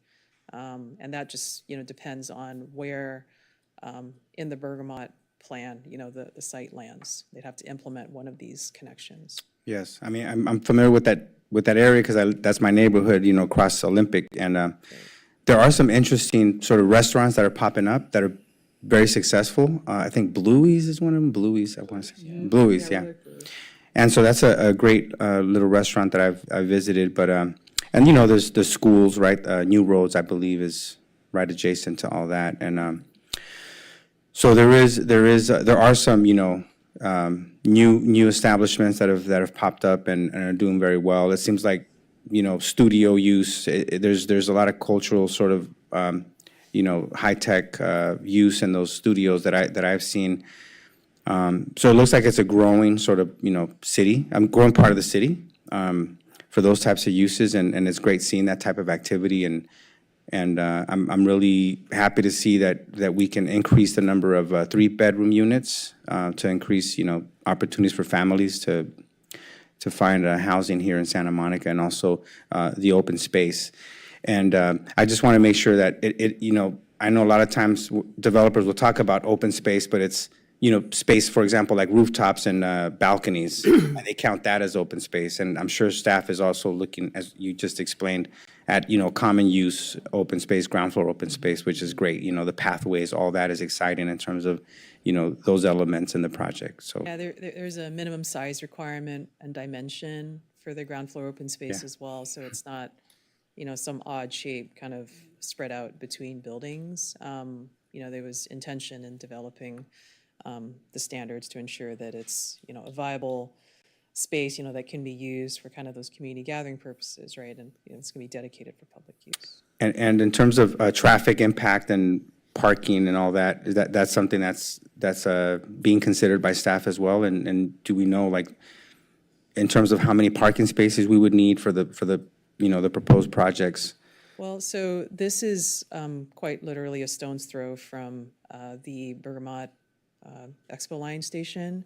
You know, so it's definitely within that half-mile bubble, and per state law, we cannot impose any minimum parking requirements for these projects. That being said, you know, what it does, it doesn't mean that there's no parking that would be built. That is a possibility, but I think what we're seeing more is that it gives them the flexibility to build the parking that's actually needed to serve the project. And it still is very, very rare to see projects being proposed with zero parking. Yeah. Well, that's good to know. Thank you. Mayor, if Yes. I may interject one thing, Jing, I just want to get some clarity from you. If council were to change the minimum unit mix requirement for the 3-bedroom units, would you need some space to just study and analyze the impacts on the totality of the special incentive program? Because the one thing I just want to make sure we're on the same page is the benefit of the incentive program is to buy into the totality of the Bergamot area plan, and changing that unit mix requirement could impact development perspective. And so I just want to make sure, do you want direction to go back and study that some more, or would you be comfortable with a change this evening? I just want to make sure. I think it depends on the scale of the change, to be Okay. honest. I think if it was a 10 to 15%, like, you know, that's probably not going to move the needle. What you're talking about, 30% family size units, if you will, 70% other units, you know, but if we're talking about like a 50-50, you know, then probably we would want to go back and talk with, understand, you know, what the feeling of that would be, or the reaction would be from developers, you know, in the area, to understand, you know, because I think the idea, if we're excited about the possibilities here of kind of implementing the vision in a different way, it needs to be a program that's viable and would be attractive, you know, but everybody's winning, right? That's the idea. So, yeah, that's kind of where we would think. Councilmember Davis. Well, actually, that, you must be pressing it, because that was going to be one of my questions. Because while I'm certainly in favor of building as many family units as possible, the two things I hear from folks who are actually building buildings is, one is 3 bedrooms end up adding to the cost. And 2, they actually affect the building envelope in a way. It's trying to shovel 3-bedroom units in instead of 2 bedrooms or 1 bedroom. And so, I mean, I have no problem with trying to increase that number, but I would like to get some input before we did it on a definitive basis, to make sure that we're not sort of cutting off our nose to spite our face, because sort of just like the inclusionary requirements, you know, 20% of 0 is 0. I don't want to be in a situation where 15% of 0 is 0. So, I mean, I don't have a problem with thinking about including, you know, upping the number of family units, but I'd like to get some analysis before we did it on sort of an uninformed basis. And the other issue I had to do with parking, actually, because it's my impression that one of the most overparked areas of the city is the Bergamot area. There are huge reservoirs of parking under the Water Garden and Colorado Center and that sort of Bergamot adjacent area. So the fact that we might not have a parking requirement on site doesn't mean that there won't be parking in the neighborhood. It just might be in a different building, which isn't uncommon in a lot of places. Yeah, no, that's right. It's not dissimilar to the downtown in that way, as, you know, we were quite surprised, or maybe not, you know, when we worked on the downtown community plan, to understand they were, you know, something like, it was like 16,000 parking spaces in the downtown, which is an unbelievable amount of parking. But a lot of it is in private lots, you know, we have the city lots as well, and, you know, that depends on people coming to agreement on that sort of thing. And Bergamot is somewhat similar in that regard. Yeah, I mean, it's because the Water Garden, the Colorado Center, I can't keep track of what they're calling the other building, the one that I think Kilroy owns, they're like Universal Music, all of those. I mean, every once in a while I go to the City National Bank and it's empty. And that's on the first level, and there's 3 levels of parking there. So I know they're doing storage for automobile sales companies and stuff, and they're doing inventory storage, but that just tells you there's a surplus of parking in the area. So maybe it might be one of those areas where people could get by with having to build less parking, which also, again, adds to this incentive program, because the less parking you have to build, the better the financial incentives are to do it. Okay, great, thanks. Okay, Councilmember Navarrete, then Councilmember Zwick, and then Mayor Brock. I was just going to try to move things along and start to make a motion, but Can't do that yet. I think you need public comment. you'll have, I- sorry, we have public comment. Well, then I'll just put out there that, I guess if you have to, I don't know when you're taking this in terms of looking at the 3 bedrooms, we were just discussing the 15%, if you're going to go look at that, what that impact would be, putting it to 15%. I don't know if that's just like a loose suggestion to go back, or we have to make that official, or, I think that's the, I think increasing it from 10 to 15, I'm not sure, that's enough of a huge impact, to need to study that further. But if it was an interest in increasing that from like 20, 30. yeah. I think keeping it in line with the 2 bedrooms would be nice if we had 15 and 15, but I don't know what the impact is on, if you're thinking that that doesn't create an impact, then can we put that in there tonight? Yeah, I mean, I would be comfortable with that. And obviously you need to receive public comment Right. On it as well. Okay, Councilmember Zwick. I mean, I Councilmember Delatorre is not here, but he did ask, I guess, how we can get family-size units and more open space. I mean, it seems like the first thing we need to do is say yes to go ahead with this program, I imagine, because that's what the only way we'll get some of this. And then the second thing I would say is it would be to allow it to apply to as many projects as possible. When it comes to, I mean, I very much want family-size units too. My question is, when it comes to 3 beds, I mean, we're talking about very large projects, like, that would mean a lot of 3 bedrooms. Is that something, I mean, this is again us sort of pretending to be the market. I mean, in my understanding, a lot of times 3 bedrooms end up getting rented individually by 3 people who share the place as roommates. That is what we have heard. At the scale of, although they are family size units, the price point has to be appropriate to what a family could afford as well. So you could, although you can have family size units, there is certainly no requirement that families occupy them. There is an affordable housing requirement, that would apply, right? Our HPP would apply, and we do have the requirement that units be de-restricted at very low, low, and moderate, right across the spectrum. And certainly some of those, could be assigned to the family size units. We sort of require that they're evenly spaced across there. So, there's opportunities there. But if it's a market rate unit, certainly what we've heard from developers is they are more challenging to lease and, usually might end up with, some roommates or something like that. Yeah, I guess my only concern is the whole thing we're talking about here is a voluntary program. Sorry. I can speak to the 3-unit thing a little bit, just more broadly than Santa Monica. It depends on if it's a rental or a condo building. And so I think the situation that Jing was referring to and renting to students and things like that is more common in a rental situation. My understanding from, speaking with our economists and just anecdotally is there's a strong market for 3-bedroom condos for, families that can afford single-family homes. There's just a lack of incentive for developers because they can make more money per square foot. And so, at least in the condo market, if you live in New York, for example, there's a huge shortage of 3-bedroom units in New York, and it does drive families out of the city.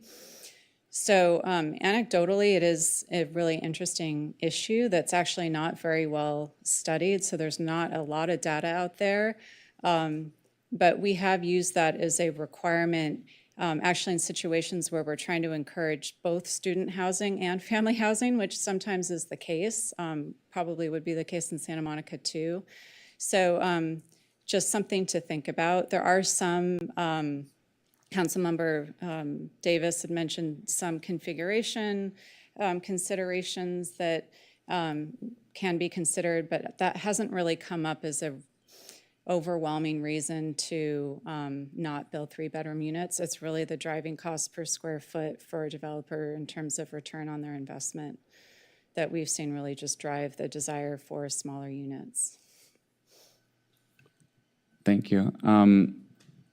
I guess my broader question is just, we're talking about designing a program that would be voluntary. And the only way we get any of these things is if people opt into it. And my understanding is these are a series of requirements that you guys have formulated in part through modeling and discussions with the community as to what might be feasible and might induce people to opt in versus have them do something else. So my only question or fear is, if we go around tinkering with this based on nothing but our own wishes and dreams, whether we're going to destabilize this carefully calibrated program that will actually lead to a bunch of things that we want. And I'm just sort of curious as to, there is a risk here, I guess is what I'm asking. Is there a risk that if we were to mess with these, that we wouldn't get anything? I mean, yeah, sure, there is. Which is why we're saying, this is not we didn't want this to hold up what you're actually required to do tonight, right? Which is to move forward on the phase 2 implementation. Certainly, if there is sort of not a consensus around this idea, I think we're very clearly hearing, some of the comments and the priorities and things you want us to look at. Like I said, yes, there is a risk, if you tinker with it or if you sort of push it too far, where it doesn't become a program that works, or is feasible from a developer's perspective. And so if there is a desire to tinker with it more and sort of moving pieces around or adding more commitments, that's where I think we would suggest that, we take in that input and sort of study it and come back, at a later date. Got it. I always want more of all of these things as well, but I guess it's just my instinct that this was a well-crafted proposal, and I think we should run with it, but that's me. Okay. Hi. That's the longest I've been quiet in my life. So what? Yeah, first, I'm going to make my comments. Thank you. So first, there used to be a rule, I'm sure it got waived a long time ago, but the 499 rule for water, after 499 units, you had to show that you had to provide your own water. Water supply assessment. That's gone now? 500, actually. No, it's SB 610, it's 500 units, and that's 500, sorry. Yes, and that's a requirement that if you're 500 units and over, you have to do a water supply assessment. If the water for that project has not been accounted for in our urban water management plan. And so because, we are our own water agency, the city does provide all of our housing projections to our water department or public works department. And so when they do their urban water management plan, they do take into account our upzoning, our land use element, and our zoning ordinance. So it is unlikely that we would be subject to this water supply assessment. But the law requirement. still is there. Yes, it is. Okay, thank you. Secondarily, we're talking a lot about public open space. And I've heard us talking a lot tonight about a 4-acre project or larger. And there's 4 projects within, can you give me the boundaries again? Because if people have been listening or watching, they've probably forgotten what the boundaries were. So can you give me the boundaries again? We have probably is this first one. Yeah, so the Bergamot area plan includes, I'll just point to the gray area. You can see the red dotted line, like that is the plan Right, area. so what are your blocks? Just a quick. Yeah, it's street Cloverfield, boundary. Cloverfield on the west, this is approximations, Cloverfield on the west, kind of like Centinela on the east, Colorado to the north, and Exposition to the south. That's roughly. And it's that does a not perfect include Yeah. the Bergamot Gallery area. It does. It is within the plan area. However, the effect of these standards that we're talking about, predominantly they apply to the whole plan area, but in terms of the potential for their use, it's primarily in the area north of Olympic, because the Art Center is a city-owned site that goes through sort of a pretty different process because it's a city-owned site. As residents have been worried about that, so I wanted to give just a second overview of showing the actual potential sites. You talked about there are 4 potential 4-acre or more sites. Oh, yeah. So I think the question was, how many sites exist? And those are all sites north of Olympic. Right, they are, well, do you know, Carrie, where they are? There's nothing, because of the train repair yard, et cetera, there's nothing that would further affect the Delaware, Virginia Avenue, et cetera, if you were not including Bergamot Station.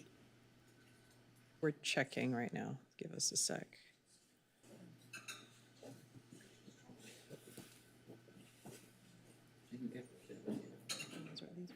Yeah. One's the art center, paper.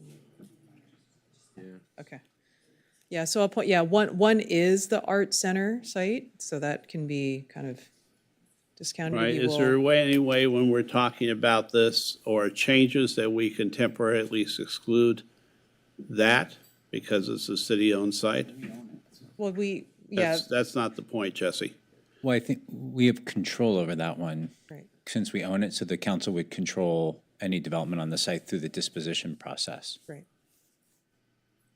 That's what we, yeah. I So- understand, but I'm concerned about the conglomeration of sites because Bergamot is over 4 acres. The concern being, I can hear residents in my ear saying, you're selling Bergamot down the river. I want to make sure we're not doing that right now. no, again, it's a city-owned site, so it's subject to the process by which we convey. So there would be a whether very through- open process for that Yes, regardless. Right, That's what I was getting to. There's nothing the council's doing in terms of committing any development pattern through the adoption Right. of this tonight on the Bergamot land. That's what I wanted to make sure. Thank Okay, you. yeah. Okay. I had a question for you. And by the way, yes, I would also support the 15-15 for 3-bedroom, 2 bedrooms. Okay. My other question was, we've had 1 or 2 instances before where we're talking about making sure we have more open space, and there have even been, in the old days, development agreements regarding open space that became public-private parks, something you would see in New York, other areas of the nation. We haven't necessarily done it really well, but Colorado Place Park would be an example that we could have done better by establishing firm opening, closing hours, et cetera. But we're talking about, in some cases, if we do a 4 or 5 acre spot, substantial open space. Why wouldn't we want to make that part of our public parks where it's privately owned? But the park rules to ensure that it's open, to ensure that the public really has access to it, we would establish our Santa Monica Park rules Yeah. to this private space.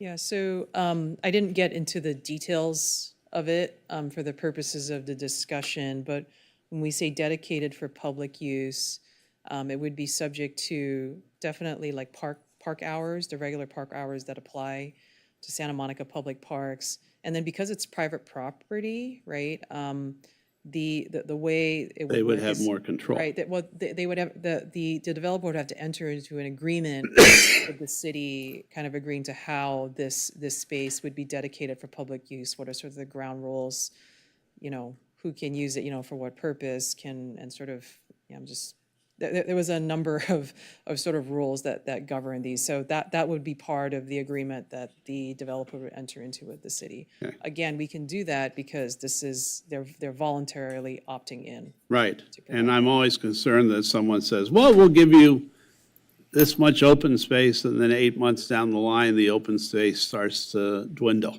Yeah. And so that we make sure that forevermore, this is dedicated open space, dedicated park space for the city, even though it's privately owned. Yeah, yeah, Okay, so that is something that could be affected. that could be, yes. Do we put that in if we go with the 4 acres or more, do we put that in? Well, What's it? Yeah, it's already in the changes. It's already in the ordinance that's before the Okay. council tonight, yeah. Okay. And lastly, for residents who are going to ask, because they've seen a couple of newspaper articles about a couple of potential developments in the area of New Road School in that area. I think between like Dolphin Preschool and New Roads. Tell me, are there any state limits on height at this Yeah. point, or is it just build, baby, build? Yeah, so the way state density bonus law works is that, as you know, there can be a bonus of up to 100%, of the base project.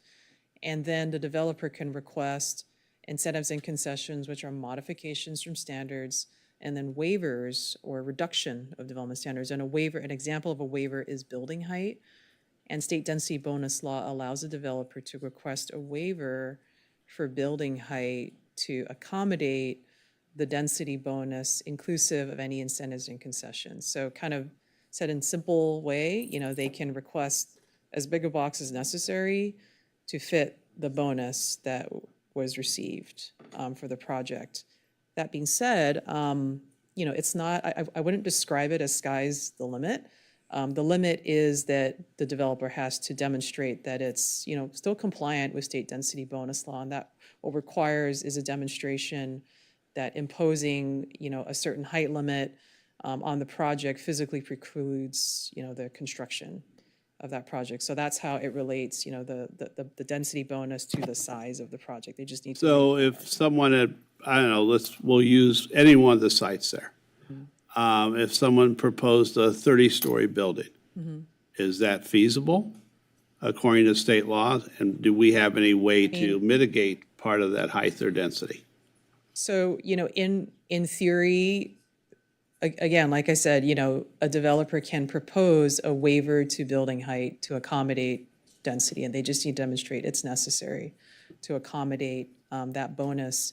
What we're talking about here, sort of, zooming out of that bigger picture, is that, to the extent that the city cannot deny those waiver requests if the developer can demonstrate that it's necessary to accommodate that bonus. How do they demonstrate it's necessary?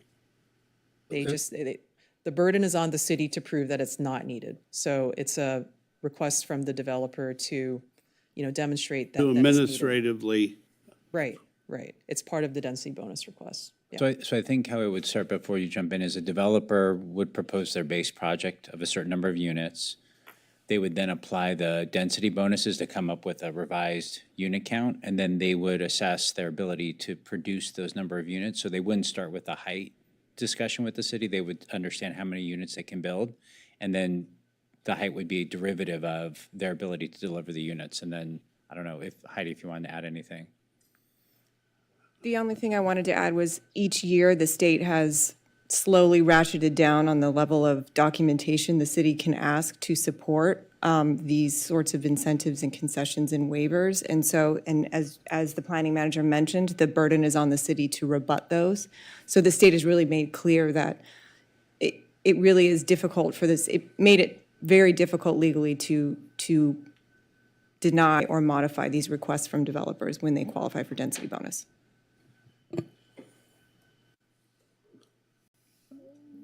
so 30-story building, for instance, is definitely feasible. It's preliminary proposals we've seen. I just want to be clear, we haven't received formal applications. for I'm that. not asking, I was trying to be ambiguous in terms of, Currently, I mean, to the extent we're seeing the preliminary, somebody thinks it's possible, right?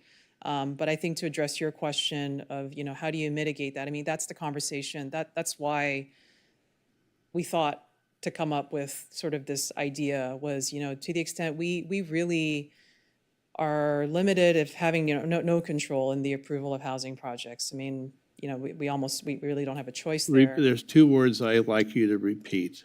A second ago, you said no control. Yeah. And that is the fact. That is a fact. I mean, that the state has ratcheted down such that, local control is slowly being eroded away. And when it comes to housing projects, cities are very much obligated to approve what is proposed. And so, in this new world, right, where development agreements are not a tool, the only leverage we have at this moment is our process threshold, right? And in thinking about how do we get the things that we want, again, coming back to, how do we achieve this vision, and knowing that these projects are going to be proposed anyways, right?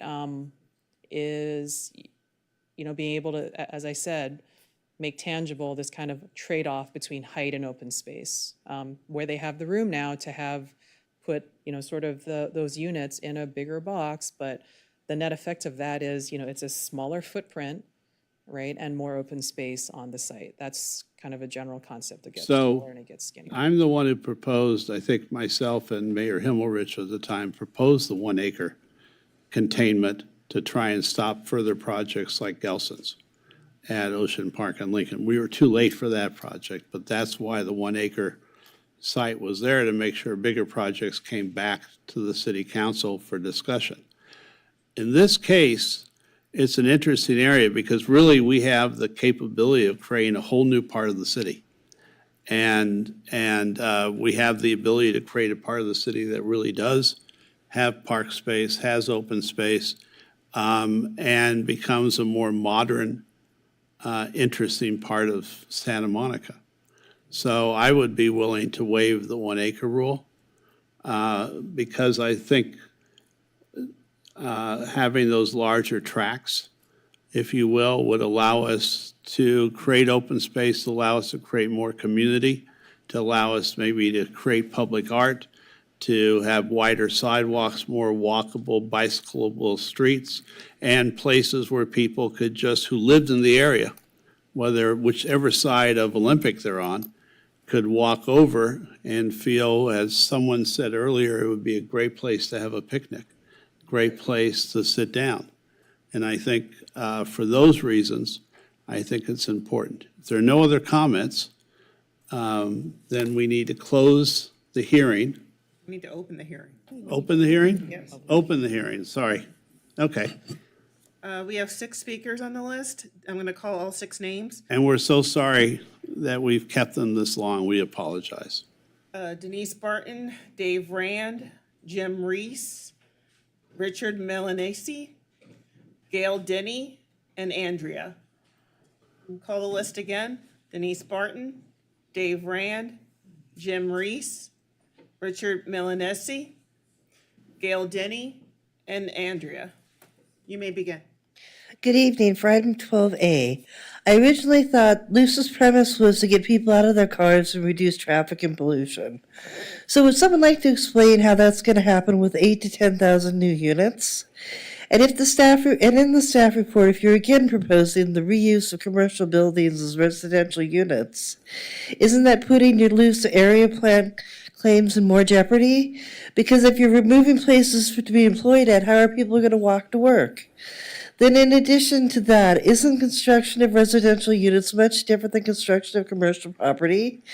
So might it not be as easy or inexpensive as you're trying to make it seem? But what am I saying? You've approved multiple oversized buildings along earthquake faults, showing again that neither you nor city staff really care about the people, only about more units with minimal or no affordable housing, right? One might also wonder if Los Angeles is ranked #1 in cities that will fall in 2024. Considering the financial mismanagement of this city, I'm sure it's not far behind.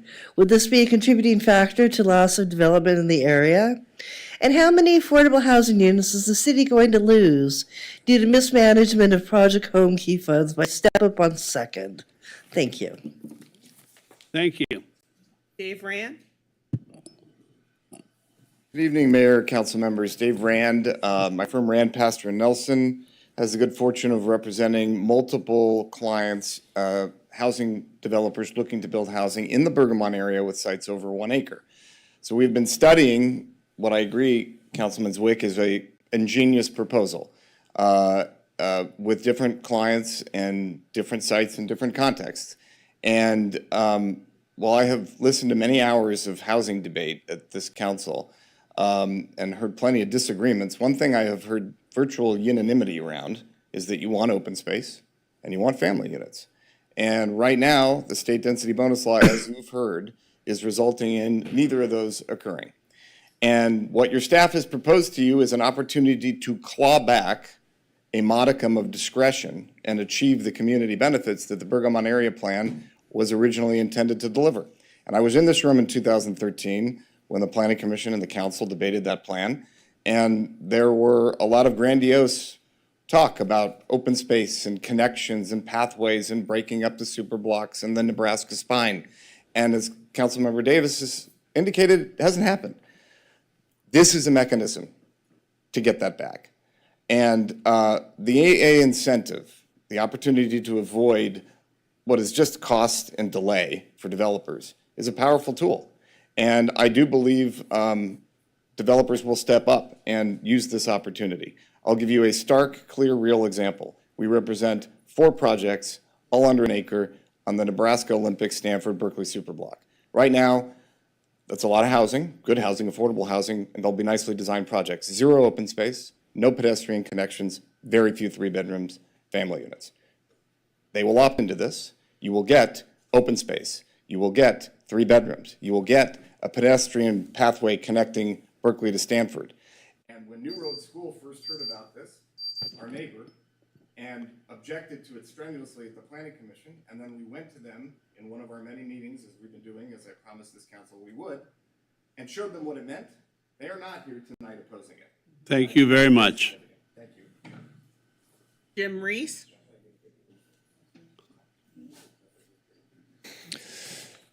Good evening, Mayor and City Council. Jim Reese with the Planning Commission here representing the commission and their recommendations to you on the housing element. We do support the Phase 2 implementation and urge you to approve this tonight with some of the changes that we've talked about.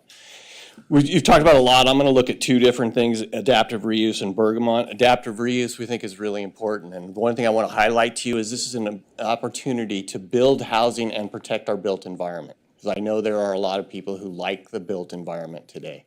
We have a dearth of office space that is not being used. Let's try to create something useful out of it through the adaptive reuse. It requires incentives. Staff has highlighted the incentives. I love the fact that staff has said, look, let's put these incentives out there. If they're not working in 2 years, let's be willing to tweak them. City of LA has come out with economic studies that say the best projects for adaptive reuse aren't really feasible. That's the best buildings. And we might or might not have the best buildings. So it's very difficult to do them. So then turn my attention to Bergamot Area Plan. Bergamot Area Plan, we are very supportive of all the objective design standards. We think that's really important in this new environment of development. We think this is incredibly important because we're near transit, we're near jobs, we can get that walkability, as Ms. Barton just talked about. But what we haven't talked about tonight is there's limited displacement, almost no displacement. We can build housing there without people losing their properties. Again, who doesn't want open space? Who doesn't want the paseos? Sidewalks are critically important. Our sidewalks in this city are poor. So let's figure out ways where we can get this. And we're in this environment where developers can wave their way out of anything. This is our only ability to claw back some of the things that we wanted. So if family units are important, if open space is important to us, walkability is important to us, I would urge you. You're speaking for the Planning Commission, correct? So you have extra minutes. Keep going if you want. So again, I urge you to look at this very seriously, this implementation. It doesn't have to be done tonight, but you just heard from one of the major attorneys, one of the attorneys who has access to clients with property in this area. They're very interested. That's the true test if these people are going to be doing that. I don't know that I want to have I don't think I have any other comments right now, but I'm available to any questions you have. I want to thank staff for all their hard work. This has been in a very difficult 2 years for them, for all of us in this environment. And actually, there are certain things where we had differences. And again, I hear tonight there's some support for the taking the cap off the acres. We think that's really important. There's no reason to leave anything on the table that we can't get some benefit out of. We're concerned about, there's a Goldilocks principle. And I would urge us to be careful about all of these things, whether it's family housing or what we're talking about, an open space. If you have an acre and a half lot, and now the staff wants us to put 14% open space, developer might not think that's a good idea. What they want to do is, okay, instead I'm just going to go through the process where I have to go to a hearing, and I'm going to waive myself out of it. And I really would like to urge us to get away from these hearings, because these hearings are false hope, I think. I think community members think they can show up at these hearings and really change the way a project looks. But that's just not the way that's not the way that things work in the state right now.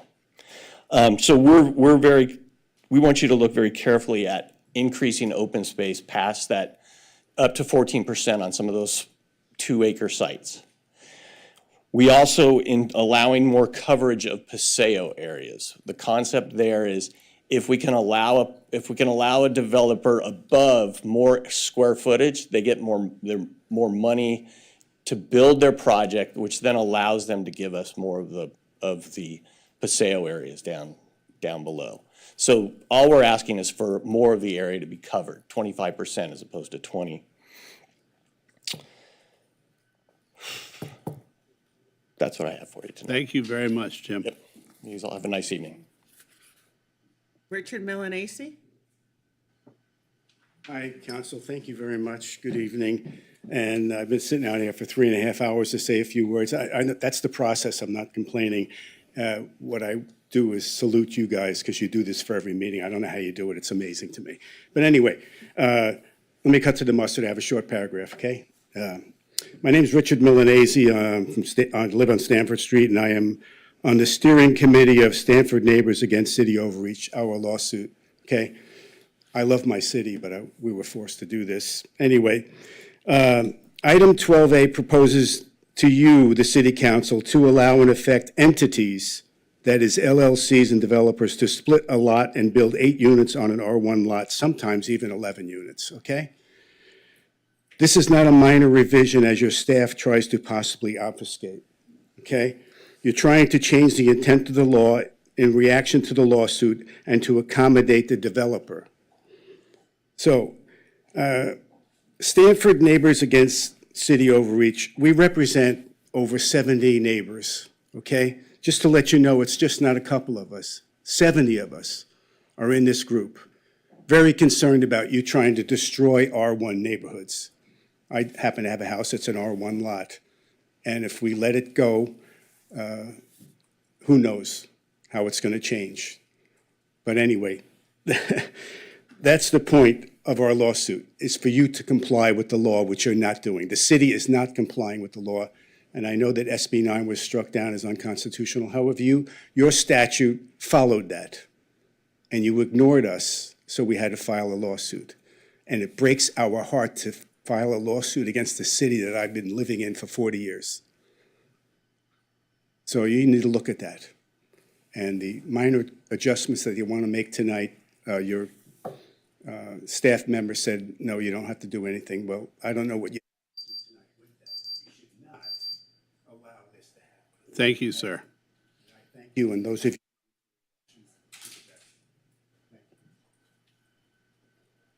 Gail Denny? Yes, good evening, Mr. Mayor, City Council. Thank you for this opportunity to speak. And yes, it's been a long 3 hours, but thank you. I am a resident of Stanford Street also for 30 years. And I'm very disappointed that we, SNACO, Stanford Neighbours Against City Overreach, as a neighbourhood had to file a lawsuit against the city because you did not comply with the law. Something we'd never think of doing, but we were forced to do.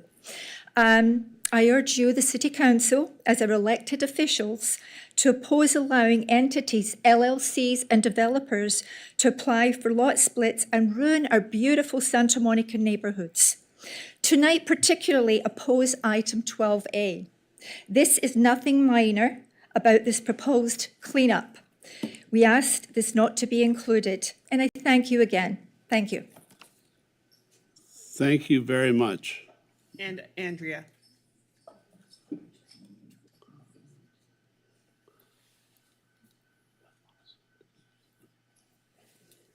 Thank you again for allowing me the opportunity to speak. My name is Andrew McPherson. I'm a resident of Santa Monica. Now, if the motion is approved, these are my ideas. Building module, a building module for each location should be constructed, leading to something that we all want. I think the program might be a great idea, and it would be helpful to have updated data and statistics on the success rates of each program every 6 months, showing real stories of many people and surveys for those who are a part of the program. I believe to provide functional, well-crafted finishing products, we need to work along with the unhoused with their input to show a functional, acceptable finishing product. Maybe a virtual website to provide input. For substantial, structured, and sustainable services, we need those who are unhoused to gain self-effectiveness by allowing daily outreach programs within the facilities like CBOs and many other organizations to come and talk to those who are a part of the program, giving them direct eye-to-eye communication. I'm sorry, I'm trying to talk fast, which allows people to join and to stay focused, learning about beneficial, life-changing, life-saving resources from a more personal perspective. Also, to provide incentive programs for the unhoused. I believe an example of having positive incentives to those who are unhoused are programs they can have basically within the facilities to stay clean for a week, or having helping the staff and doing things like that and giving them a ticket. 25 tickets can get them a chair, a book bag, a $25 food card, whatever the case may be, to make it so that we have a positive. Thank you very much. That concludes the public hearing for tonight.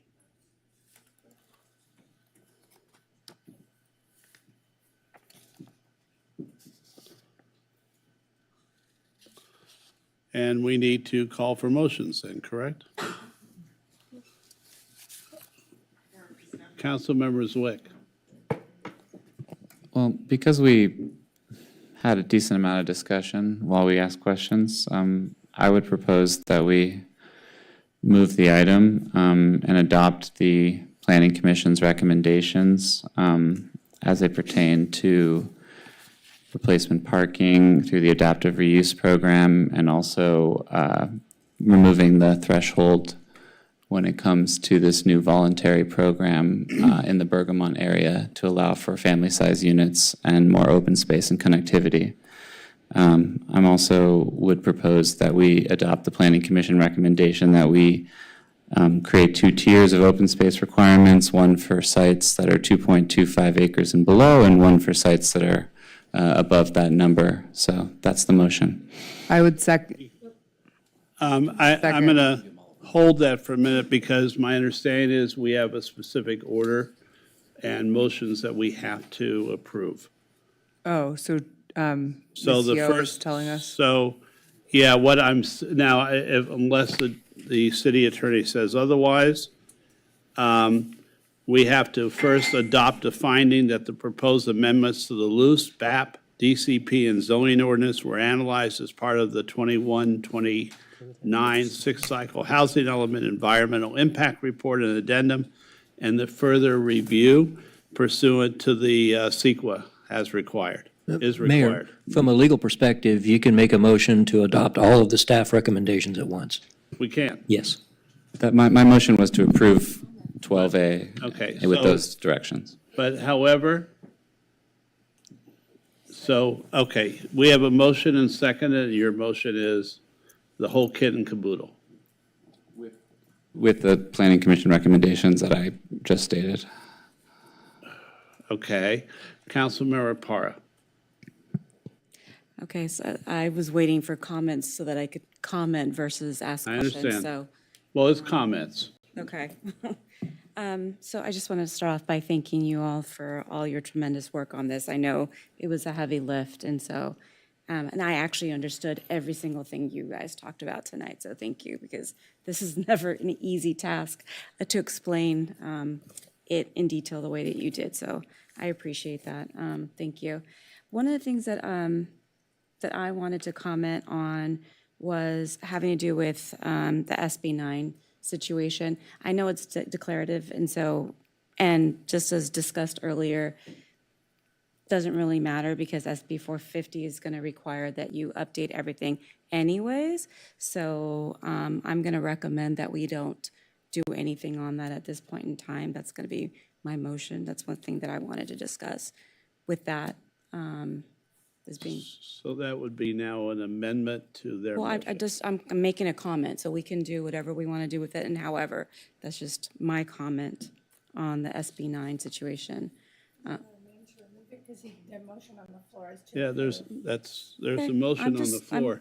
that's So it'd be a fine. friendly amendment Sure. or a substitute motion? I'm still commenting though, so I don't know what you guys want me So to, how do you hold- guys want me to do this? Keep going. And then there was some other comments on, and this is actually a question now, because there was comments that were made by the Planning Commission and then recommendations by planning in terms of for example, the fences, right? And so I know that Councilmember Zwick just said that that he wanted to move everything that the Planning Commission. Not that portion, I didn't mention the fences. Okay, so then we're not, so that was my question right now. So are we moving everything? Because you I said can restate it. everything. No, I can restate it. 'Cause that's what No, that's what I was said- confused about. I can restate it if you'd like. Sure. So that's why I think that we need to go item per item, because there are things that the Planning Commission recommended that Planning Department recommended otherwise, that I was more inclined to go with what Planning Department. Should I restate the motion? Mayor? Of course you can. but Okay. I would It agree. wasn't to adopt all of the Planning Commission's recommendations. It was to move the item recommended by staff with the modifications from planning in 2 areas. One of which had to do with the replacement parking and the adaptive reuse ordinance. The other having to do with the voluntary program in the Bergamot area. First of all, enacting it. Second of all, removing the 3-acre cap therein. And third, creating 2 standards for the open space requirement within that voluntary program. One for properties that are 2.25 acres and below, one for those that are larger than that, as proposed by the Planning Commission. Those are the only changes that the Planning Commission recommended that I would move that we adopt as well. Okay, well, and planning, okay, presented. And for the 2.25, but it was Planning Department's recommendation to not go with the 2.25. It was the 14% only, as well as supported by the modeling conducted by ECOM, correct? Okay. Okay, all right, so that clarifies that for me. Okay, I think I'm All right, good. so I've just, So I'm going to reject their motion, so. so you're doing a substitute motion. Well, how do you want to do this? Because That's what I'm very trying to figure confused. out. Yeah. I am too. So as much as Jesse, I know it would be good to do the whole thing at once. We just went through 2 hours of this. It may be better to quickly focus on each area that planning wants us to focus on and then go from there. I know it'll take an extra 10 minutes, but I think most of these things shouldn't have tremendous discussion since we've already discussed most of this. So it's up to you. I mean, if you and the seconder want to withdraw it, we could go the other way. Or it'll be I can smell it'll be a whole bunch of substitute motions and non-friendly amendments, huh? Yeah, no. So can we hold that motion for right now and just do it per section that they want us to do?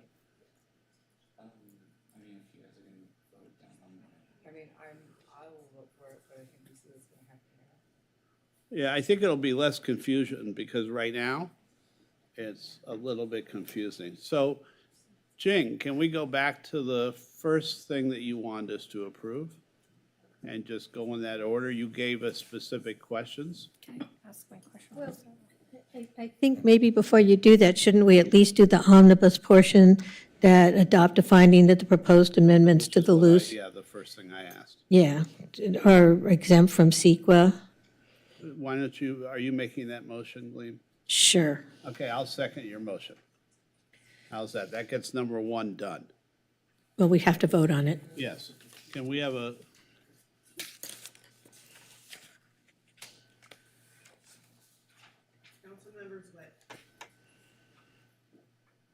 Councilmembers Witt? We're just voting on the CEQA exemption? Yep. Yes. Okay, yes. Councilmember Parr? Yes. Councilmember Davis? Yes. Mayor Pro Tem Negrete? Yes. Councilmember Torres? Yes. Councilmember De La Torre? Yes. Mayor Brock? Yes. Okay, so that's passed. What's the next step? Further Did I just resolution? lose you, city attorney? It- Okay. The next motion would be for the call for the resolution amending the text of the land use and circulation element of the general plan for consistency with the goals, policies, and programs set forth in the sixth cycle 2021-2029 housing element and making other minor changes, corrections, and clarifications. And I think we can also adopt a resolution amending the text of the Bergamot. Well, the problem is that we don't know what the amendments are yet. Well, these numbers are not corresponding to those questions. We can go through these numbers and adopt each one, but that's not going to do what you're asking. Okay, what do you want us to do next? So this is the staff recommendation. Yeah, yeah.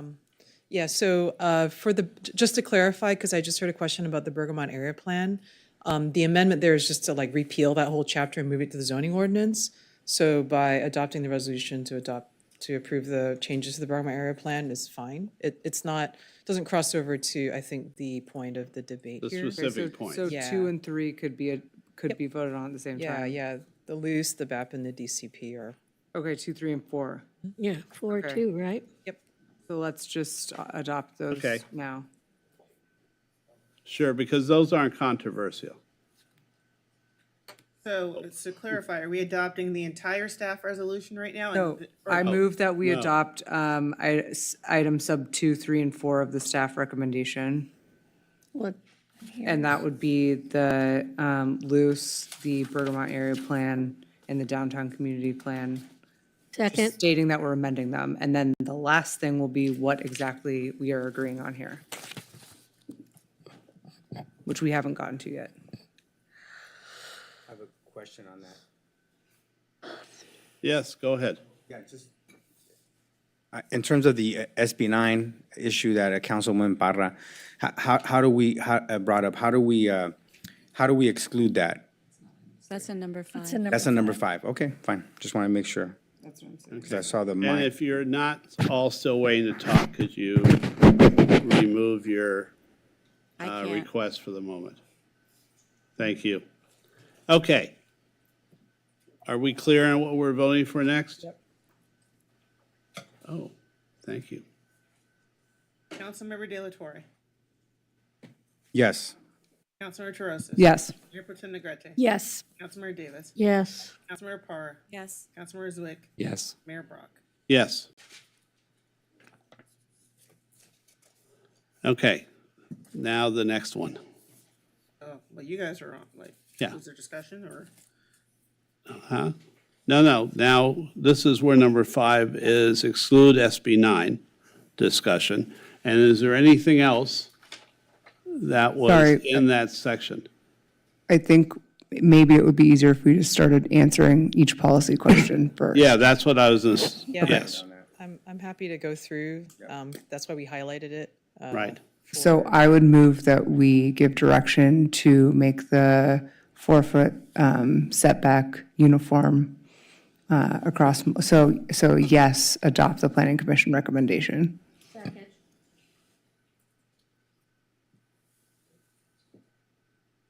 Are we voting or just? Is there any discussion on this? See, no discussion? I would Let's just take a call vote this- then. Yeah, straw poll. Great. Okay, I'm sorry, first by Teresa, You're second raising by. your hand. I don't know. It's not a motion, but we're giving hold that hold on 1 minute then. Hold on, there's still confusion. Councilmember TeRosa's? We've, I just heard straw poll, so I raised my hand. she suggested something, no one objected. We're moving to the next one. next one, because I think we're going to adopt all of this at the same time. Right. Okay, so that one's fine. Everyone's happy? Just to clarify for everybody, what we're going through is like, there's a number of questions here. You get one vote on an ordinance, right? So the straw poll idea is like, if you have 4 to move forward in these small sections, then it's either in or out. Make sense? Okay, so this is that question, and now into the parking question on adaptive reuse. So this piece here, this was about whether retaining, 50% of the existing parking serving an existing use. And we were going to add to that by saying if it was not a transit-oriented area. So basically, I think if what I heard correctly was to require maintaining the 50% rule. in areas that are outside of the half mile from a major transit stop. Yes. Okay. I can agree to that, although I think we already heard how expensive adaptive reuse is, so making it as easy as possible would make sense to me, but if that's the consensus, I can. Apparently, they already put Yeah, the I can parking. proceed as is. Great. That's true. They can come back in 2 years. Okay, we're good on that one? Next one then. Okay. Then we are into the Bergamot area plan. And to here, so this was the question around fences, around private outdoor areas associated with residential uses on the ground floor. What was presented was this 5 foot with a 50% visual transparency. The commission's recommendation was to reduce that to 4.5 feet with no So transparency. I support what was presented to the commission. As do I. Do you mean staff? No. Presented by staff to the commission. Okay, yeah, likewise. Project on the left. Yeah, likewise. Anyone have any objections to that? Okay, we're good on that. Next. That's the acres. Next one is, has to do with the eligibility for the special program. Really, the question is about, should there be an upper limit? Councilmember Delatorre has a question? Or a statement? Yeah, what I want to encourage or have 15% family-sized units, not 10%. You said that, Treasurer. That's not the same one. This is That's the next one, okay. This is the cap. Okay, no. On whether we keep 1 acre, expand to 3 acres, expand to 4 acres, or what the hell, just whatever you want to do. I say remove the cap. Yeah, no cap, probably makes sense. No cap. It's not a question of what you want to do, it's just who is eligible for the program, Right, which seems great. But, so everyone, It means they have consensus to build is, outdoor. No cap, right? yeah, because you have to have the outdoor area, so no cap. Yeah, no cap, no cap. So no cap, okay. And then the next one is this one. So, what should be the ground level open space requirement? Is it 14% of the parcel area, or is the planning commission's recommendation you see here was a more nuanced approach, kind of a tiered system? 1 acre to 2.25 acres is 12%, and then greater than 2.25 acres would be 14%. I'm for the presented to commission, Same. 14% of parcel area. Same. Support the planning commission. Okay, so there's Planning one. commission. I support. I think that incentivizing people to participate in the program by creating this tiered approach would be better, but it sounds like we're not going to have the votes for the planning commission recommendation. Okay, so, right, anyone else? Okay, so you have an answer there. Next. The next one had to do. This is, how much ground level open space can be covered by an enclosed building. Again, this is within the construct of the special program. Is it, the 20%, which is the kind of standard requirement, or is there an interest in increasing that to 25% as long as there is a minimum height clearance of 20 feet? I'm presented to commission. Yeah. But is there any, Yeah, I would support the planning commission. no, not planning commission, presented by staff. But he's saying. Versus Yeah. planning commission. I support the planning Got it. commission. I understand. So I'm supporting the staff The highlighted recommendation. one in purple. Any objections? Major? Jesse has an objection. Anyone else? So it still passes? Real open space. Enclosed open space. We answered that question already. And then I think it's back to then, you wanted, I heard unit mix, 15%. 15 and 15 is my view. 15% 3 bedrooms. And then, That's not onerous. And I would just say that in hearing from the consultant and the commenters today, I'm just a little bit concerned that we are changing up like the minimum requirements and could be making this slightly more difficult if we're hearing that there is not as much demand for these 3, but that's not what you're saying. No, she Okay. was saying there was huge demand in some areas, especially for condos. Okay, so it would be, okay, well, these aren't, well, we don't know what these are gonna be, but we would be, would the staff be okay with the 15% right now today? I think, it's something that we can try. It's, yeah, I think we're okay with it. It's kind of a Okay. to it. Well, can we Can I do a comment on thing? this? Yeah. I mean, I think there has been some concern. Again, we go back, it's sort of like inclusionary requirements, right? 15% of 0 is 0. So if we do 15% and you come back and people go, I just can't do it. Yeah. You'll come back to us and say, they can can't do it. always- We're not going to get You anything. can always adjust the program if it's Right. not. Because this is a voluntary program. But what are we agreeing to right now? Because I'm just worried. 15% 2-bedroom, 15% 3-bedroom. No, I understand that, but I'm saying that's now going to be the law because then like, I mean, or are we just saying we're going to float that and then come back or something? Because to me, like coming up with a set of standards here that no one chooses and then having to change it in 2 years is not a great option. But for me, I would look at when we changed the rules downtown, we lowered the threshold for affordable housing. I really wish we hadn't. I think we would have still got the affordable housing, and we would have got more of it. I think we've been destined to be mostly inclusionary, and I'd like us to really talk about, even if it gets rented by 3 students today, 4 years from now, it may be a family. And I think we have to plan that we want family housing in the city. Our school district deserves family housing. We have a great school district, but we're not getting the amount of kids in we need. And I'd like to see us grow more family housing in the city. I think that's essential. So I want to stick to the 15-15. Okay, I'm fine to try that. Anyone else besides Jesse or Gleam?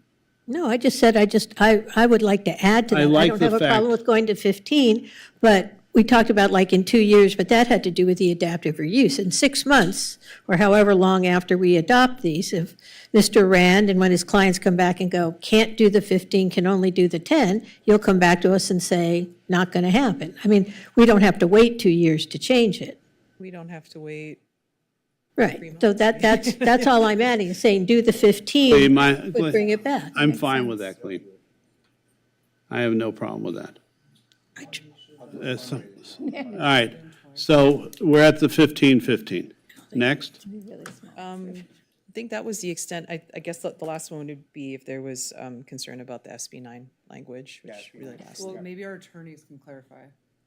Yeah, council, if you have concerns about the SB 9 portion of that tonight, you can exclude that from this discussion, come back with that later, and Heidi can provide some more specific language on that if you'd like. That would be great. Please do that.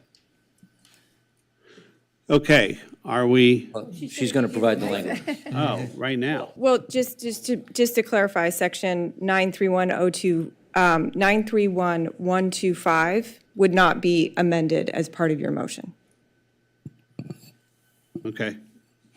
But can I just make it clear that with the passage of SB 450, you're going to have to bring all that back anyway, because, for example, SB 450 solves the issue that was raised in the litigation around SB 9. Not the litigation these people were talking about, but the more general litigation brought by various cities trying to declare it unconstitutional. Correct. Right. Got it. Okay. Is that it? That's it. We did it. Well, you need Now we have to move a final. Well, we already have a motion on the floor.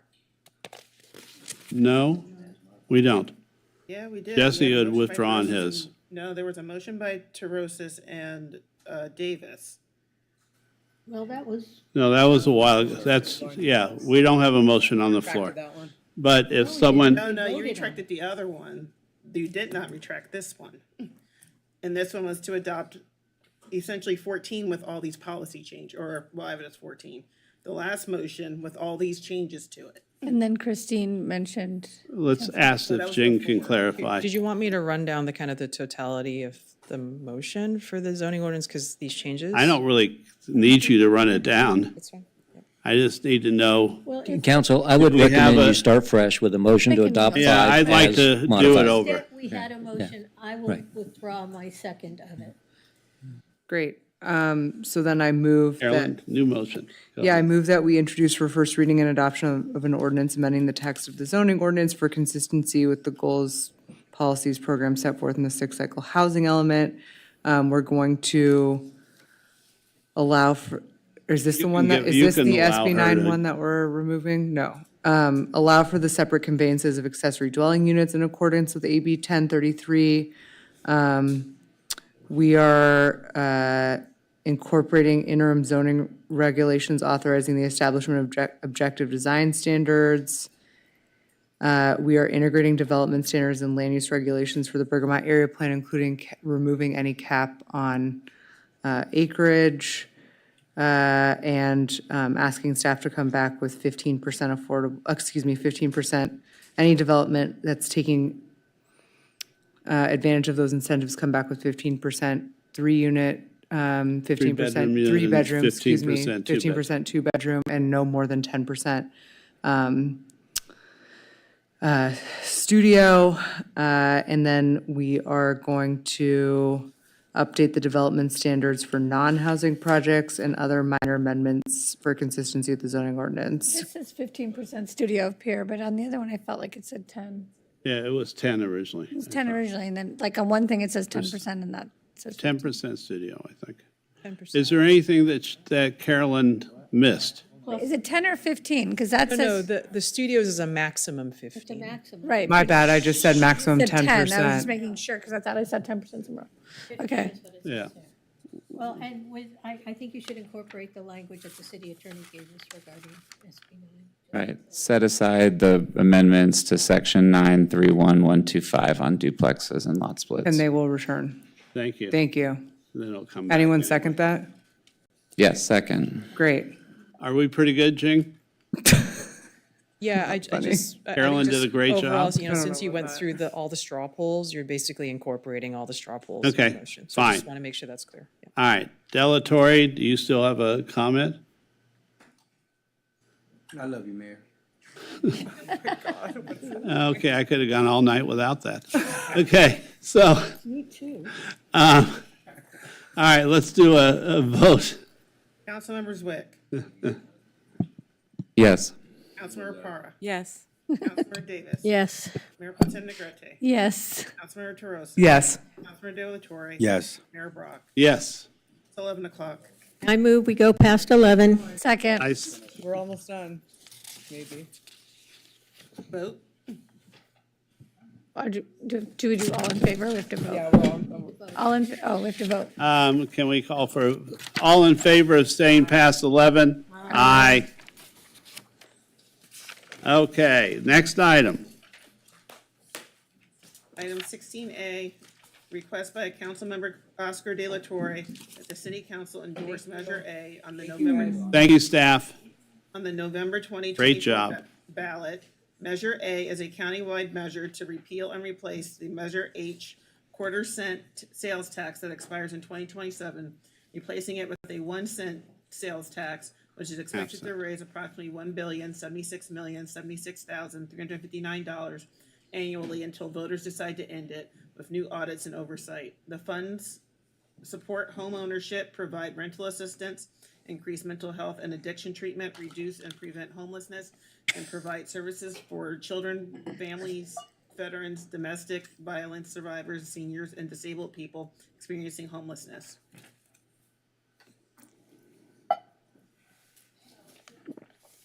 Councilman? Yes, okay, so I think there was a long explanation in the item, but I want to point a couple of things that weren't mentioned. I know that there's, well, number one, Measure H will expire in 2027, right? And so we can't wait. I mean, we have, homelessness is the major crisis that we're facing. We need to allow, people that are on the ground doing this work to plan, to have the resources to make that happen. And this will get us there. This is a better program than Measure H.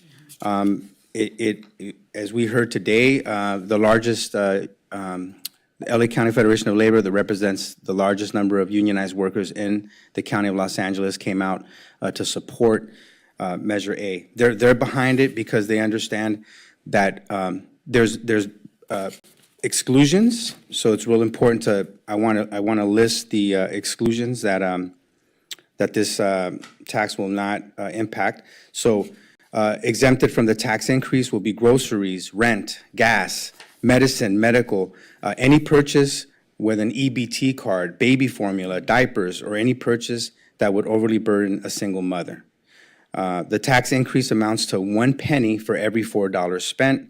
The lowest paid members in organized labor are not thrilled about it, but they're okay with it and understand why they need to do this. The jobs that will be created from the housing, that's going to be, that's very important with this measure, is that housing will be created. And for those larger projects, I think over 40 units or more, they will include project labor agreements, which ensures that unionized workers will have those construction jobs. We understand that, employment, self-sufficiency, that's another way to combat homelessness. So it's on both ends, from the construction of the housing, ensuring that there's, living wages with those workers that will construct that housing, and also the housing that's created that will be available to a very low income individuals in our county suffering from homelessness.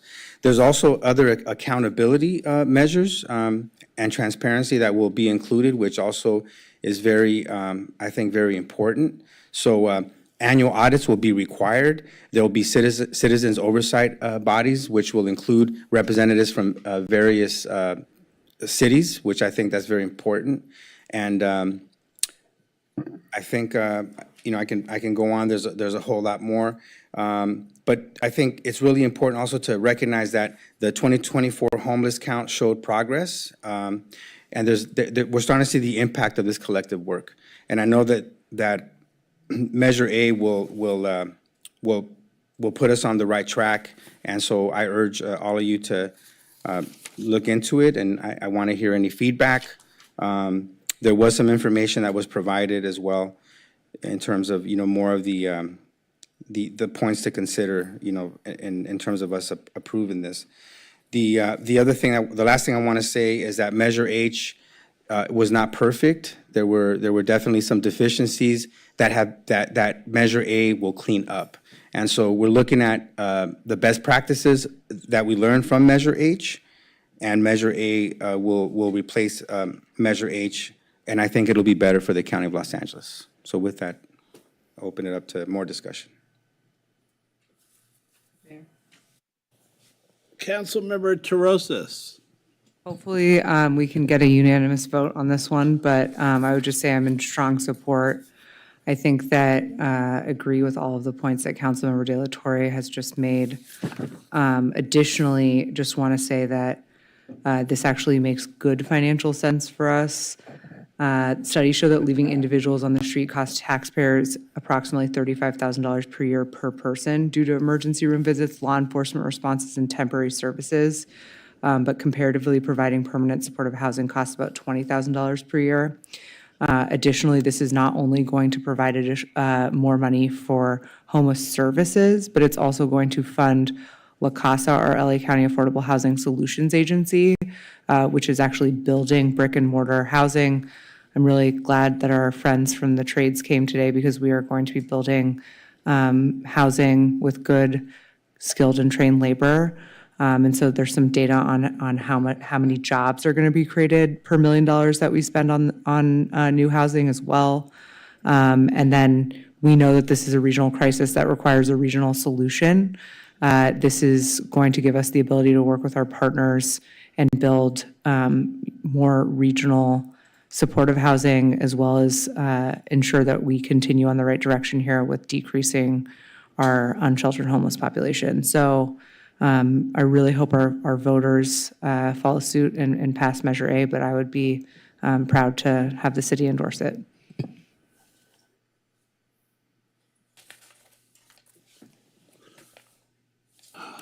Any comments by anybody? So, what'd you say? Okay, I'm going to make a couple of comments.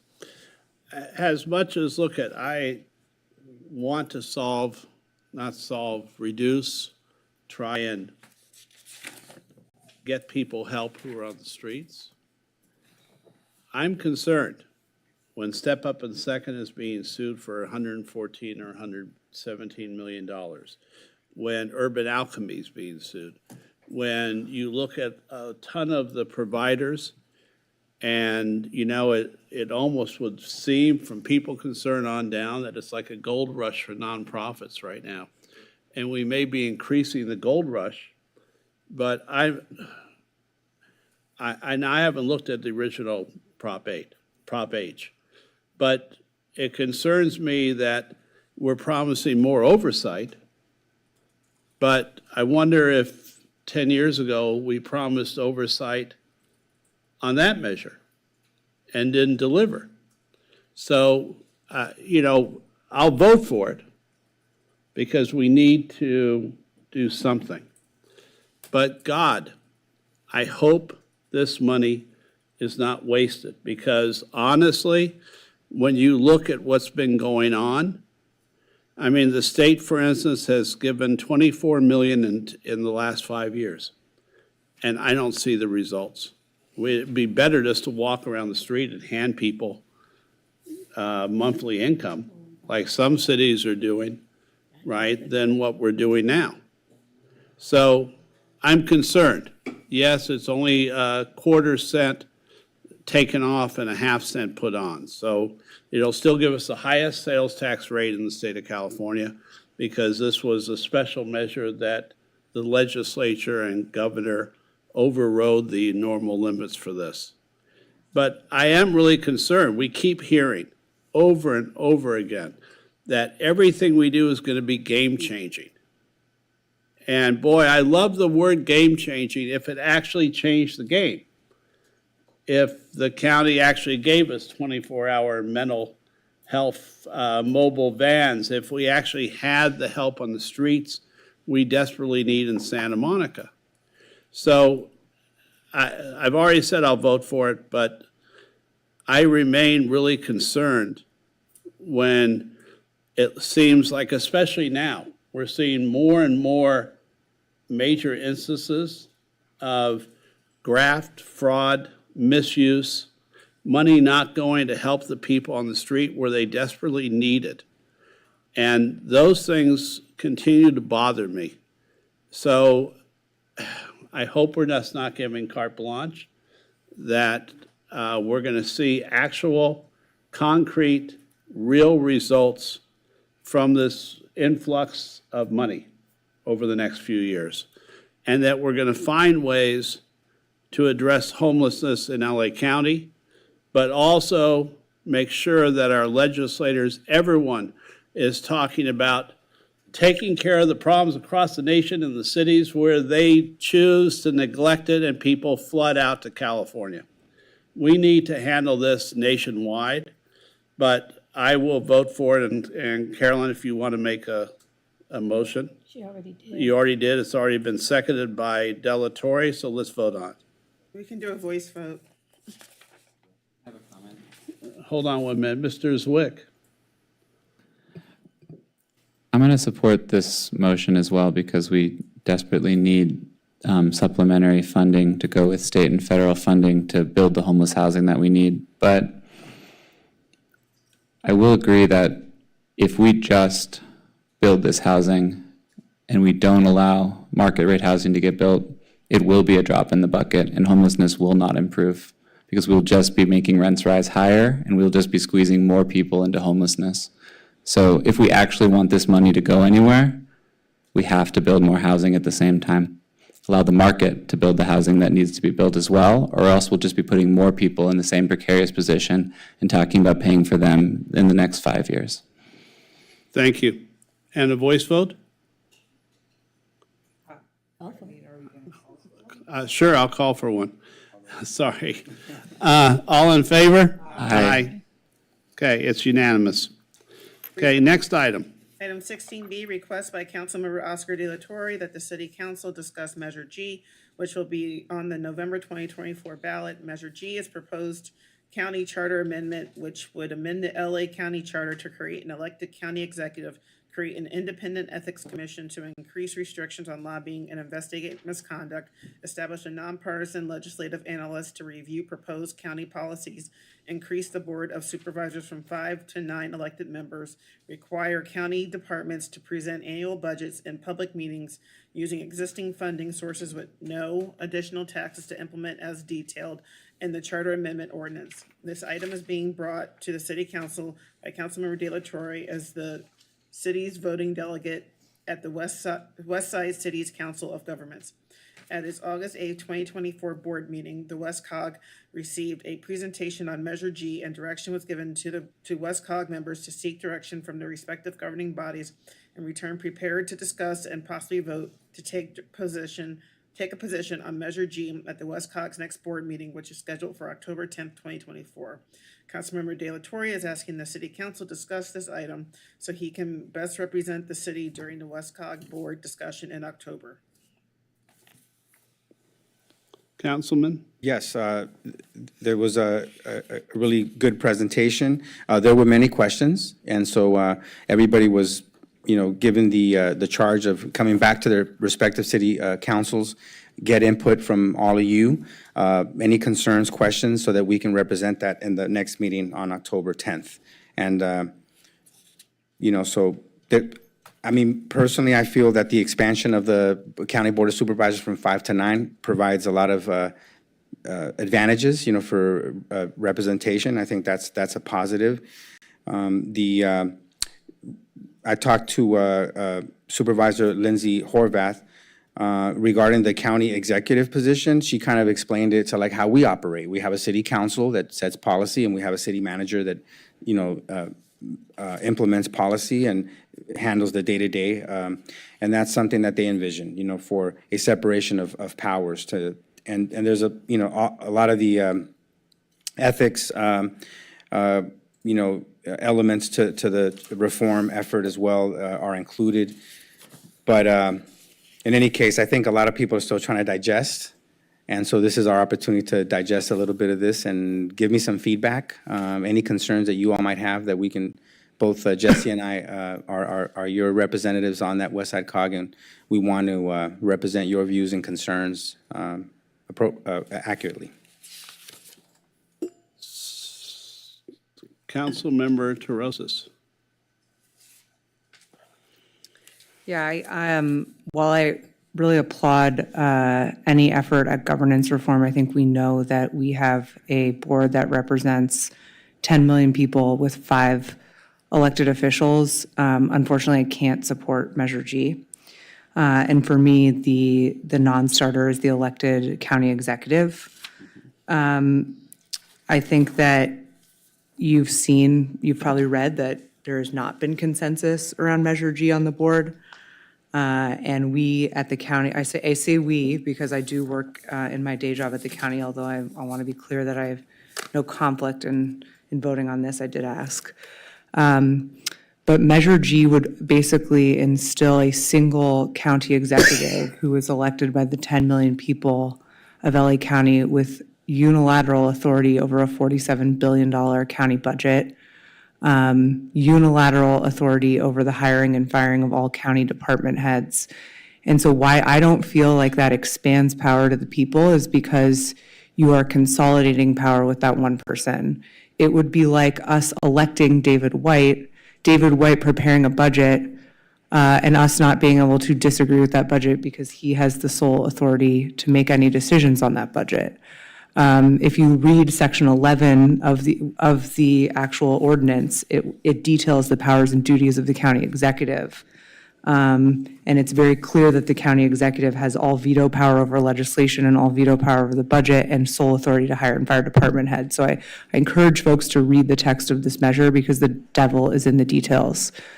I also think it's really important that we have a deliberative community-led process to determine how many folks we expand the board to. I'm not even clear that 9 people is enough to represent 10 million people. And of course, as we all know, there is no budget for any of these positions. So it's basically like paying for more elected officials. Each supervisor makes about $280,000 alone. The CEO makes upwards of $450,000, and all of these folks have staff, right? So we are buying new elected officials and paying for it with county services, and that deeply concerns me. I think that if we care about transparency, if we care about co-governance, if we care about bringing community into the decision-making process, the way to do it would be to involve the community in these discussions, and this initiative was rushed and quite frankly doesn't go into effect until 2028 at the earliest, so I still think we have time to get this right. I'm happy to talk more about this. I'm sure you know I've worked on this in my professional capacity, and so I can't support it at this time. Councilmember Davis. Thanks. Well, first of all, I do want to thank Supervisor Horvath and others who are really thinking about improving governance. And the bulk of this proposal, I think, really does. I do think we need to expand the Board of Supervisors. I mean, just for comparison, the average congressperson represents a heck of a lot fewer than 2 million people. And I think some of them would like to represent even fewer people.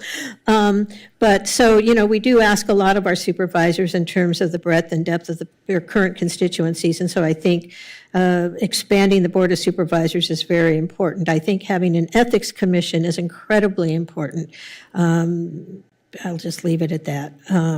Because I think people know where I stand about that. I think having a legislative analyst to review proposed county policies is important. We see how that works, you know, at the state level. But much like Councilmember Terosas, my primary concern with this has to do with the elected county executive. And as Councilmember De La Torre said, Supervisor Horvath said, well, it's sort of like the city of Santa Monica. You have the city council and then you have the city manager. And with all due respect to anyone who might want to run for the position, I cannot imagine electing a city manager. That is an incredibly difficult job that requires a very specific set of skills. And the idea that someone could run for that would have none of those skills, but either self-fund, as many people do, or just be a very popular human being, sort of like when Arnold Schwarzenegger became governor.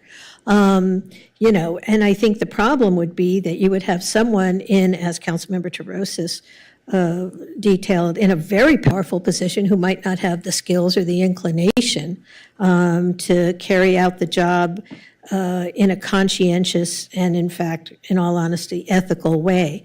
So I'm very concerned about having an elected county executive, especially since there's not even term limits, as I understand it, within the proposal. So it's very difficult for me to support this with that particular provision, but all the other provisions of it, I think, you know, make perfect sense. But unfortunately, this is not, we're not having a pick one from column A, pick one from column B opportunity. As Councilmember Terosas points out, this was sort of presented as a package. So for what it's worth, my feedback would be that perhaps we pass on it at this point in time and bring it back and rethink, in particular, from my perspective, the elected county executive provision. Councilmember, Vice Mayor Negrete. Well, it's late and this is the last item and everyone has said all the points. I just want to agree that for the same reasons that were just stated, I would not be supporting it either for the same reasons. And I also just want to point out that I think it does dilute some of the minority groups that are being represented, and that's something that needs to be looked at as well. I would, I'm pretty much going to agree. And if David White was going to run, he'd have to shave his beard in order to win. So, look at, and I would agree with Councilmember Torosis. I'm not even sure 9's enough, to be honest with you. That's still a huge amount of people to represent in each district. And hell, the county supervisors at least have districts. So the county CEO, I don't really understand the point of electing someone who would be independent, theoretically have as much power or more power than the supervisors. So now you're really electing 10 people. And I don't think that's doing the purpose. Ethics Commission, great. Director of Budget and Management, legislative analyst may be a good thing. I don't have a problem with that. But, and since I just heard also that the county CEO would have no term limits either. And yeah, it could become a popularity contest. Here, let's look at our really conservative city to the south. They elect their city attorney in Huntington Beach. So that city attorney he launches lawsuits just to make sure he gets reelected. And they don't have to have meaning, and they don't really have to have any common sense behind them. He can just sue because that makes him more popular. I don't want the county to be that way. And so my answer would be, again, no, but bring it back in 2026 as a reasoned measure that's not last minute, that we can get the supervisors behind and make sure that we're really looking at what makes a good county supervisor in terms of how many people they have to govern. Because we know our county supervisors govern areas that are bigger than several of the states. So this is an important decision. I will not favor this. Can I just make a point that the Ethics Commission does not require a charter amendment, and the board can be has done actually anyway. moved forward and continued moving forward even today at our meeting with establishing that. Okay. And with that, you don't need to vote on that. You've already heard our wishes. And I believe we are done. No, we're not. We have one more item. No, we aren't done. 16C. Yeah, that was. I want to get invited. I can do Thank it you. quick. Yes. Item I'm 16C, tired tonight. request by Vice Mayor 16C, Lana go ahead. Negrete and Councilmember Christine Parr that the city council allocate up to $2,500 from the council discretionary fund to pay for programming at Roll at Santa Monica through its scheduled closure on October 14th, 2024. Yes, sorry we did not bring this earlier, but there was very limited funding to program Roll through DTSM. They had the funding to put it together and did a couple of events. Jeremy, who works with DTSM, actually, took money out of his own pocket to put some of the events on. So as it wraps up with these last few weekends and weeks, they just want to be able to really get people to get excited about coming and engage with families, and between entertainment, food, or whatnot, whatever they decide to do, I'm not sure what it is. And it's up to $2,500, so they may not use all of it, but it would be nice to see them be able to program the last few days that we have left of the roller skating rink. Anybody opposed to that? When is it until? Till October 14th, so it's got like 3 more weeks left. You just have to make a motion because it's. I'd like to make a motion that we approve the $2,500 for roll, up to $2,500 for the Do we have roll. a second? We have a motion From discretionary funds. by the Vice Mayor. Councilmember Parra is seconded. Is there any discussion? Seeing no discussion, let's vote on this. Councilmember De La Torre, Yes. Councilmember Torosis, Yes. Mayor Pro Tem Negrete, Yes. Councilmember Davis. Yes. Councilmember Parr, Yes. Councilmember Zwick, Yes. Mayor Brock. Yes. And with that, this meeting is adjourned. We'll see you next month. Thank you. Oh, come on, can we talk for 14 more minutes so we can get into?